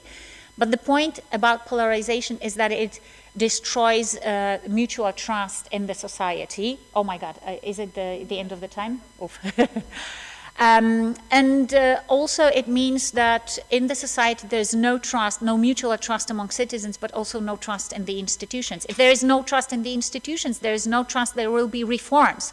So what do people trust? They trust simple answers, even if they are lies, and even if people suppose they might be lies. In order to protect them from all those lies, the single thing we can do is not even to say they are lies, it's to say that they are simply evil, that there is some evil behind it. In illiberal democracy, we also have, obviously, attack on institutions protecting the rule of law and pluralism, because basically any breaching the rule of law and pluralism means that there will be no one to tell us what's good, what's evil. Because political decisions might be, let's say, perceived from the point of view of utilitarian aspects, maybe some efficiency, lots of things, realization of certain interests or not. But they are hardly ever basically considered from the point of view of the good and the evil. So it redirects people's attention, the illiberal democracy, from the good and the evil, because they don't even, the populists, they don't use this, we are good, they are evil. No, we are those who represent real people, they are degenerated elites, but they don't use the criteria of good and evil because it might be tricky in their case, and sometimes they couldn't even defend themselves from this kind of, let's say, backlash. So illiberal democracy is representative democracy, but it's basically more electoral democracy than everything that is in between the elections. And then very briefly, where are we and what can we know according to what Kant has said? We know that within the EU, we have illiberal democracy, which is basically already electoral autocracy according to VDEM, it's Hungary. We have some states waiting, queuing for becoming one, which is in this case Slovakia. It's on its good way to illiberal democracy. And we have Poland that has come back from the dark side, as I've already clarified. And now we are dealing, and I hope that I know that other speakers will also tell about that, which well, we've been struggling for bringing back the normality, let's say, of liberal democracy. Of course, populists are everywhere now, and they are trying to protect populism and protect their narratives and strengthen them and pretend that they have a right to call themselves Democrats, but we also know that in order to get protected from them, we have to point out all the evil things they do. So where are we? We have strong divisions within the European Union, like we have widening socioeconomic disparities, some of them real, the others made up by populists. We have a problem with migration and migration pressure. We have rise of extremisms of different kinds, also strengthened vastly by the populists. We have geopolitical realignment, and this is very important because I will tell you a little bit about that, but I hope that the next speaker will deepen it by also giving some technical aspects and also more detailed aspects of that. But in the European Union, unfortunately, only recently, only after attack of Russia on Ukraine, the EU really understood it was serious and that it was actually about the good and the evil, and the whole mechanism of protection of the rule of law speeded up only after February 2022, which is a pity because it means there is this geopolitical realignment.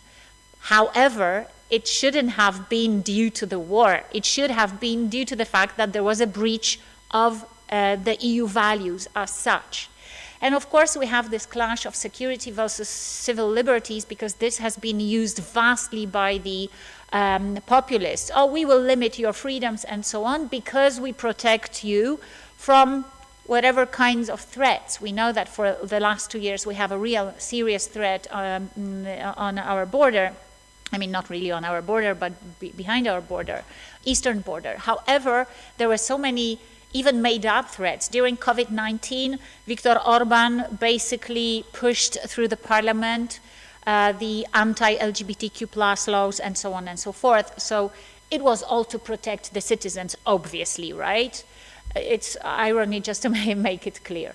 So we are still at the moment when this democratic resilience is weak, because the EU has only recently really focused on serious mechanisms, the ones which can be really painful for those who break the EU values, like, for example, money for the rule of law, or Article 7, which basically is not that important anymore, or pursuing for more situations when it sues certain member states and brings them before the Court of Justice of the European Union.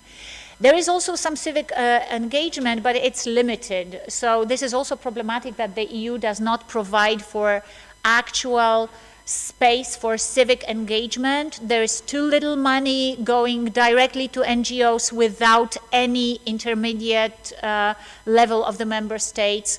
This mechanism could be strengthened, but it's not, and now I'm curious why. Is it just a lack of political will? Most probably yes, because I don't think there is really no way of finding some legal basis for that.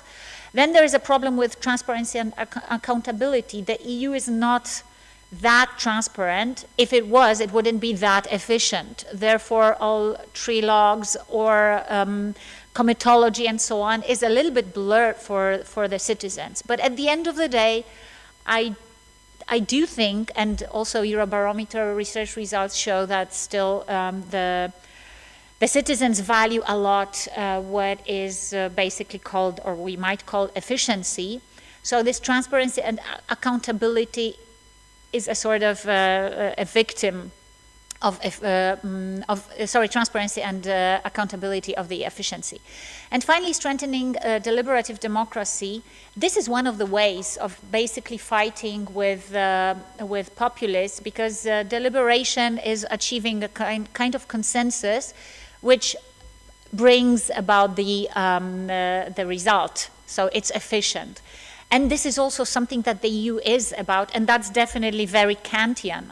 The problem is that by doing so, probably the EU would not have a clear message sent to the citizens, because a much clearer message is sent when we have, let's say, the black and white, or where we have one clear interest for every member state. Here it's not the case, because every member state has to devote something when we try to achieve a common result, which is really a consensus.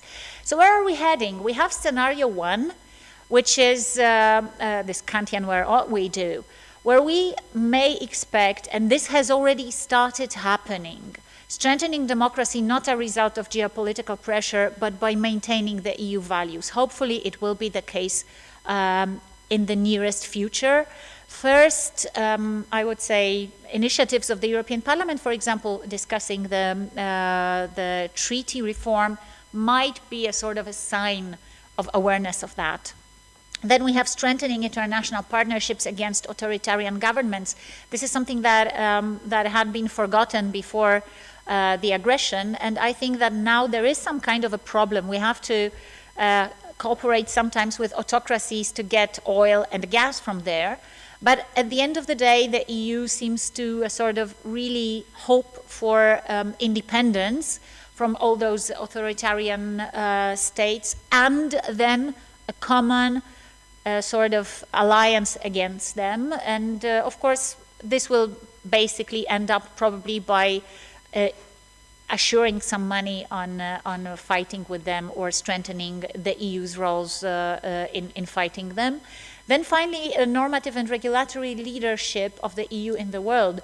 It has already shown that it's really efficient in that.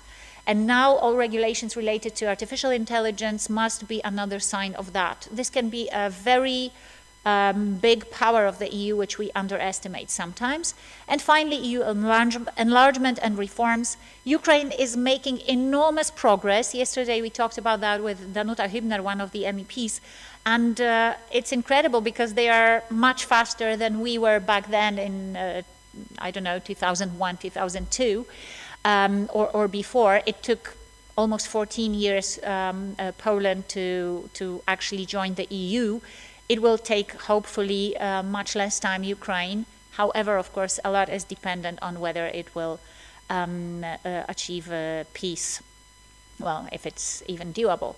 And scenario 2 would be complete deadlock in integration, where values will be forgotten and we will discuss only about interests. This will be totally against the good and the evil way of thinking about the EU integration, because as we already know, Immanuel Kant was a great European federalist, so it would go also against probably his main thought.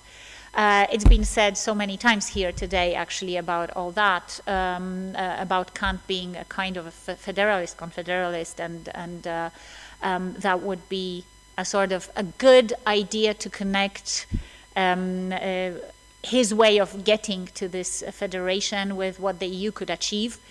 However, it may lose it, of course, if the scenario 2 would be chosen. And finally, we have a scenario of hope. Hope is neither something that will necessarily happen nor something that is the worst possible scenario. It's something we do hope on, and in my opinion, it would be independence of the EU, I would say geopolitically or worldwide. It would be EU enlargement as soon as possible. It would be federalization, which would also provide for more efficiency, but at the same time, this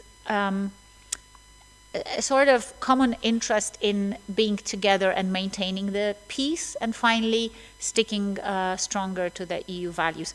Thank you very much. And I'm open to questions, of course.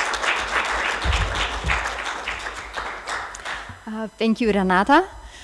Will we have questions from the audience? Yes, please. Thank you so much for your Please switch the mic.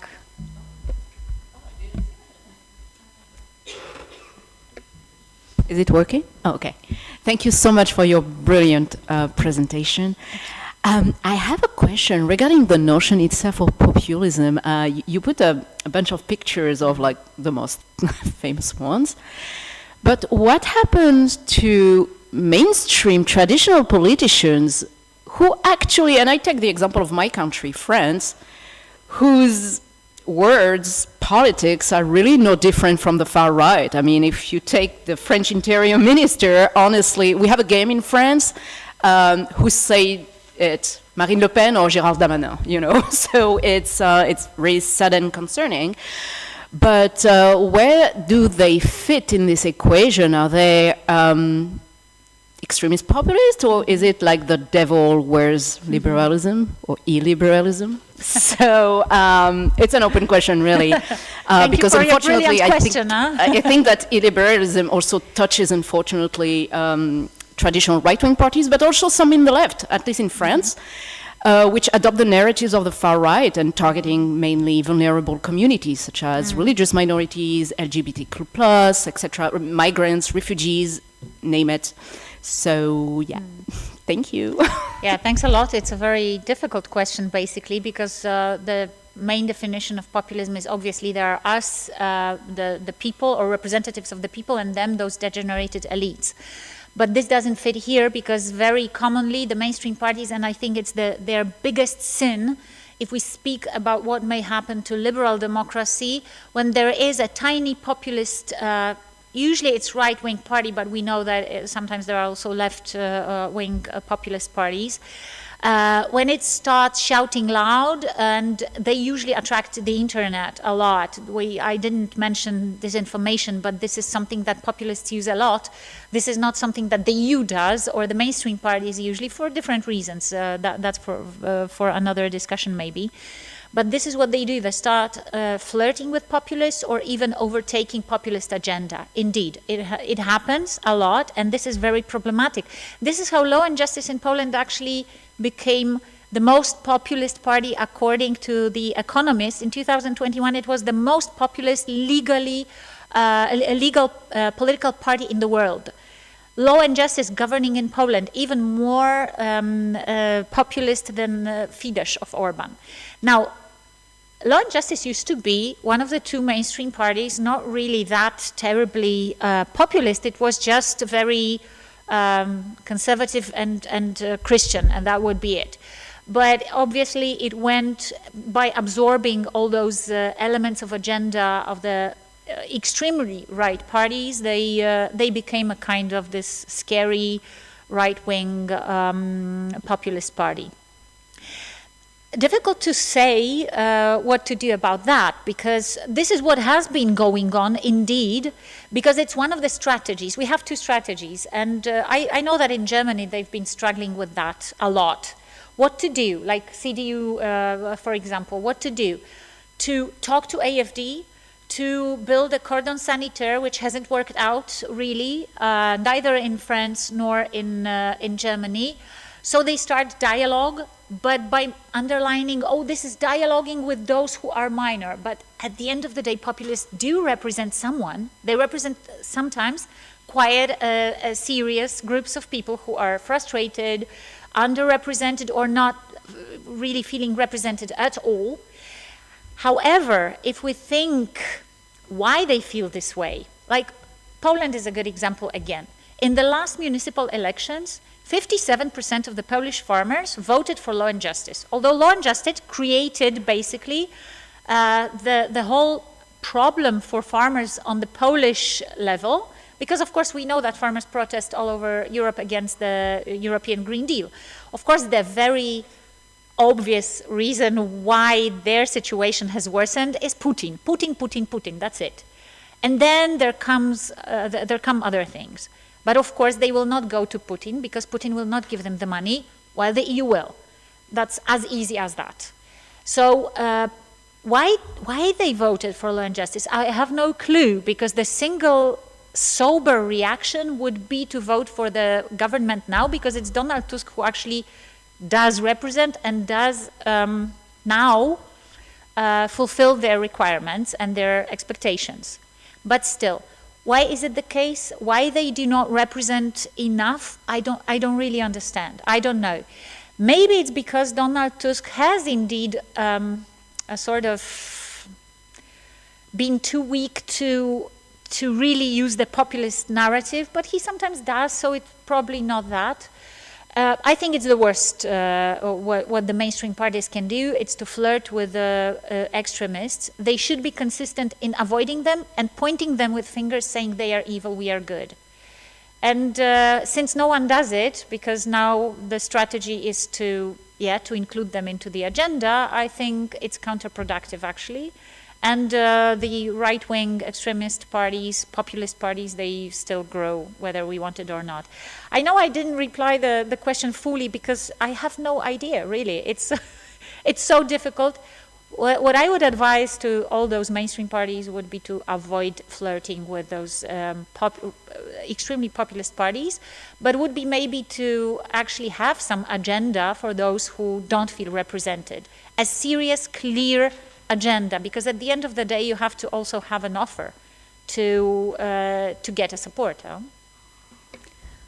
Thank you. And we have one more, but please a quick question and a quick response. Thank you. It will work now. Okay, thank you very much. I think that beyond speaking of good and evil, I think it's important to stress the word damage when we talk about illiberal democracy. And as we've witnessed in America, as we've witnessed in Poland, it's the very core of liberal democracy that gets affected if these groups take power. You showed us very well about the individual rights, rule of law, separation of powers, pluralism, and this is where the damage takes place. And I would like to ask you, in regards to the damage that the Party of Law and Order has done in Poland, how hard is it to clean the house from a liberal perspective against this illiberal perspective, if that makes sense. Thank you very much for the question. However, I think that my colleague from Poland, who will be in the next panel speaking exactly about all this terrible mess that now we will have to clean up, because we have started actually doing that, but it's still in front of us. My colleague from Poland will talk about that. But what I can tell you is basically that, because I'm also a sociologist, so I can tell you about the damage for the Polish society. Polish society has the lowest level of mutual trust and social capital in the OECD countries, among all the OECD countries. It couldn't be worse. Even Hungarians have a higher level of mutual trust and trust towards the government. It has its consequences, because it's very hard now to implement any kind of reform in Poland, because law and justice, it made people feel that the best option ever is to get the money to their pocket. And then you just, so they alienated themselves from the society, because they gave them the money, you go there, we steal here, steal the money, like we, bribe and so on and so forth. We take the money out from the budget. There are there are multiple cases in which we are already quite aware of the level of the theft that has been done to the Polish budget. But this is a kind of an alienation of this government from the society. We give you the money, you vote for us, and now stop digging, stop being interested. And of course there were institutions of the civic society that worked a lot and did an enormous work to point out you are the guys, you are the evil ones. But still, it was a huge damage that there was this feeling of apathy a little bit, because the society alienated itself from the government. They gave us the money, okay, we'll not dig. This is what has happened in Hungary. Hungarians, they go to their dachas on the weekends and then they just work. They are dependent, 52% of Hungarians, they work in the public sector, which means they are all basically now dependent on Orban. Plus something like about 20% of the entrepreneurs are dependent on public tenders, which are also depending on Orban, basically, or his people, so we can count what chances there are to get out of this illiberalism. Hardly any. Although civic society still does a lot, but only those scandals like the one with their former president and pedophiles may be damaging for this. But the damage to the society was enormous, in a sense that this trust, mutual trust into the government was destroyed. And now, when the society alienated from the government, they don't expect the reforms, because they cannot trust in reforms. They just want some quick solutions, and you cannot give quick solutions which will really make the situation in the country better, because it's impossible without a reform that lasts a few years. So this was the largest damage, this mutual trust and basically the civic society, although it has been also strengthened in some points in Poland. I know I should be finishing probably, so. Thank you, Renata. Thank you.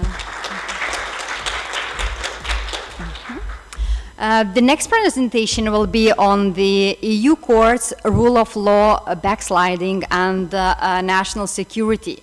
Will be presented by Dr. Vilija Vėlyvytė, who is a lecturer in law at the University of Reading. Previously, she was postdoctoral fellow at the University of Oxford and at the Jean Monnet Center at New York University School of Law. She holds a PhD in EU law from the University of Oxford, and I'm proud to say that she is also the alumni of Mykolas Romeris University. So the floor is yours. Thank you very much, Davila, for a kind introduction. Good afternoon, everyone. I will try to stick to 15 minutes. We'll see how I do. So, EU courts, rule of law, backsliding, and national security. Well, this is going to be the talk about law, so apologies for political scientists and philosophers in the room. The purpose of this talk is to discuss what EU courts, and specifically the Court of Justice of the European Union, the CJEU, can do and have done to protect the rule of law in Europe. But first, I will briefly describe the phenomenon of rule of law backsliding and how it imperils European security.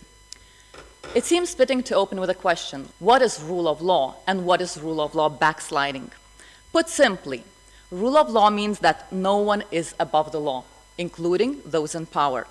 Public power must be constrained by law under the supervision of courts.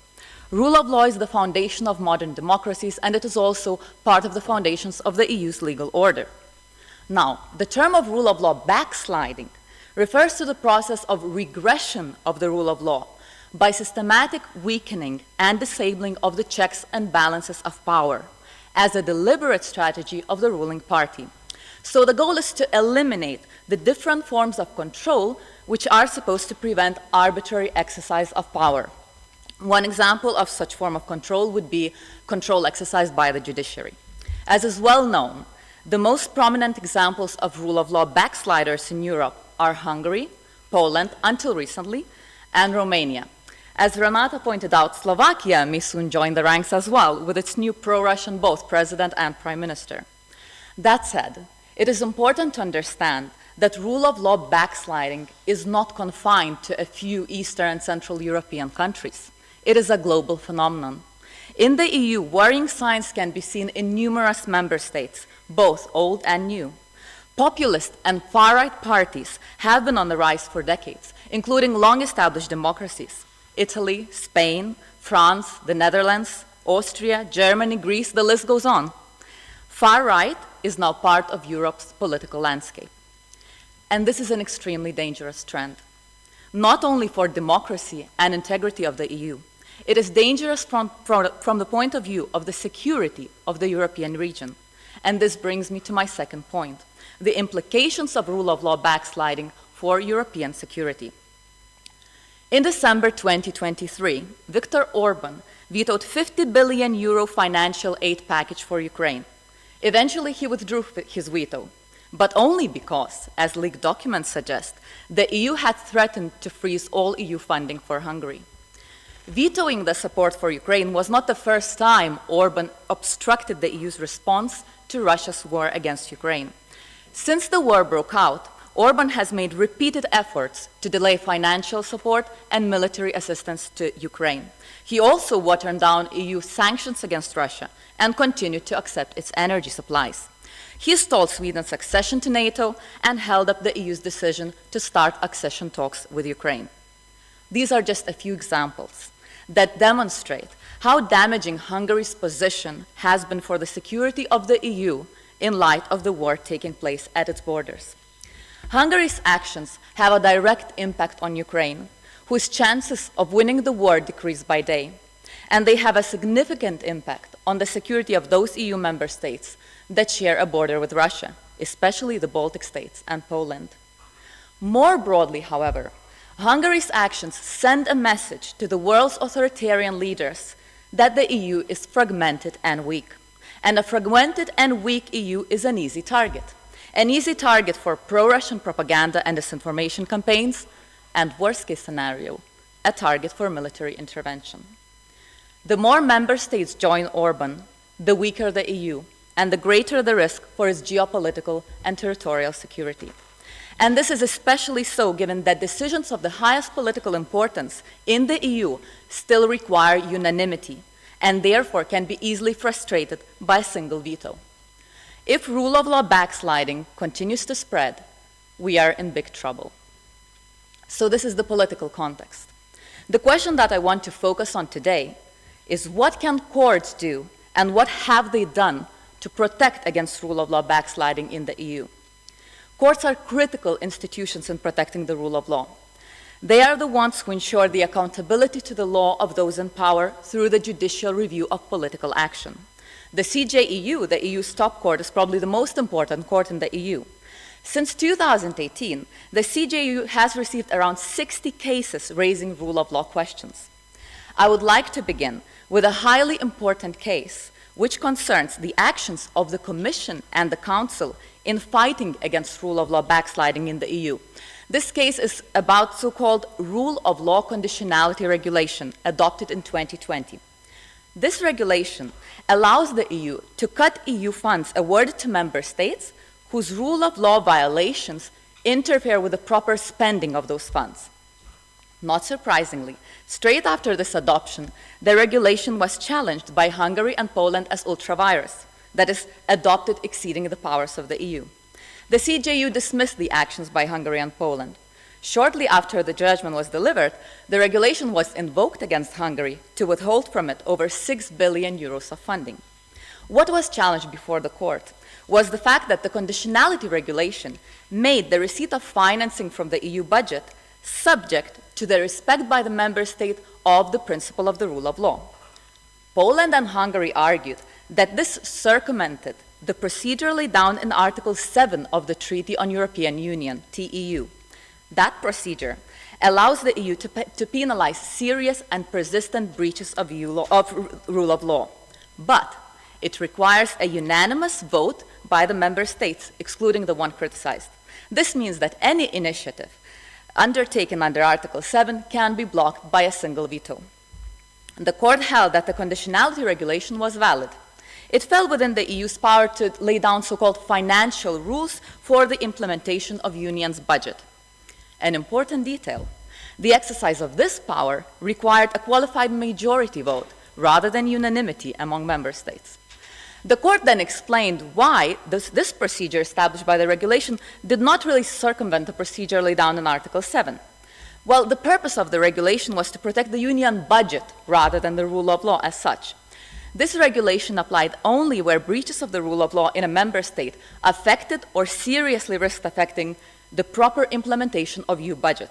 Article 7, on the other hand, was dedicated specifically to the protection of the rule of law rather than the budget of the EU. This is a significant finding because it made the rule of law enforceable in practice without the need for the EU's institutions to go through the cumbersome procedure laid down in Article 7 TEU. Now, the rest of the cases that came before the CJU, for the most part, concerned measures aimed at stifling judicial independence in the member states. Most of these cases, not surprisingly, concern Poland, and some also involve Romania. The various measures whose legality has been challenged before the court include the lowering of judges' retirement age, giving discretionary power to the executive to prolong the mandate of judges who have reached retirement age, establishing a disciplinary regime applicable to judges for the content of their judgments, and finally, rules preventing judges from making references to the Court of Justice and from disapplying national provisions that violate the judgments of the CJU. It is easy to see how these sorts of measures may undermine judicial independence, thereby violating the rule of law. However, the issue is that the Lisbon Treaty, the EU's main treaty, does not contain a directly applicable provision either on the rule of law or judicial independence in the same way as it contains, for example, rules on free movement or competition that can be directly enforced by courts.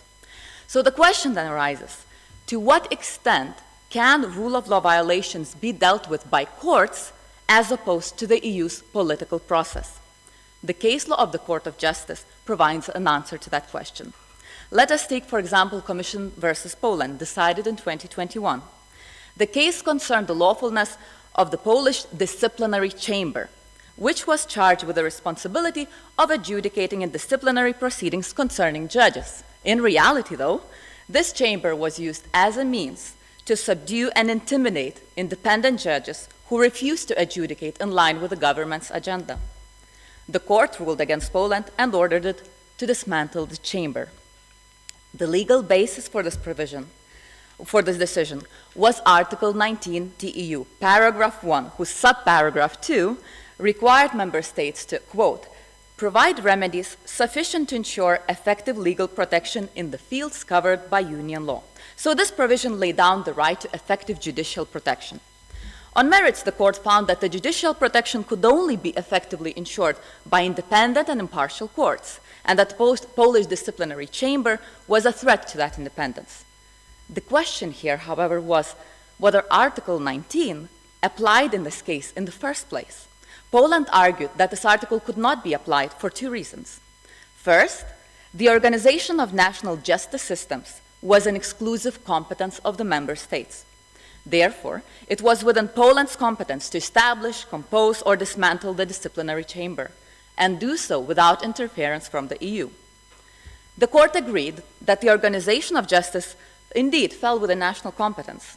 However, it held that when exercising that competence, member states were required to comply with their obligations deriving from EU law. In this case, Article 19, paragraph 1, subparagraph 2, requiring in the court's interpretation the independence of the judiciary.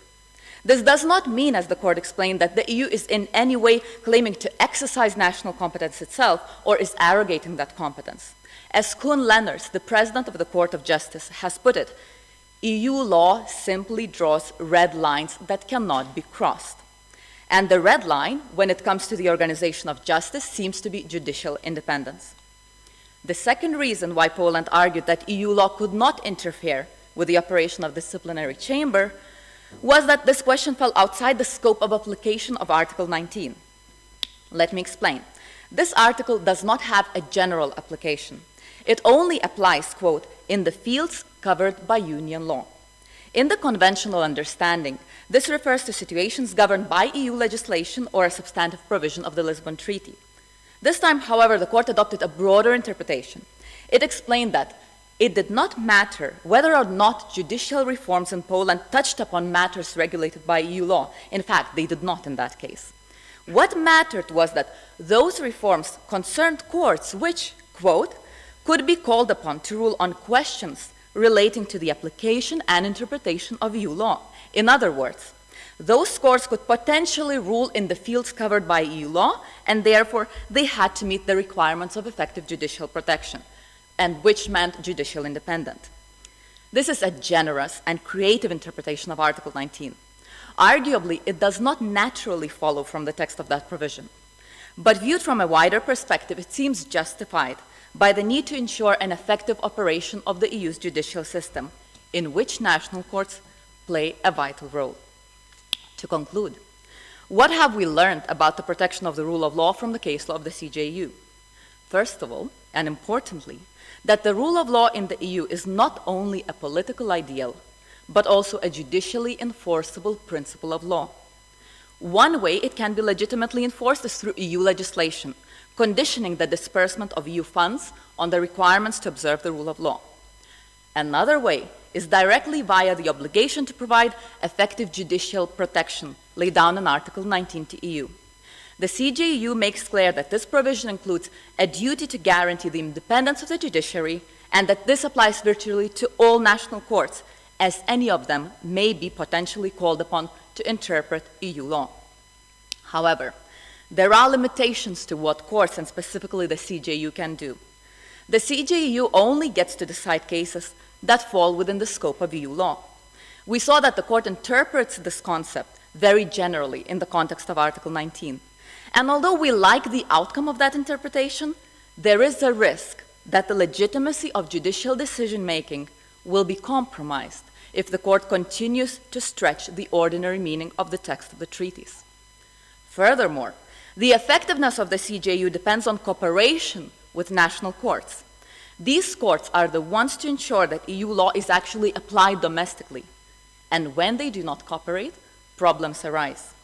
For instance, in 2021, the Polish Constitutional Tribunal held that the judgment of the CJEU concerning the Polish disciplinary chamber, the one that I just discussed, was ultra-virus and impinged on Poland's sovereignty. Therefore, it could not be applied in Poland. Similarly, the Romanian Constitutional Court declared in 2021 that domestic courts in Romania must disregard the provisions of EU law if they contradict the rulings of the Romanian Constitutional Court. Otherwise, they risk facing disciplinary proceedings.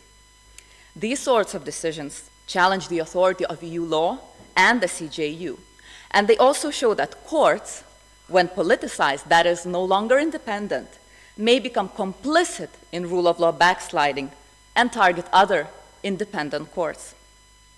The judicial dynamics aside, the fact remains that courts cannot alone resolve the EU's rule of law crisis. They can protect judicial independence and minority rights, but they cannot resolve all the problems that arise from rule of law backsliding. Those problems need to be addressed through political action, and that action needs to be principled, decisive, and taken without delay, especially when the EU's territorial security is at stake. And that is something that, by and large, has been lacking when it comes to the political decision-making in the context of the EU. Thank you.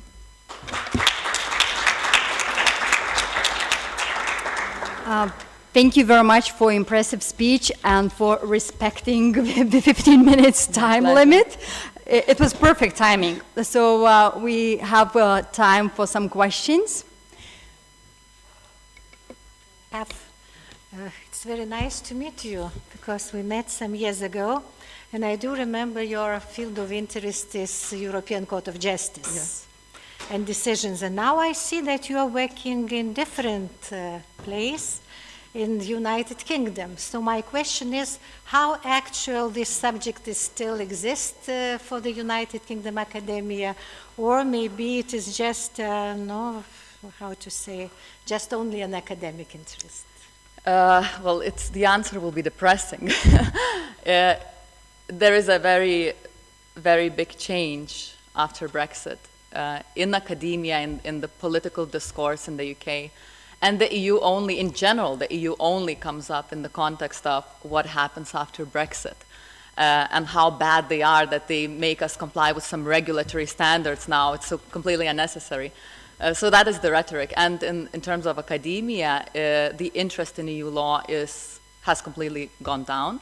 So for example, when I did my PhD at Oxford, we had, I think, maybe around 13 or so PhD students in EU law.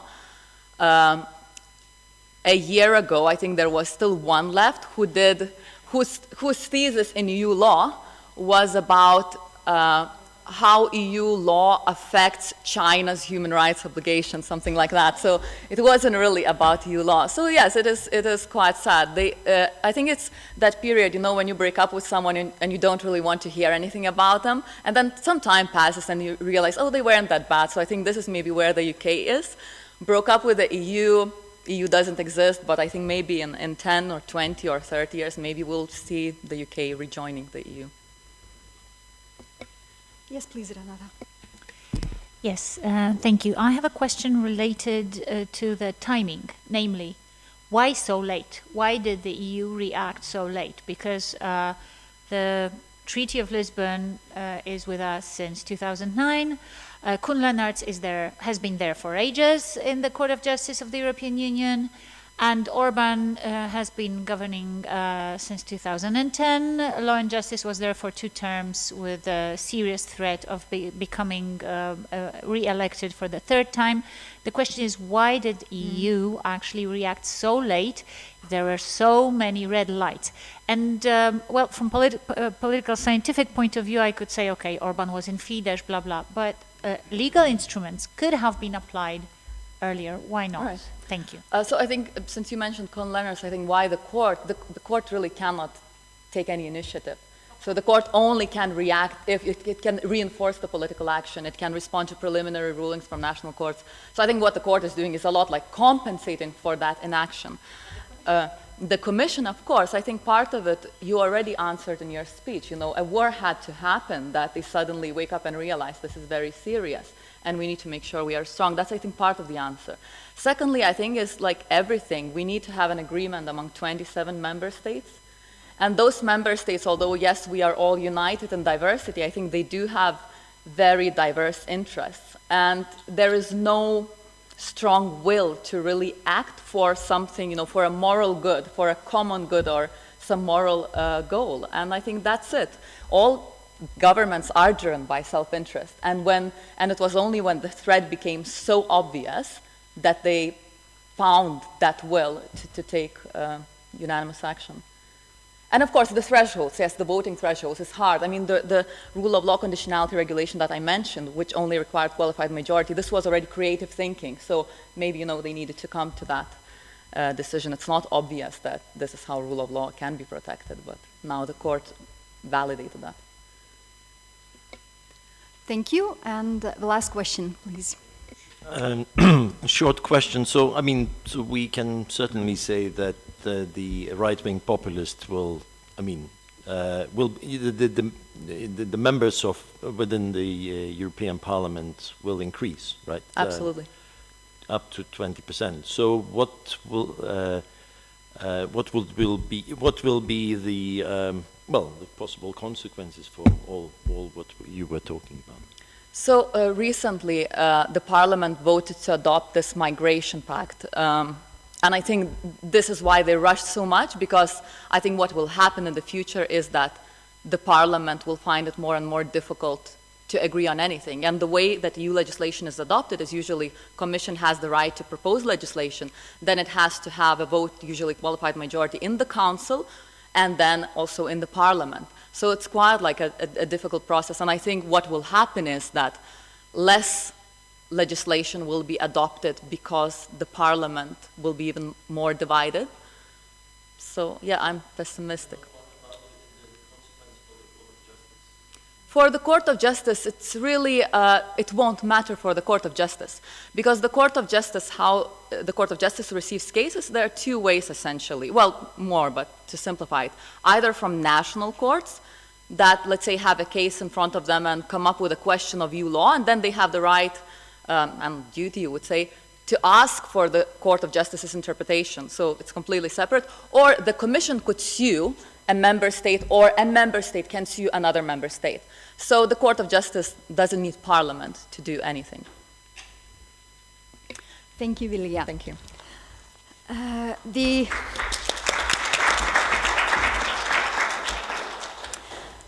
The next presentation, the prolonged occupation of Ukrainian territories and European security, an international law perspective, will be presented by Dr. Olena Nihreieva, who is a visiting professor at the University of Cadiz in Spain, and also an associate professor in international law at the Faculty of Economics and Law at Odessa Mechnikov National University in Ukraine. Recently, she also has delivered courses as visiting professor at University of Bologna and the University of Foggia. Currently, her research focuses on the issues relating to law of international security and armed conflicts and international law of internet. So, please, the floor is yours. Thank you very much. Good afternoon. I would like to start, for sure, with the expression of my deep gratitude to the organizers of this great event, very interesting, very involving. And being Ukrainian, I also would like to thanks to all people and countries that support Ukraine in our fight for independence. And especially I would like to thanks to those people for whom the words freedom, rule of law, democracy and peace in the very end are more than just words.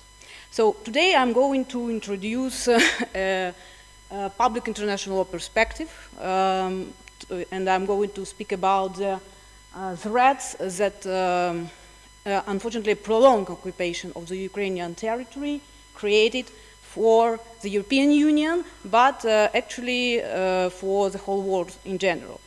So, what we are going to talk about today? First of all, I will represent my vision about of the threats that we can find out in this sphere.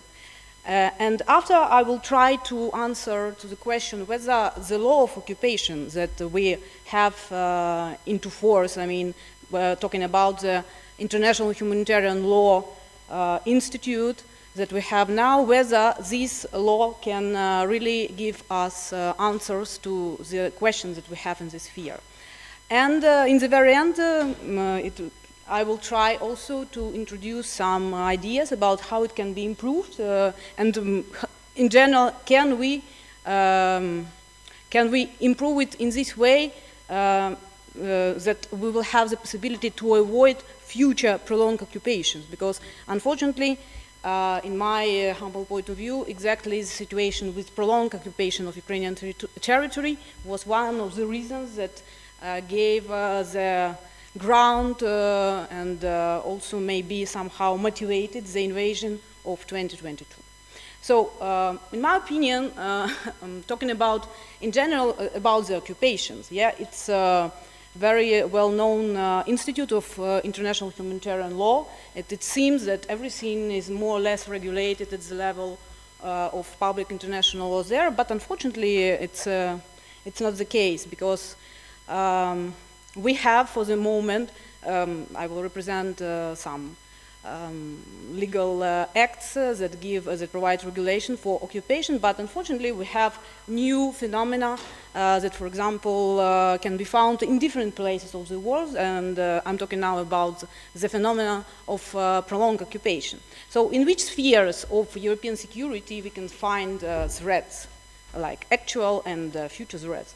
Now, obviously, in military aspect, prolonged occupation of Ukrainian territory provides or helps to strengthen the occupier power, because the prolonged occupation is not, even though under the current international law, the occupier should not use and exploit, for example, natural resources of the occupied territory, but unfortunately this rule is broadly violated, and for example, I'm not so sure whether it is discussed broadly, but Russia from 2014 is intensively exploiting Ukrainian natural resources. What's more, actually not only on the territory of Ukraine, but even in the territories that are out of the territory of Ukraine. I will speak about it later. So what else? For sure economic aspect, because the prolonged occupation also is limiting for the economic development both of Ukraine and also by the occupied territories of Ukraine. And this effect can be found, like in my point of view, it's a bit similar to the situation of the unrecognized territories that we have also close to the borders of the European Union, even though for sure we need to distinguish between, I would say, two types of occupation. One of them when it's the occupied territory is not annexed, and another situation where it is like not only de facto but also de jure annexed, because the consequences for the development of the territories will be different. Another aspect is social aspect, because for sure often for the population of the occupied territories, life under occupation is very difficult, and they have no such possibilities for development, personal development, for example, that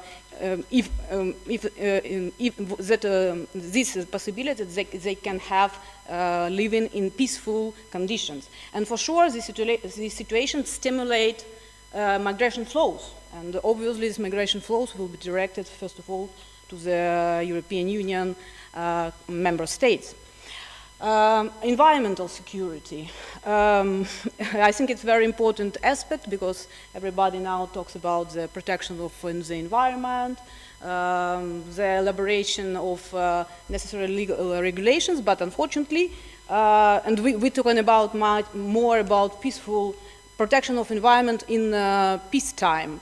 But unfortunately, only during these 2 years and a bit more of the war in Ukraine, the environment close to the European borders was harmed so much that it's really even difficult to estimate. So obviously, this harm can have a transboundary character. And finally, I would speak about speak about legal aspect of the problem, because for sure, illegal occupation, prolonged occupation of the territories also normally provoke legal instability on these territories, which means the development, for example, of transnational criminal activities, transnational criminal groups, as well illegal migration, and another aspect that I would like to mention, but I think it was quite stressed, has been stressed before me by the speakers, I would say about also the erosion of European Union internal legal order, because unfortunately in some cases, not only in the case of Ukraine, I will mention this case that is related to another situation of prolonged occupation. I'm talking about the Western Sahara situation, in which we can find what I would like to call erosion of legal order. I mean that even though it was already mentioned, and we know everybody knows Article 3 of the Treaty on the European Union, when it is stressed that the European Union shall contribute to peace, security, and to do it in the strict observance and the development of international law, including respect for the principles of the United Nations Charter. But at the same time, we can find examples of the, for example, obviously illegal agreements that were concluded by the European Union institutions with Morocco, in which that were relating to the territory of Western Sahara without any discussion and agreement on the part of the government of Western Sahara. So it led to the case before the Court of Justice of the European Union, in which the Court of Justice of the European Union actually established that the rights of people of Western Sahara should be respected, and that these agreements without their consent cannot be concluded in general. But it also provoked further fighting between the European Union Commission and Council and the Court of Justice in the European Union. So it's quite, for me, I would call it an erosion and a lack of cohesion and respect for the values and objectives of the European Union. Okay, for sure, all these complex problems cannot be solved only by the amendments of the, for example, only of the law of occupation within the public international law. So for sure we need a multifaceted approach. But anyway, in my point of view, why I have chosen this topic, because in my point of view, exactly the lack and outdated character of law of occupation that we have in force for the moment, and as a result, the undefined content of the obligations of the occupiers led to the abuse on their by the occupying power, led to the abuses that are committed by the occupying power. So, just to stress, I suppose everybody knows that actually, according to the general rules of public international law, for the moment, from 1945, for sure, any occupation is considered as illegal one, and as a result, as a temporary situation, because according to the Article 2 of the United Nations Charter, state cannot receive rights and title for the territory through occupation or other illegal use of force.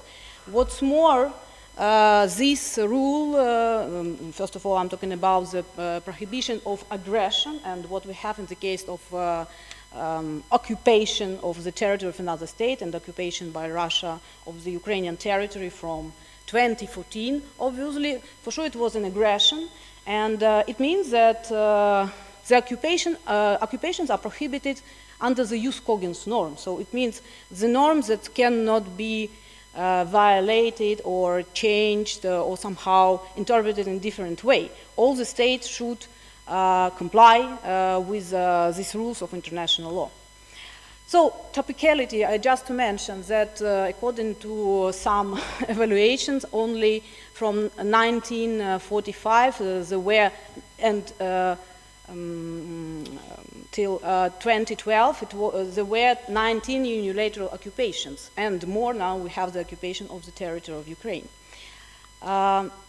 The sources, just to mention, the main source is why I told that it's a very outdated institute, because for sure the main source regulating occupation within within international law is the Fourth Convention, Hague Convention of 1907, and more rules are provided by the Fourth Geneva Convention on the protection of civilians of 1949. So we haven't had more development, more significant developments in this sphere. We can only speak about some customary rules that were elaborated, but with the application of international customs, we have a lot of problems for sure. So obviously the institute that we have, it was elaborated for the purposes of the 20th century, the beginning of 20th century. And it was elaborated also with understanding of the situation, international relations that we have at that moment.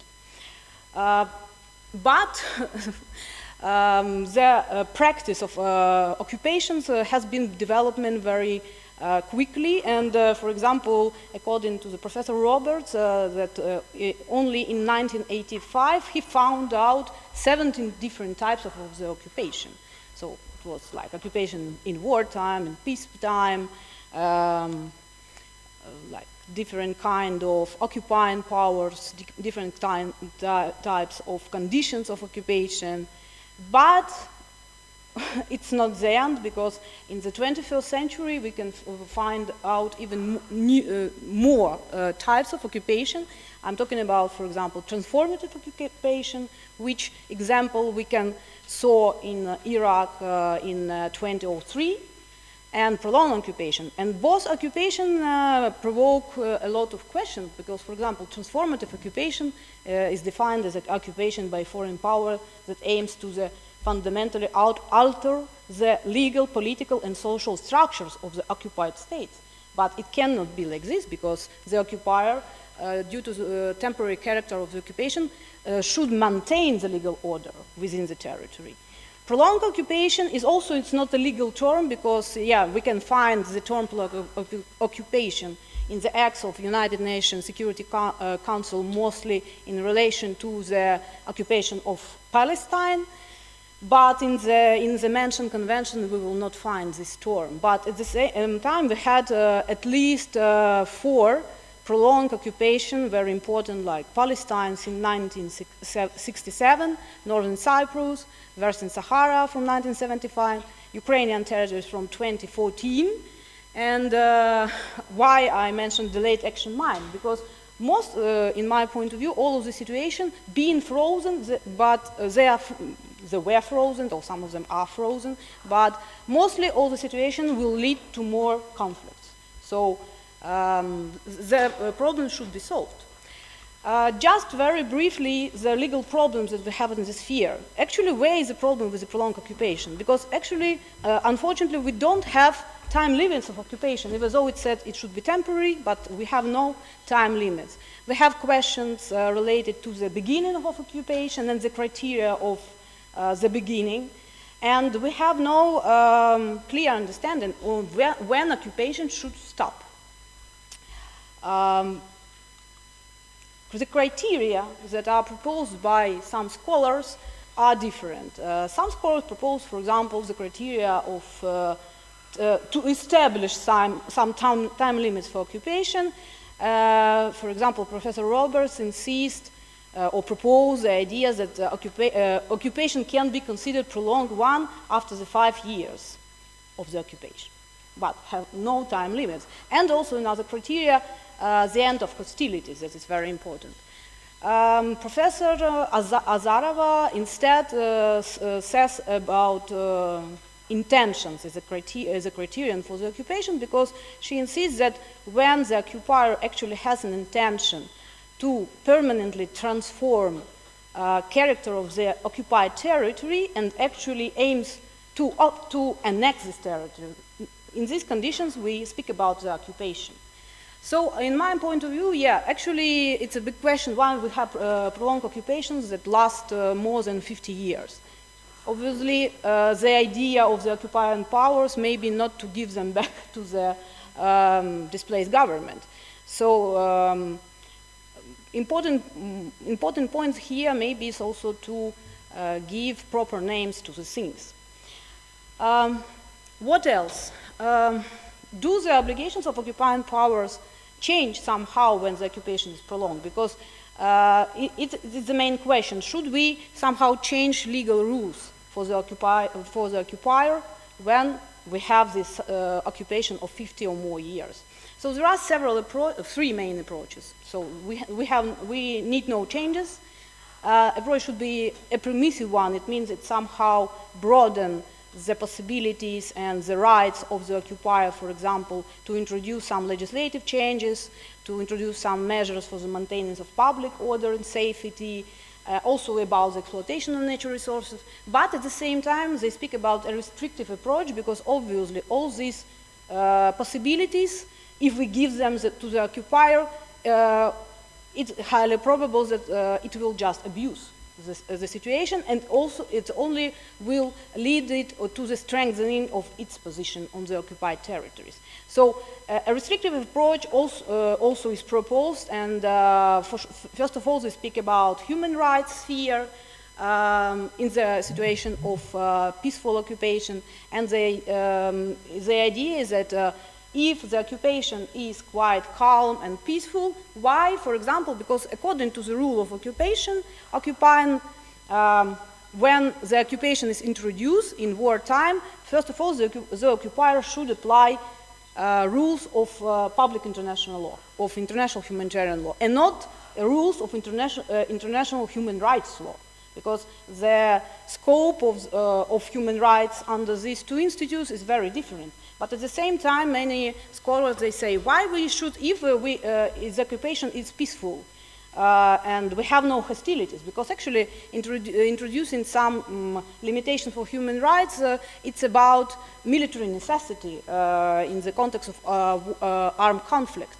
But why, if we have no hostilities, human rights should be limited? The question here arises about which kind of obligations should occupier use in this regard. It means, for example, the occupier means the state, is a party to some human rights convention. Should it apply these conventions and this obligation to the occupied territory and another aspect? Or maybe it should apply, because applies the laws and the conventions that were concluded by the displaced government before. Same approach can be... I'm sorry to intervene.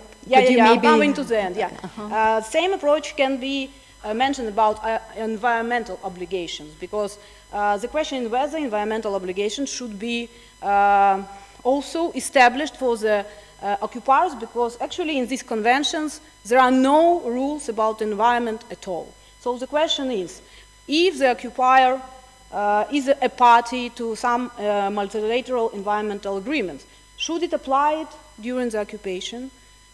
And the question whether it should apply the obligations of the USIT government as well. So maybe it would be useful to apply both of them. For example, just simple practical example, and I'm coming to the conclusion. For example, we have the Convention on Environmental Impact Assessment in a transboundary context, a SPU convention. And Ukraine is a party to this convention, but Russia is not. So, for example, if Russia realizes some important infrastructural projects on the occupied territory, should it, for example, apply and follow the obligations of Ukraine in this situation? It would be better, because if not, just neighboring countries will be with no consultations in this regard. For sure, responsibility of third states in this, responsibility to cooperate, to bring to an end, the responsibility not to recognize, that is also very, in my point of view, connected with the legal order of the European Union, because for sure this division, political, and even this legal erosion within the European Union can be connected with the further non-recognition of the occupation of Ukrainian territories. It's a very important aspect. So, for sure, we have more problems in this sphere.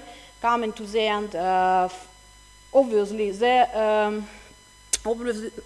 the changes should be introduced in the Institute of Law of Occupation in Public International Law.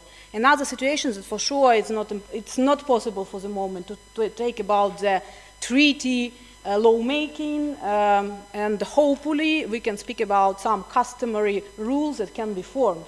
But anyway, I hope that in the future, when we come to the peace, the international community will be able to come to new compromise about the law, in general, rules of war, and the law of occupation in particular, because unfortunately the situation with occupation, we have them a lot, and many of them, unfortunately, in my point of view, will bring us to new problems. So thank you very much. Sorry. out of time. Thank you, Olena. If we have one very quick.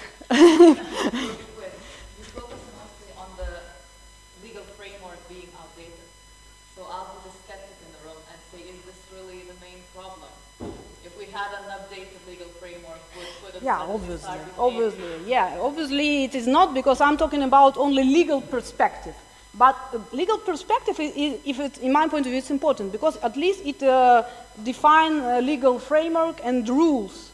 And the occupier can, because in many situations, for example, if we speak about the occupation of Gaza, Israel has been interpreting these undefined rules, because they are undefined, they are imperfect. But they have been interpreted in this way that it almost has given to this state rights to behave in this way. So more defined we have a legal framework, better for us. But for sure it's not enough. Thank you. Sorry. Okay, thank you very much. Yeah. Thank you.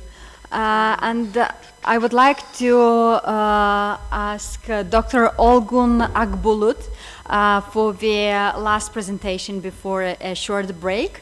Dr. Akbulut is a human rights and constitutional law scholar of Faculty of Law at Kadir Has University in Istanbul, Turkey. His research interests address human rights, minority rights, and comparative constitutional law. He was a postdoc visiting scholar at Harvard Law School and a doctoral researcher at the Raoul Wallenberg Institute of Human Rights and Humanitarian Law in Sweden. And the most recent, his published book is titled Historical Developments of Minority Rights. So the floor is yours. Thank you very much, Madam Chair. Thank you for those kind words. I'll do my best to limit myself within 15 minutes. I will ask you more questions more than providing answers. We don't have much time, so just have a quick start. These lines are from the Pierre-Henri Tait-Ghent, the French legal scholar who used to be also a Minister of Justice in France. He is known as one of the founding fathers of the European Court of Human Rights. I'm not going to read the lines because Professor Nussberger read them in the morning. So what is in those lines is what I wrote in here in red. In order to protect human rights in Europe, you need to have a European Court of Human Rights as a monitoring mechanism in order to interfere before everything turns upside down. And in order to stop another Hitler type of regime in Europe, you need this European Court of Human Rights. That was his idea. And today the question is, this is my first question, and that will be my last question as well, whether this machinery established in order to stop Hitler-like regimes to grow in Europe will be able to, today, stop populist governments or authoritarian regimes in Europe in order to protect democracy, rule of law, and human rights. And here is my list of issues that we can discuss in order to have a proper response to that. There are some issues in human rights protection in Europe. One of them is the technical one. That's the case law of the European Court of Human Rights. I will touch upon that soon. The second one is partly interpretative, partly political reason. Some countries are supporting the idea of subsidiarity of the European Court of Human Rights and large margin of appreciation to contracting states. And the third one will be political reasons. Some countries argue that the European Court of Human Rights should keep distance to the principle of non-refoulement because of this refugee crisis. Some countries, like UK, argue parliamentary sovereignty against international human rights monitoring. And there is a problem of execution of the judgments from the Human Rights Court. And I categorized some issues under the title of payments, but we will see whether the issue there is really payments or not. Here is the case law of the European Court of Human Rights. At the moment, this is a figure from January 2024, 68,000 cases pending before the European Court of Human Rights. Whether an international court will be able to deal with all of them is a question waiting. And unfortunately, just 3 countries, Turkey, Russia, and also Ukraine occupies most part of it. I mean, some argue in Strasbourg corridors that European Court of Human Rights turned into a Russia-Turkey-Ukraine court. There has been some solutions discussed and some implemented at Council of Europe level. The first solution was 1998 reform to the European Convention on Human Rights. They closed down the European Commission on Human Rights in order to continue with a single monitoring mechanism, which is called the court, in order to accelerate the process, but it didn't work. They also prepared protocol number 14, 15, and 16 in order to accelerate the process. Here are some suggestions the member countries made in those Council of Europe summits in Interlaken, Izmir, Brighton. And finally, they adopted reducing the application time from 6 months to 4. They put the principle of subsidiarity and the marginal appreciation within the text of the European Convention on Human Rights, and that's it. And in the Copenhagen meeting in 2018, the meeting was led by Denmark. The main argument in here was just to limit the jurisdiction of the European Court of Human Rights and try to get rid of it. Put more emphasis on subsidiarity principle. If the court receives too many cases from one country, maybe he should cooperate with the political figures in that country in order to send the cases all the way back, instead of deciding them on the merits. That was the main idea in the Danish view, which is also transferred into this Copenhagen Declaration. So we don't have much time, so I'm not going to read all of it. The other problem is the principle of non-refoulement. It's the basic principle in refugee law, enshrined here in 1951 UN Refugee Convention, which means that if there is a welfare or persecution of that person in his country of origin, you cannot send him back. As simple as that, because there is this principle of non-refoulement. And this basic principle of non-refoulement was also protected by European Court of Human Rights as of 1989, which started in the case of Soring versus UK. Soring was a German citizen living in US. One day he decided to kill his girlfriend's parents. They made themselves invited over a dinner at their place. After the dinner, they killed them. And he escaped the UK, and he was arrested in UK. Just before UK authorities were extraditing him back to US, he said, no, you can't do it. And the UK authorities asked why. He said, well, if you extradite me to the UK, to US, my human rights will be violated. Which human rights? Article 3 rights, Article 3 ECHR, prohibition of torture, prohibition of inhuman and degrading treatment and punishment, because I will be sentenced with death penalty. Not only being sentenced with death penalty, before the execution of the death penalty, there will be death row and it's unlimited time there. So that will be torture to me. In addition to that, he also argued that, well, there will be also problems with fair trial in US, and the European Court of Human Rights said, yes, you are right. If you are extradited to US by the UK authorities, it will be the responsibility of UK under the European Convention on Human Rights. That will be a violation of Article 6, fair trial rights, and also Article 3, prohibition of torture, prohibition of inhuman and degrading treatment and punishment. So he was not extradited at that moment, but later on. So the problem in here now, is there a fair trial, especially for the opposition in these countries? A couple of years ago, a Polish drug dealer ended up in Ireland, and when he was going to extradite it back to Poland, he said, you can't. Why? Because there is no independent judiciary in Poland anymore. And the Irish judge said, yes, it seems you are right. The case went to CJU, and the CJU says, yes, there is no independent judiciary in Poland, you can't send him back. Then the question is, how many drug dealers EU countries can host from these countries? How many opposition figures EU countries can host from these countries? Because there is no independent judiciary, right? You can prove that. So if no, what will you do? Because human rights law suggests that you can't send them back. Which way you will go? What about the Syrian refugee crisis? Then Danish authorities attacked the European Court of Human Rights because they didn't want to see any more Syrian refugees in their country. Because, again, back to the principle of non-refoulement, you cannot send the refugees back as long as you prove that the country of origin is safe at the moment. But the European countries should prove that in that case. Did they delve into proving it? No, they chose another way.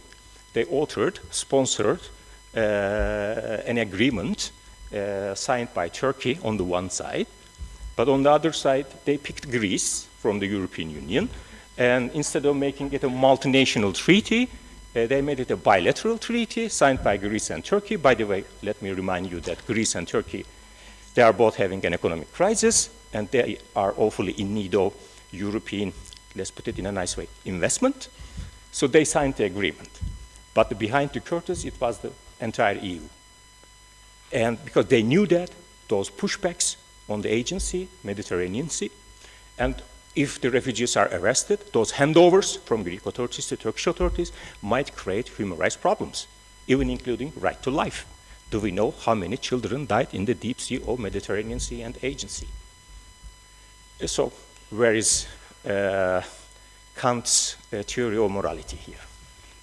And when it comes to Turkey and Greece, in return of investment, how they explain their situation under Kant's morality. Let's continue. Now we have the Brexiters. They argued that UK Parliament is very sovereign. That's the tradition in UK constitutional law. EU treaty is working as a conduit pie. We just signed this treaty, but since we signed the treaty, all the decisions from the EU side and also the judgments from the CJU all the way through this conduit pie arrives in UK, and our parliaments wouldn't have anything to say on it. So that's against the parliamentary sovereignty in UK. Well, you can argue the same thing for the European Convention on Human Rights. So you signed and ratified it. All the judgments decided by the European Court of Human Rights through this conduit pie will arrive UK, and you have to implement them, right? So they can withdraw from the European Convention on Human Rights with the same argument. Now imagine UK is withdrawing from the European Convention on Human Rights. How will you keep developing countries within the system? Plus, here are the list of some countries: Sweden, Denmark, Norway, Iceland, Germany, France, UK, Switzerland, Austria, Ireland. Do we know them as human rights champions? Yes, but they neither ratified nor signed Protocol 12 to the European Convention on Human Rights from 2000. And that protocol is about prohibition of discrimination. We're not talking about fourth, fifth, sixth generation of human rights. It's about discrimination. That protocol is simply expanding the scope of Article 14 ECHR, because in Article 14 ECHR, it's about prohibition of discrimination for the rights and freedoms recognized in the Convention, and this protocol expands and says prohibition of discrimination for the rights and freedoms recognized in law, no matter in the ECHR or in another law. And they said, no, no, no, we don't want it. There is another issue of execution of judgments of the European Court of Human Rights. At the moment, 10,000 cases pending before the Committee of Ministers for execution. These cases are decided by the European Court of Human Rights. The court transferred them into the Committee of Ministers. Committee of Ministers has an execution office, and execution office is dealing with the countries, responding states, in order to make these judgments executed at domestic level. And there are at the moment 10,000 cases. I'm not going to focus on all of them, but let's focus on Article 18 cases, because it's so important, and Article 18 cases might even poison the entire system at Council of Europe level. Why? This paragraph is from the preparatory works of the European Convention on Human Rights. The crux of Article 18 is the following. You cannot use your entire domestic legal system in order to oppress the opposition. As simple as that.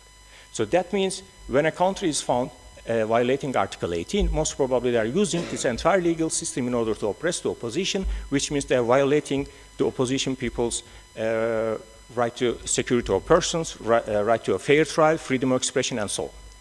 And here are the Article 18 cases. So far, European Court of Human Rights decided a violation of Article 18 in 27 cases in total, concerning 8 countries. And these countries are Russia, Ukraine, Azerbaijan, Georgia, Moldova. Turkey entered the Article 18 club as the 6th member, then Bulgaria followed, and Poland is the last country. As we heard from Renata today, maybe Slovakia is in the queue coming, maybe. We will see. So if you can't use the entire human rights protection system in order to stop these countries, and execute at least the judgments of the European Court of Human Rights in Article 18 cases, then how would you argue that the convention system is still alive? And the founding principles of the Council of Europe is rule of law, human rights, and pluralist democracy. And how will you stand for all these principles, even if you are not able to push the member states to even just execute Article 18 cases at domestic level? I categorize the issue in here as payments, but the issue is far more than paying your contribution to the budget of the Council of Europe. Council of Europe and the budget of the European Court of Human Rights comes from the member states' contribution, okay? The contributions are based on a formula that, it takes into account the population and the gross domestic product. And there are also 5 major contributors, big payers, it's called in Strasbourg. UK, Germany, France, Italy, and Russia used to be one. And the Russian contribution at that time was like 33 million annually, which is like 5% of the entire Council of Europe budget. When Russia annexed Crimea in April 2014, the Council of Europe decided to lift up the Russian parliamentarians' voting rights at the Council of Europe Parliamentary Assembly. And in return, Russia said, well, I'm not paying anything anymore. What would you expect? After the invasion of Crimea, these are the Russian attractions in Europe. They downed the MH17 in Donbass region, and about 300 people died, mainly Dutch citizens. Invasion of Donbass, military support to Assad regime in Syria, Russian interference in the US and Europe's elections, and attempt to kill the Skripals in the UK, etc. In response, in 2019, Council of Europe gave back voting rights to Russian parliamentarians. I think as a gift, right? So who punished whom? Who tolerated whom? The entire Council of Europe countries, except Ukraine, they tolerated all these Russian attractions in Europe, and they gave back their voting rights. And you know what happened afterwards. It seems like by this action, they proved that if a Council of Europe country occupies certain parts of another member country, that will be tolerated, unless it reaches to the level of total occupation. So unless a Council of Europe member country attempts to occupy the entire territory of another Council of Europe country, these are all tolerated. And the question here is, yes, the system was established in order to stop another Hitler-like regime, then is this regime is able to cope with populist governments or authoritarian regimes in Europe at the moment? I put that question into your consideration.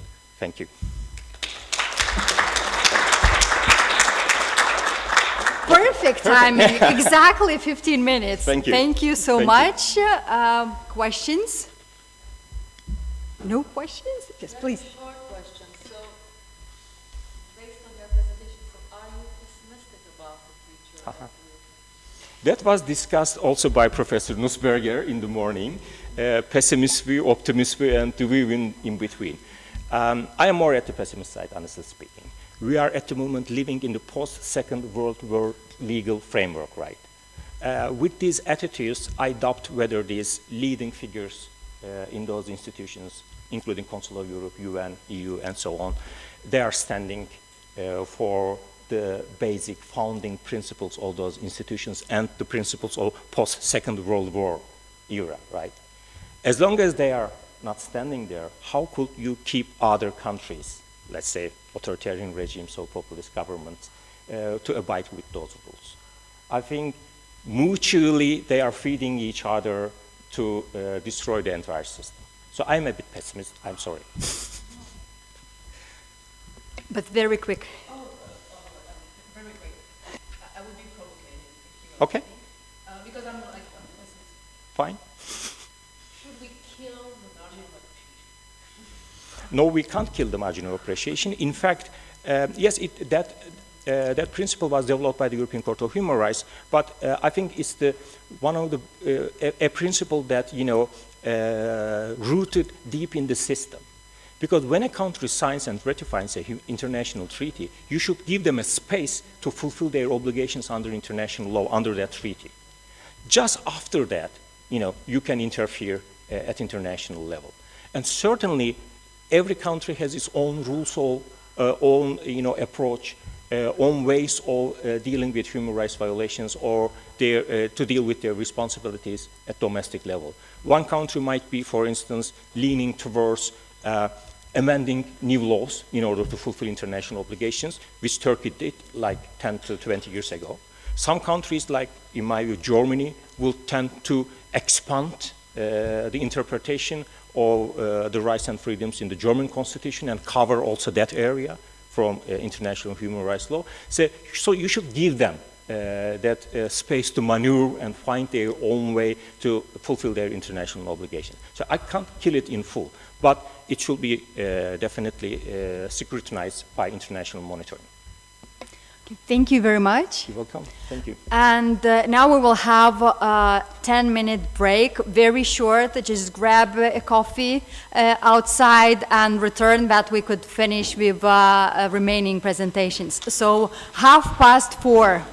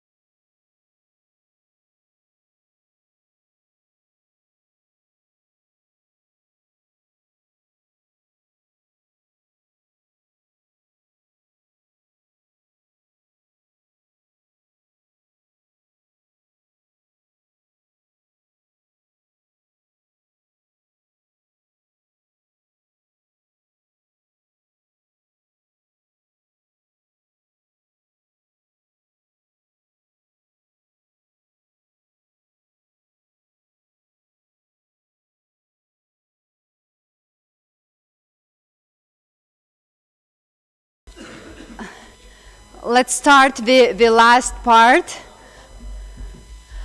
Thank you for the strongest who are still with us, online or on site. And we have the last part of the second panel, and we will start with the presentation on Europe's southern borders, challenges, risks, and security threats, delivered by Dr. Jesus Verdu Baeza, Professor of Public International Law at the University of Cadiz, Spain. He's also currently part of the rector's team as Director General of the Algeciras campus, author of more than 50 scientific publications. He has participated in academic activities in a number of foreign universities in Europe, Africa, and America, and his research interests are, on one hand, international environmental protection, and on the other hand, the legal and political problems of Europe's southern border, particularly in the area of the Strait of Gibraltar. So the floor is yours. Thank you, Nabil. If I have 15 minutes, I want some seconds to thank Professor Jusas Bachulas, if I pronounce well, and his team, and congratulate for this conference. My point is quite simple today. We have been talking about problems of security in Europe and problems related to the rule of law. Okay, we have a real severe threat in the East. Okay. But what about if we look at the south? Professor Olena has mentioned one case. Let's start with that case. Western Sahara, now pending in the Court of Justice of the European Union. You know that we Europeans are supporting a dictatorship that has committed genocide and has occupied a territory. And we are defending the occupation of this territory in the south. Yes, we European. We European. And now this proceeding before the Court of Justice is that small people of not more than 8,000 people, Sahrawis, are filing a case against the European Commission and the European Council saying, okay, you are breaking international law. And European Commission and European Council and countries such as Spain, France, and other countries are defending the occupation of a territory. The occupation of a territory? The use of natural resources by the power who occupies the territory. They are financing the country that is committing a genocide. Yes, that is Europe. That is the European Commission. That is the European Council. That's Europe. That's my country, Spain. So, my point today is that we have to look to the south. Because if we look to the south, we have some questions. The south is the Mediterranean, and in the Mediterranean there are some risks and some threats that I think we Europeans have to consider. This is the structure of my lecture. I'm going to try to be as quick as possible. The Mediterranean is our geographical boundary, and basically it's a boundary between two different worlds. This is a fracture with important social, cultural, political, economic, and religious implication and factors. But we have another frontier. Our frontier in the south is not only the Mediterranean or the northern countries of the Mediterranean basin. We have a frontier of the frontier in the Sahel area. And what happens in the Sahel area affects the north of Africa and affects directly Europe. That's why we will have to consider also this frontier. And the point here is The Mediterranean, the Strait of Gibraltar, where I live, has been for centuries, for millennia, a bridge of culture, a bridge of values. And now it's a barrier. And my question is the barrier also for European values? Our European values, stop in this frontier? And we don't care at all what happens behind the frontiers? When we have a huge problem related to migration. So European law, European values, the rule of law is applied in our frontiers. Our frontiers are part of us. Or we don't want to know what happens in our frontiers. That's a question. 2 continents, 2 worlds. We have economic borders, political borders, social, cultural, and religious boundaries. I'm not going to enter into this point. Simply, I want to highlight some ideas. In my paper, I will have the opportunity to extend this idea. It's a border of instability. Weak structure that can barely cope with severe economic and social problems. Okay, an area that is, sorry if I'm going very quickly, I'm not perhaps stopping in all details, particularly hit by the consequences of climate change, and with profound political crisis. At that point, perhaps I'm going to stop and not to skip very quickly. Because in those countries I mentioned, Mali, Niger, Burkina Faso, where Europe has been there, above all French, colonial territories, natural resources, uranium, etc. France is not anymore, we are not anymore there. Who are there? Russia. Who are there? Jihadist extremist group. So, we have Russia just there. We have to consider, directly or indirectly, through direct troops there, or through the mercenaries like partner group. Not many of my students, even we have had the opportunity to discuss here with some students, simply didn't know that Russia was also there in our deep south. So, and Russia is clearly aware that this region has a potential destabilization effect towards Europe, especially through different leverage, like the control of migration flows or the control of authoritarian regimes. And of course, the problem of jihadist groups that are throughout all this area.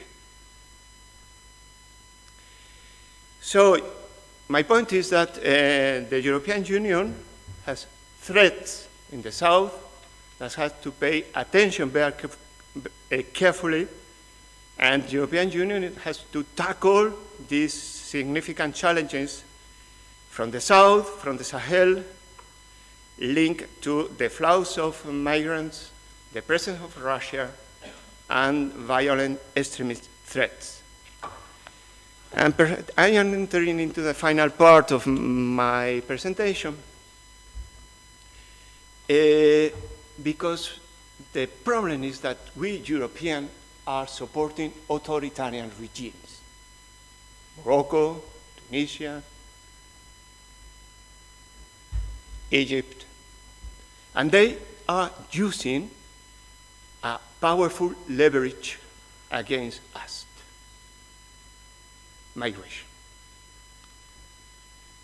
Because all African routes converge in the center, before Libya, Tunisia to Italy, or Malta, Italy in the western part.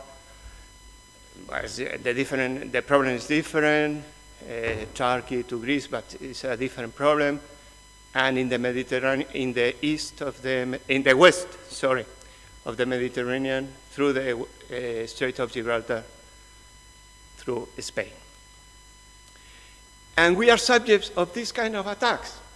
For instance, Spain was attacked using hybrid method by Morocco in relation to the problem of the Western Sahara, using migration as a weapon, using minors, non-accompanied minors. And we have another situation that I don't want to enter in Algeria, in Tunisia, in Libya, in Egypt. And what are the European authorities, what are the Spanish authorities doing regarding this problem of migration? Well, the option has been to externalize the control, to give the tools of control to Morocco, to give the control to Tunisia, to give the control to Egypt. That's quite dangerous. And for me, it's a complete mistake. It's a mistake. And we can approach this mistake from different angles. From human rights perspective, we have a lot of things to discuss about human rights related to this decision. But let's focus on security. Let's focus on security. Is Europe secure in the south when we have given authoritarian and corrupt regimes the key of the use of migration flows towards Europe? And they use clearly as a weapon against us? Okay, so my final ideas, I'm very sorry if perhaps I wanted to be very rapid and don't follow strictly my presentation, is that we have to consider, to think about the situation. We have in the south a major hotspot of future conflicts. We have the presence of Russia in the region. We have security risk linked to our very dangerous and mistaken decision of ceding the control to authoritarian regimes. We haven't learned any lesson about Putin. What are the consequences of supporting Putin during years? What will be the consequences of supporting corrupt authoritarian regimes in the south? We will suffer in the future, I'm very sure, and where European security will be at risk, and our values as a community in Europe is at stake. So thank you for your attention. Ačiū.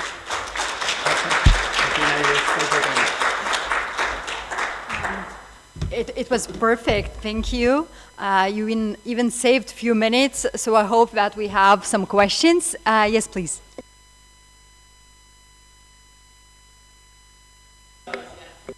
It's this one, I think. Hello? Yeah. It's me. So the broad question that I wanted to ask, so what do you think is the solution? That's one question. The more concrete one, to illustrate maybe that question is, well, first of all, I think that your talk really highlights the most complex and sensitive issue that the EU as an organization is facing today, because it is using threat to security to justify gross human rights violations of refugees and migrants through the pushback policies and externalization of migration management.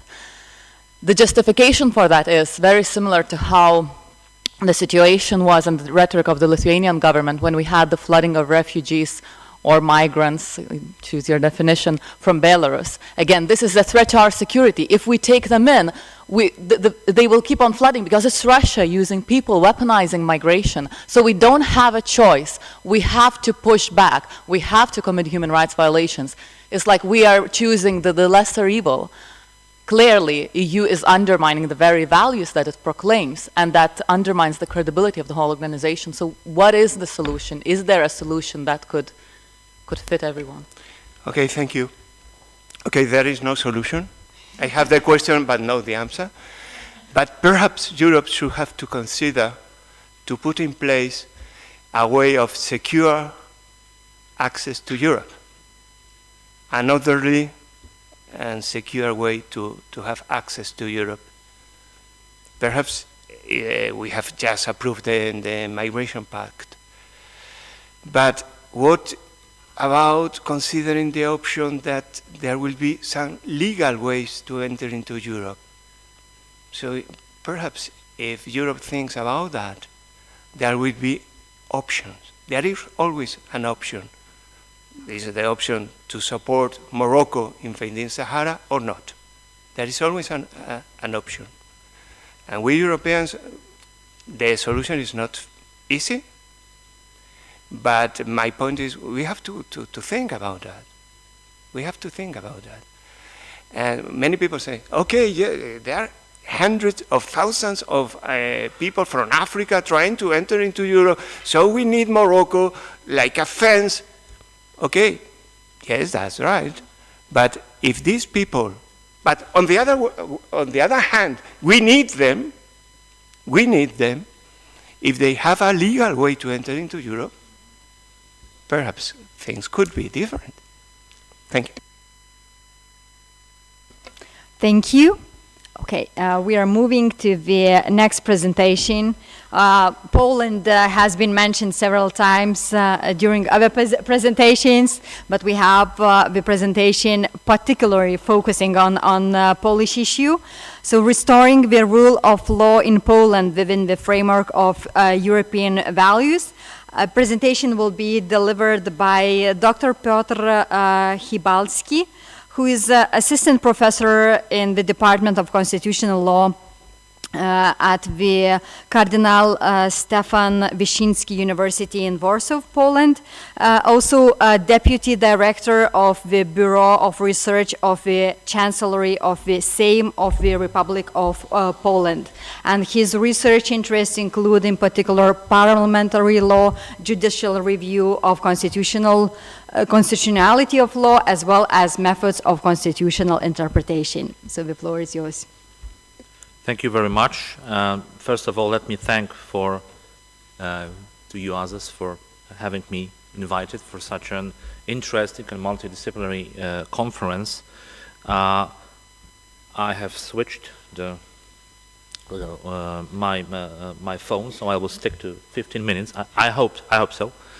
That might be problematic because I'm going to talk about a very complex issue that is eroding the rule of law in Poland and attempts to reverse the process.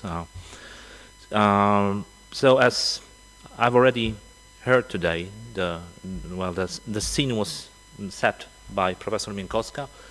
I will try to talk about going back instead of backsliding, but before I start to talk about going back from the dark side to the bright side of the force, I will have to say a few words about the erosion of the rule of law. As I am a lawyer, I think I will concentrate mostly on legal issues, but I'm also, of course, open to any questions, provided I'll be able to answer them. The most important, let's say, preliminary problem is that we talk about erosion of rule of law in Poland between 2015 and 2023.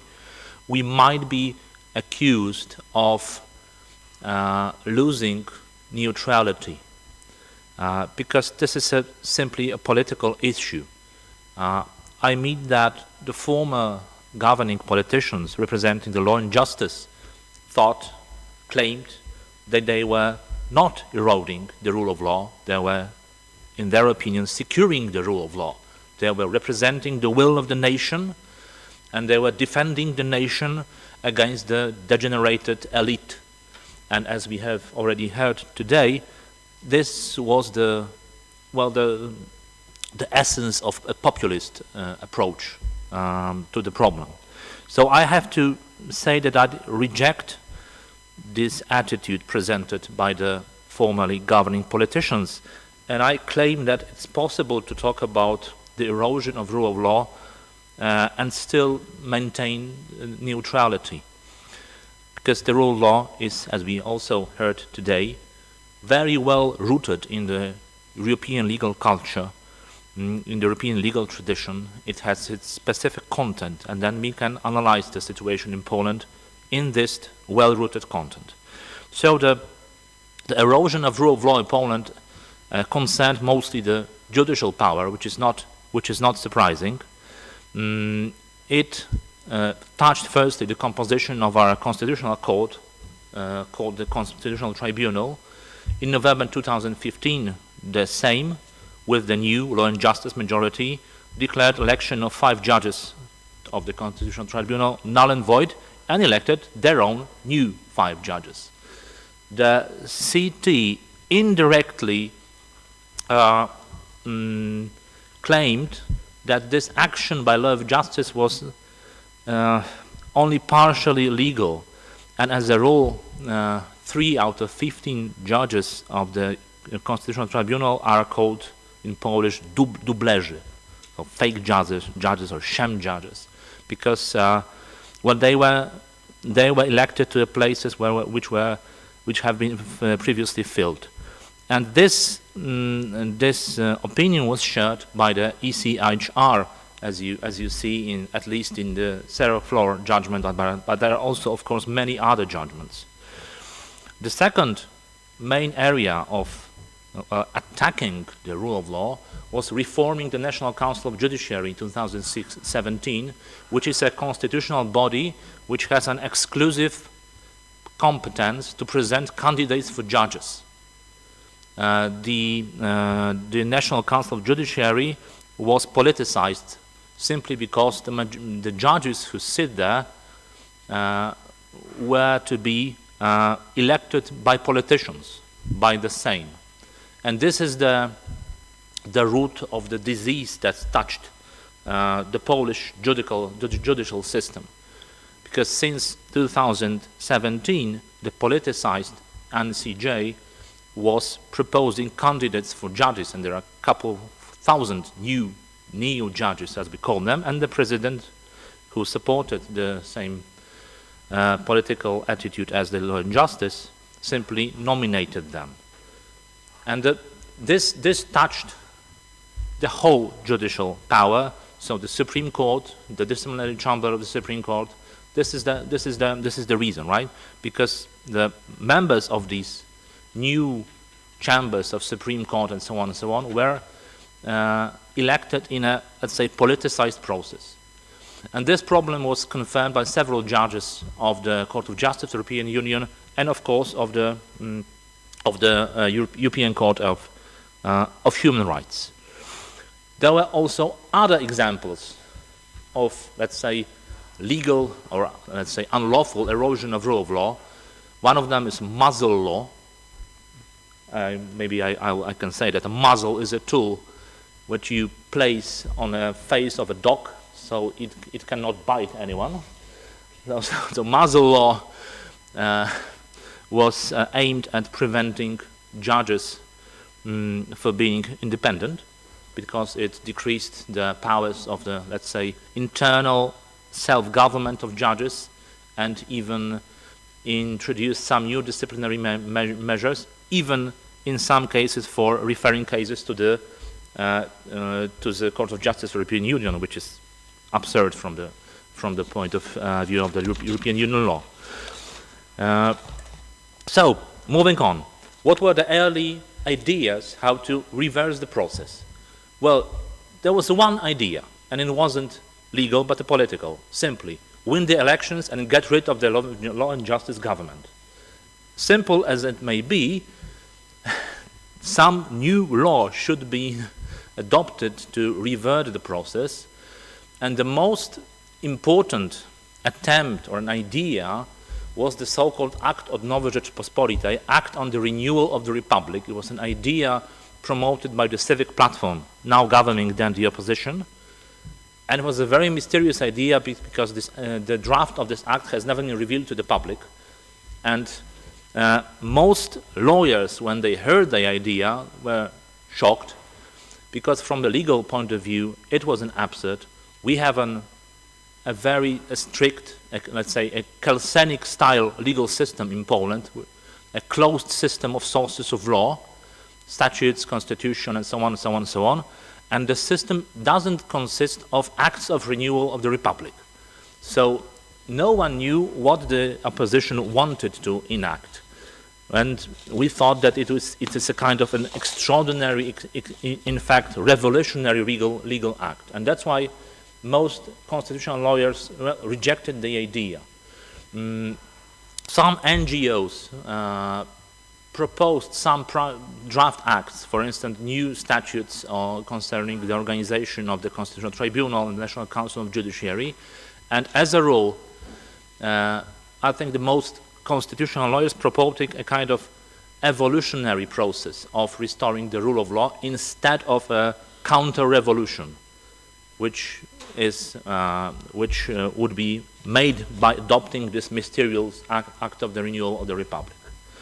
So, on 15th October 2023, something unexpected happened.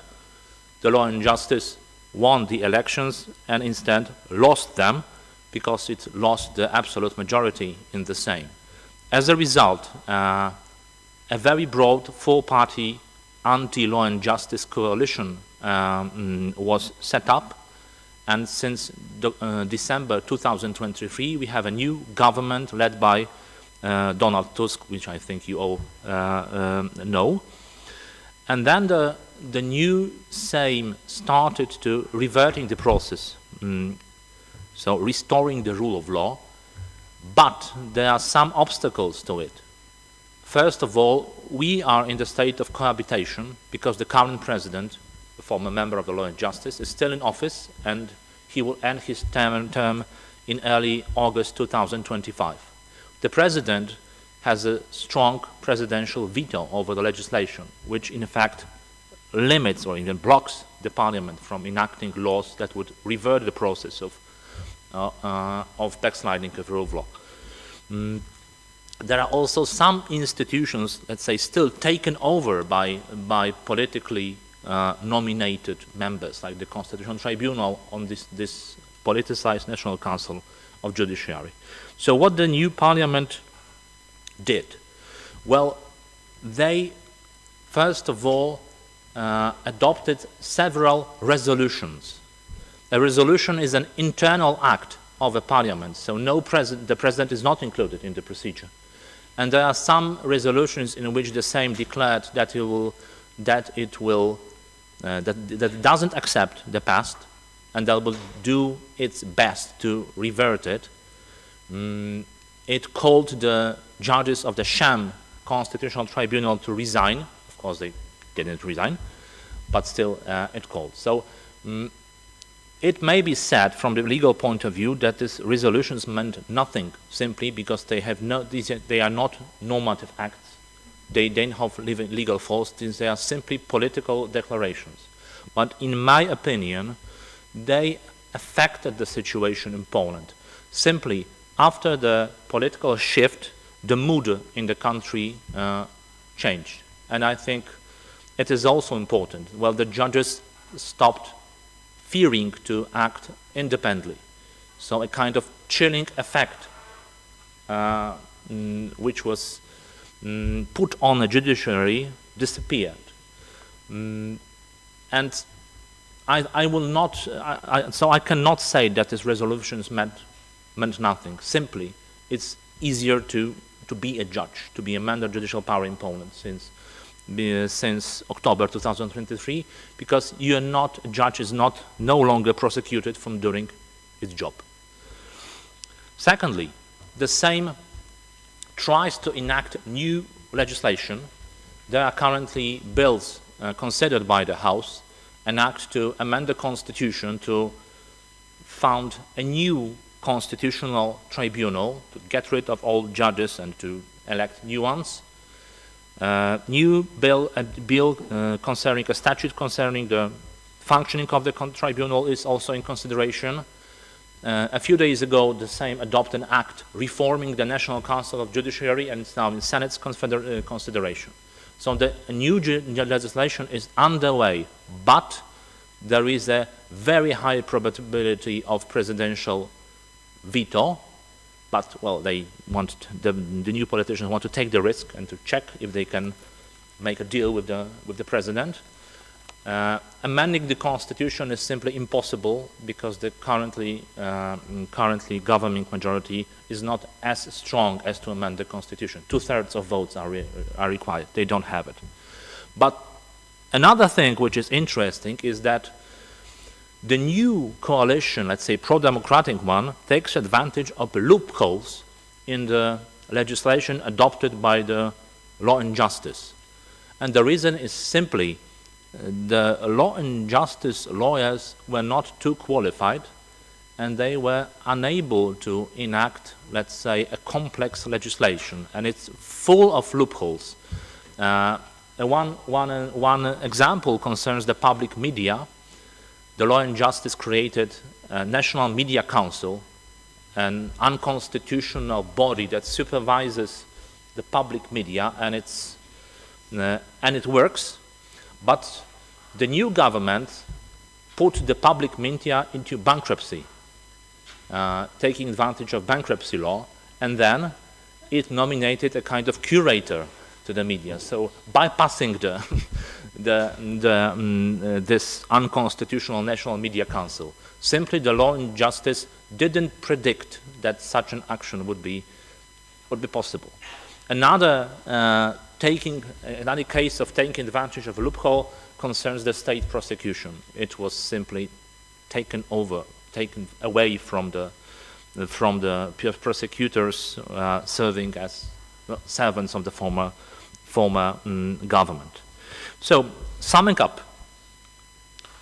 the basic question is, can the rule of law be restored with the use of revolutionary methods? So, in other words, when referring to the Star Wars vocabulary, can you go back from the dark side to the bright side of the Force with the use of dark side methods? I think not, because when you use the dark side methods, you are still on the dark side. And the Polish case, I think, proves that the process of restoring the rule of law should be evolutionary, should be slow, and that may be controversial, but I'm happy that we have cohabitation in Poland, because there is no possibility of turning the restoration of rule of law into a mere revenge. Still, the process might accelerate if the new president, which will take the office in 14 months, will have a different political, well, let's say, attitude than the current one. Still, the Law and Justice politicians claim that the current situation is a coup d'etat, it's against the nation, and so on and so on. I think it's rather obvious. So a final word, which is personal. Well, besides working at the university, I've been working for the Parliamentary Research Department for almost 18 years, and the years between 2016 and 2023 were very difficult in our department. Well, I've been mobbed very often, and I can say when I saw the results of elections of 15 October 2023, I simply started to breathe. And that's, I think, the most important thing that happened in Poland. Thank you very much. Thank you very much that you shared not only theoretical or legal perspective, but your personal as well, which is very interesting. Do we have a question? Yes, please.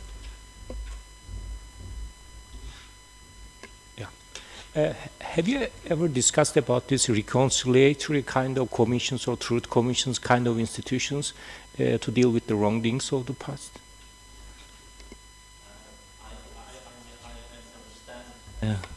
that you refer to a South African Desmond Tutu commission.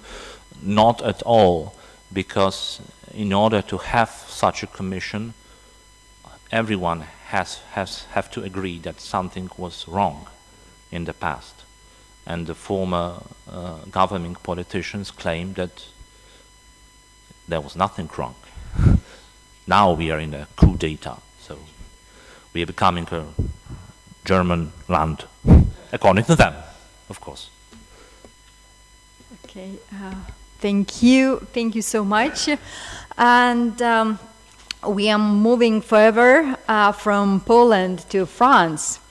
France's endless cycle of state of emergency laws reflecting on its normalization and the decline of human rights.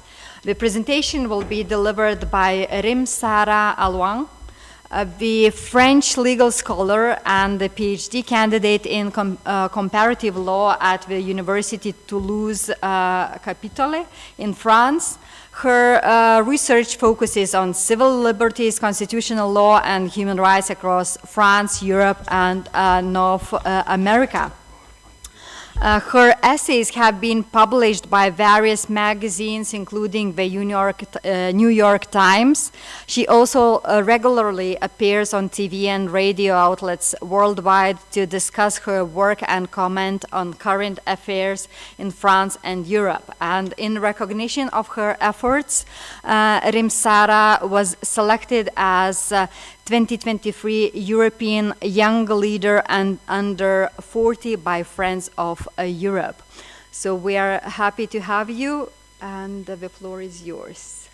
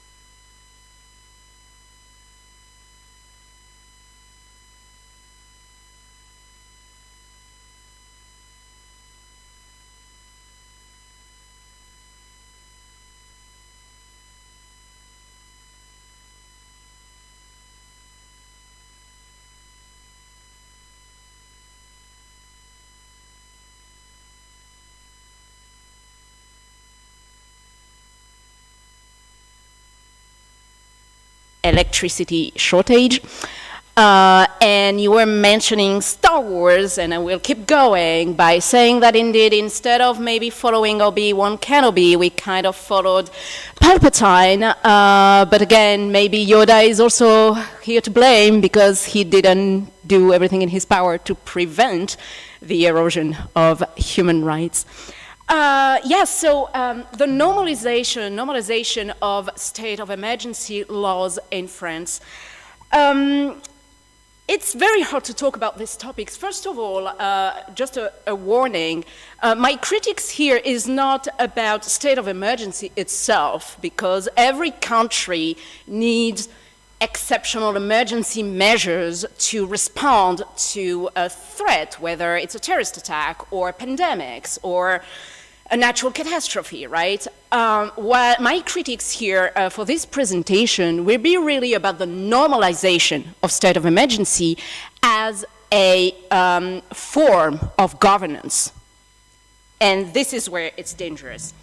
So on the night of November 2015, France declared a state of emergency after a horrific terrorist attack my country has faced. reviving a legal framework that has deep historical ties to France's colonial past, and I will come back to that in a second. And this recent application of emergency measures were increased time after time, so during terrorist attacks, but also during mass protests, and more recently with the COVID-19 pandemics. And that suggests that we are invoking state of emergency beyond the traditional threats, and to the point that the expansion of the notion of public order kind of, sort of, impacted human rights and freedom and civil liberties. So real quick, we go back in time. As you probably know, France used to be a colonial power. And one of its main colony, I mean, of course, as you know, we never change, so the news are here. Colonialism is not a good thing, okay? And everything you see today when it comes to security measures, when it comes to France, well, the lab was really Algeria. This country in North Africa, in between Morocco and Tunisia, so in the Maghreb region, was colonized. It was a brutal colonization by France. And long story short, when Algerians started to seek their independence, so the War of Independence started, and amidst a very deep, terrible war that started, the French Parliament enacted a very important piece of legislation, the law of 1995 on state of emergency, which basically allowed administrative authority to increase surveillance, to restrict individual liberties, including movement, including assembly and press freedom, and just rights in general against Algerian people and all the people who supported their freedom and decolonization. And yeah, any coincidence of today's events is not exactly a coincidence. So this is how state of emergency emerged in 1955, at least in modern France. So state of emergency is intimately linked to France's colonial past.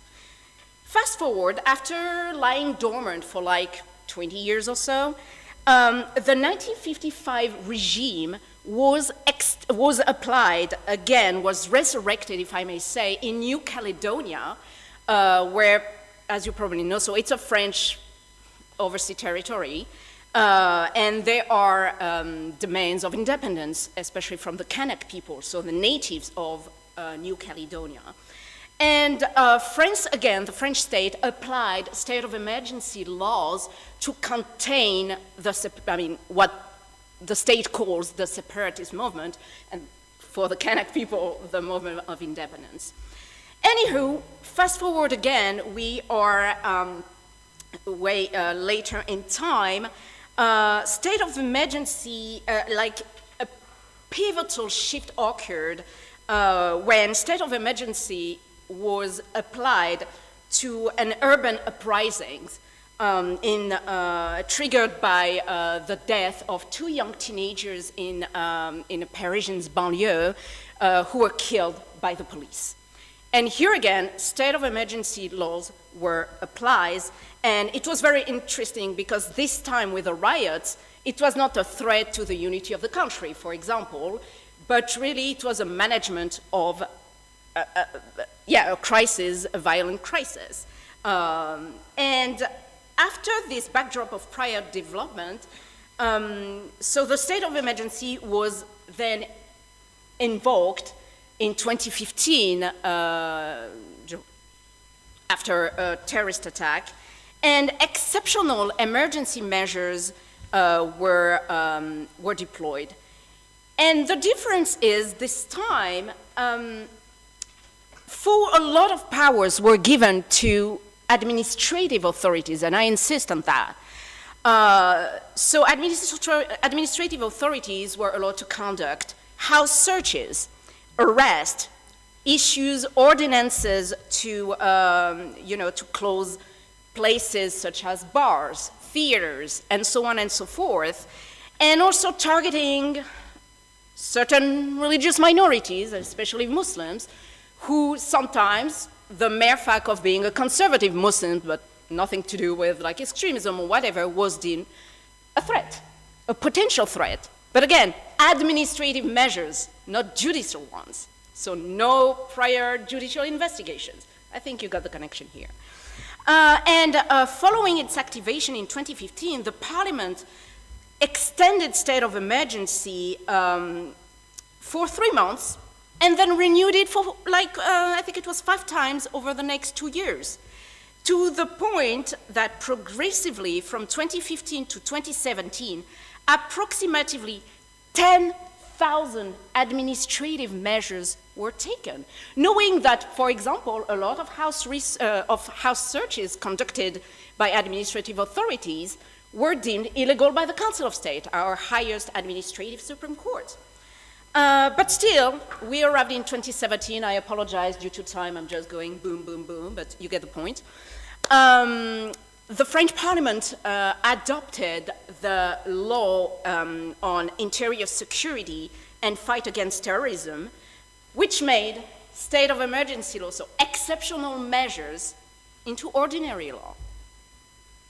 This is where the danger appears. Because now, public order can be really anything that the state decides. And that's why sometimes I have a problem with the notion of evil, because sometimes who decides, of course, sometimes it's obvious, obviously, but sometimes when the state targets a certain group because of their religion, origin, ethnicity, political activism, they are the evil we need to fight, right? So I think it's quite tricky. And fast forward after targeting this one group, as you can imagine, other groups were targeted because, one group is always it's like lab rats. You test, you see what works, what does not, and then you increase, and then it's people that the government wants to tame, if I may say, to remain polite. A research was conducted where it was revealed that 775 court decisions stemming from challenges to the 1955 Act-based administrative actions revealed that another group was targeted, political activists, of course. And many of them faced restrictions, house searches, and of course, ban on demonstrations. And as you know, we French like to demonstrate, okay? We have a thing with that. You will see that more and more demonstrations, which has nothing to do with terrorism or whatsoever, but like environment activists, demonstrations.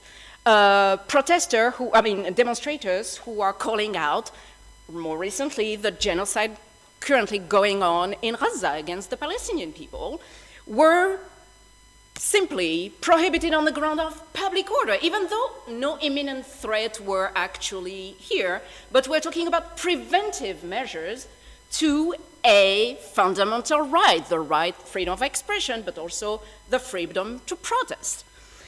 And in 2015, like another example, during the COP21, public authorities also tried to restrict it and prohibit the demonstration, even though, again, no threats were deemed. And in 2017, and you can go read it, Amnesty International released a report documenting and condemning those individual and collective restrictions. So, from a qualitative perspective, we should be worried. We should be extremely worried, especially when administrative policy measures are preemptive, triggered by what is called a potential threat, and without requiring the commission of actual offense. And for instance, this can include local ordinances restricting assembly, like I just said, on a perceived dangers. However, and this is the important point, judicial measures, as you know, are punitive and apply to individuals who are effectively committing a crime under the penal code. State of emergency measures, and I really insist on that, fall under administrative measures and administrative jurisdictions, meaning actions like house arrest taken against individuals and groups are not under judicial investigation. And that also means that since administrative actions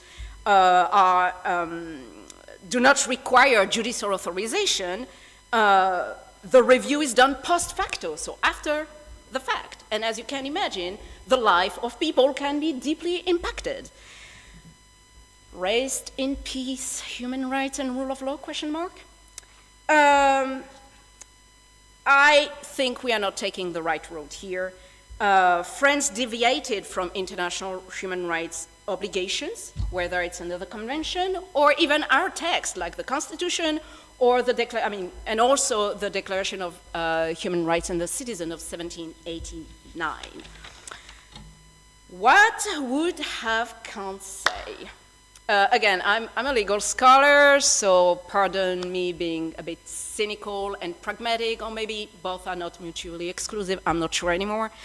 But the trend, and those are my concluding remarks, of governance under a state of emergency clearly underscore an erosion of human rights. And when it comes to drawing upon Immanuel Kant's philosophy, and particularly his emphasis on the importance of respecting human dignity and upholding universal moral principles, those issues highlighted in the context of emergency measures and human rights violations resonates deeply. And this erosion clearly challenges Kant's notion of treating humanity as an end to itself. And we need to come back to the basics. We need to come back to the basics and respect human rights and the rule of law, yes, even in times of crisis. And I would even say, especially in time of crisis. Otherwise, I mean, what is the point of calling ourselves the free world? We love to give lectures to others. You're not respecting human rights, boo-hoo, we are going. But maybe it's time also to clean our house before, it would be nice. And yes, and I will stop with that, what is the point of calling ourselves the free world if at home we keep tearing down freedoms and the rule of law? And I would say, what's the point of human rights? Thank you. I'm sorry if I... Thank you very much. Perfect timing and great points. Do we have questions? No questions? Okay, then, yes, please. So, are you with us in the Pessimist Club now? That's a very good question. Cynical, pessimist, clearly, but also pragmatic. We have seen how history works. And usually this type of behavior does not sit well in history books. But again, it sounds like we keep repeating the cycle. My hope is that I feel like people now have more access to information, education as well. So I want to believe in the next generation. Because I think they, everything we are trying to restrict, the more you try to restrict, the more people try to learn. And that's what gives me hope. But yeah, right now I'm a pragmatic, pessimist, optimistic person. I don't know if I answered your question. Thank you. And I would like to invite Asta Benetytė to give her speech on the interplay of freedom of expression of judges, legal interpretation, and democracy. Asta is a PhD in law candidate and a lecturer of the Institute of Public Law at the Law School of Mykolas Romeris University. Her research focuses on the issues of legal reasoning, interpretation of law, and legal theory. And she is also a legal advisor in criminal law at the Supreme Court of Lithuania and a member of the advisory groups at the Research Council of Lithuania. Asta, the floor is yours. Thank you, Dovile. And first of all, I would like to thank Juozas for having trust in me to close this conference with such prominent speakers, with such valuable insights. So, why is freedom of expression of judges in the context of their duty to interpret the law an increasingly relevant topic which I have chosen to elaborate on today?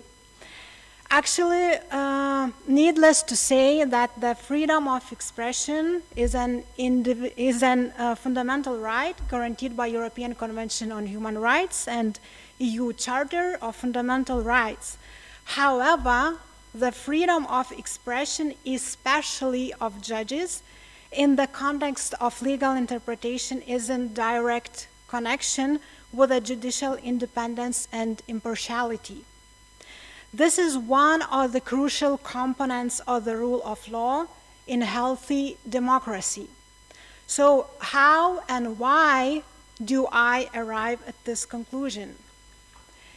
Judges speak primarily through their decision by applying law and interpreting it and thus impacting the society. Actually, that is in fact essential to their work. The judge's task is to give an unbiased and independent judgment in every single case in order to safeguard the rule of law. If the judiciary is not allowed to exercise its right of freedom of expression, its independence is often also affected. Due to this, the judge's ability to interpret the law in a way that safeguards such significant and important values as the rule of law and fundamental rights is at the risk as well. The non-independent judiciary gives an interpretation to the legislation which does not accord with the best constructive interpretation within the aforementioned values, actually. If the courts are beholden to the political branch of government, they may well interpret the boundaries of lawful authority in an over-expansive manner, thereby legitimizing legislative or executive action that ought to be annulled. In the recent decade, we are witnessing an unprecedented decline in the rule of law.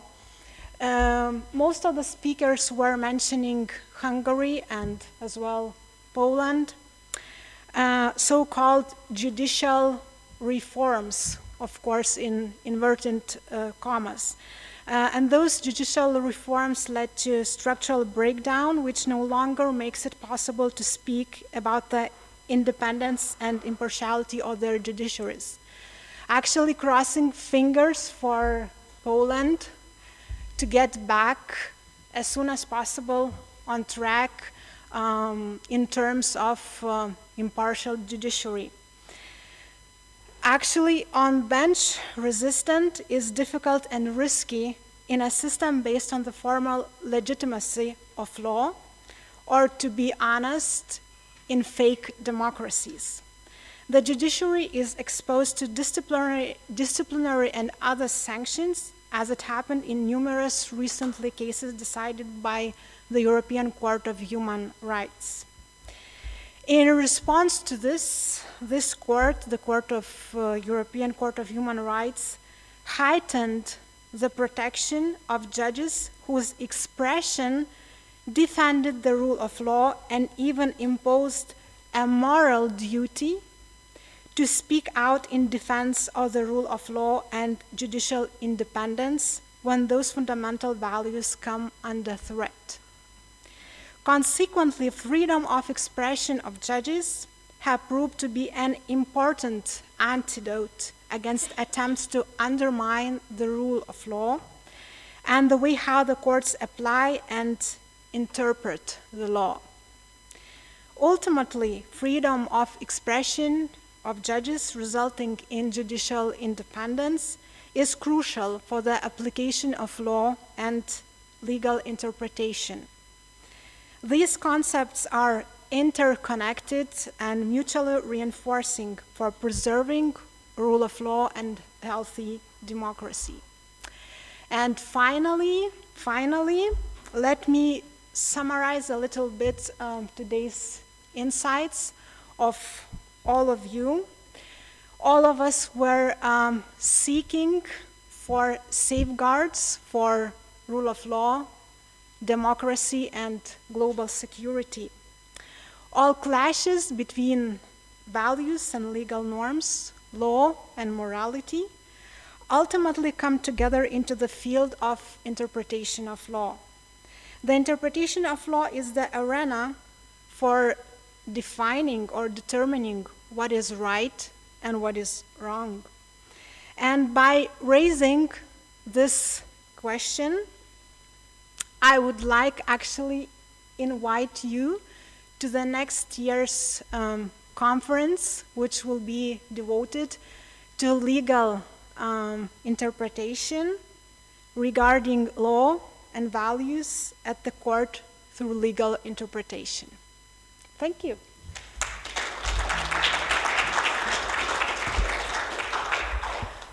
Thank you very much, Asta, not only for your presentation, but for the announcement, and we are happy to once again to announce that we will continue this tradition of the conference, and we will have another one next year. So I would like to thank all the speakers for interesting questions which were raised during the presentations. I would like, of course, to thank USS and all the other organizers, all the students who helped, who were involved.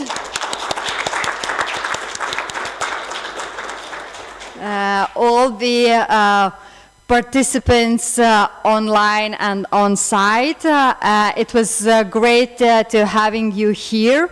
Also, the results of the conference will be evident in the conference book, which should be published until the end of the year. So I think that some questions which were raised were really interesting, but we could not, or the speakers could not elaborate on them a lot in deep. So if you are interested, follow the announcements and you will be able to deepen the knowledge and to check the articles written by our honored speakers. So thank you once again and hope to see you next year.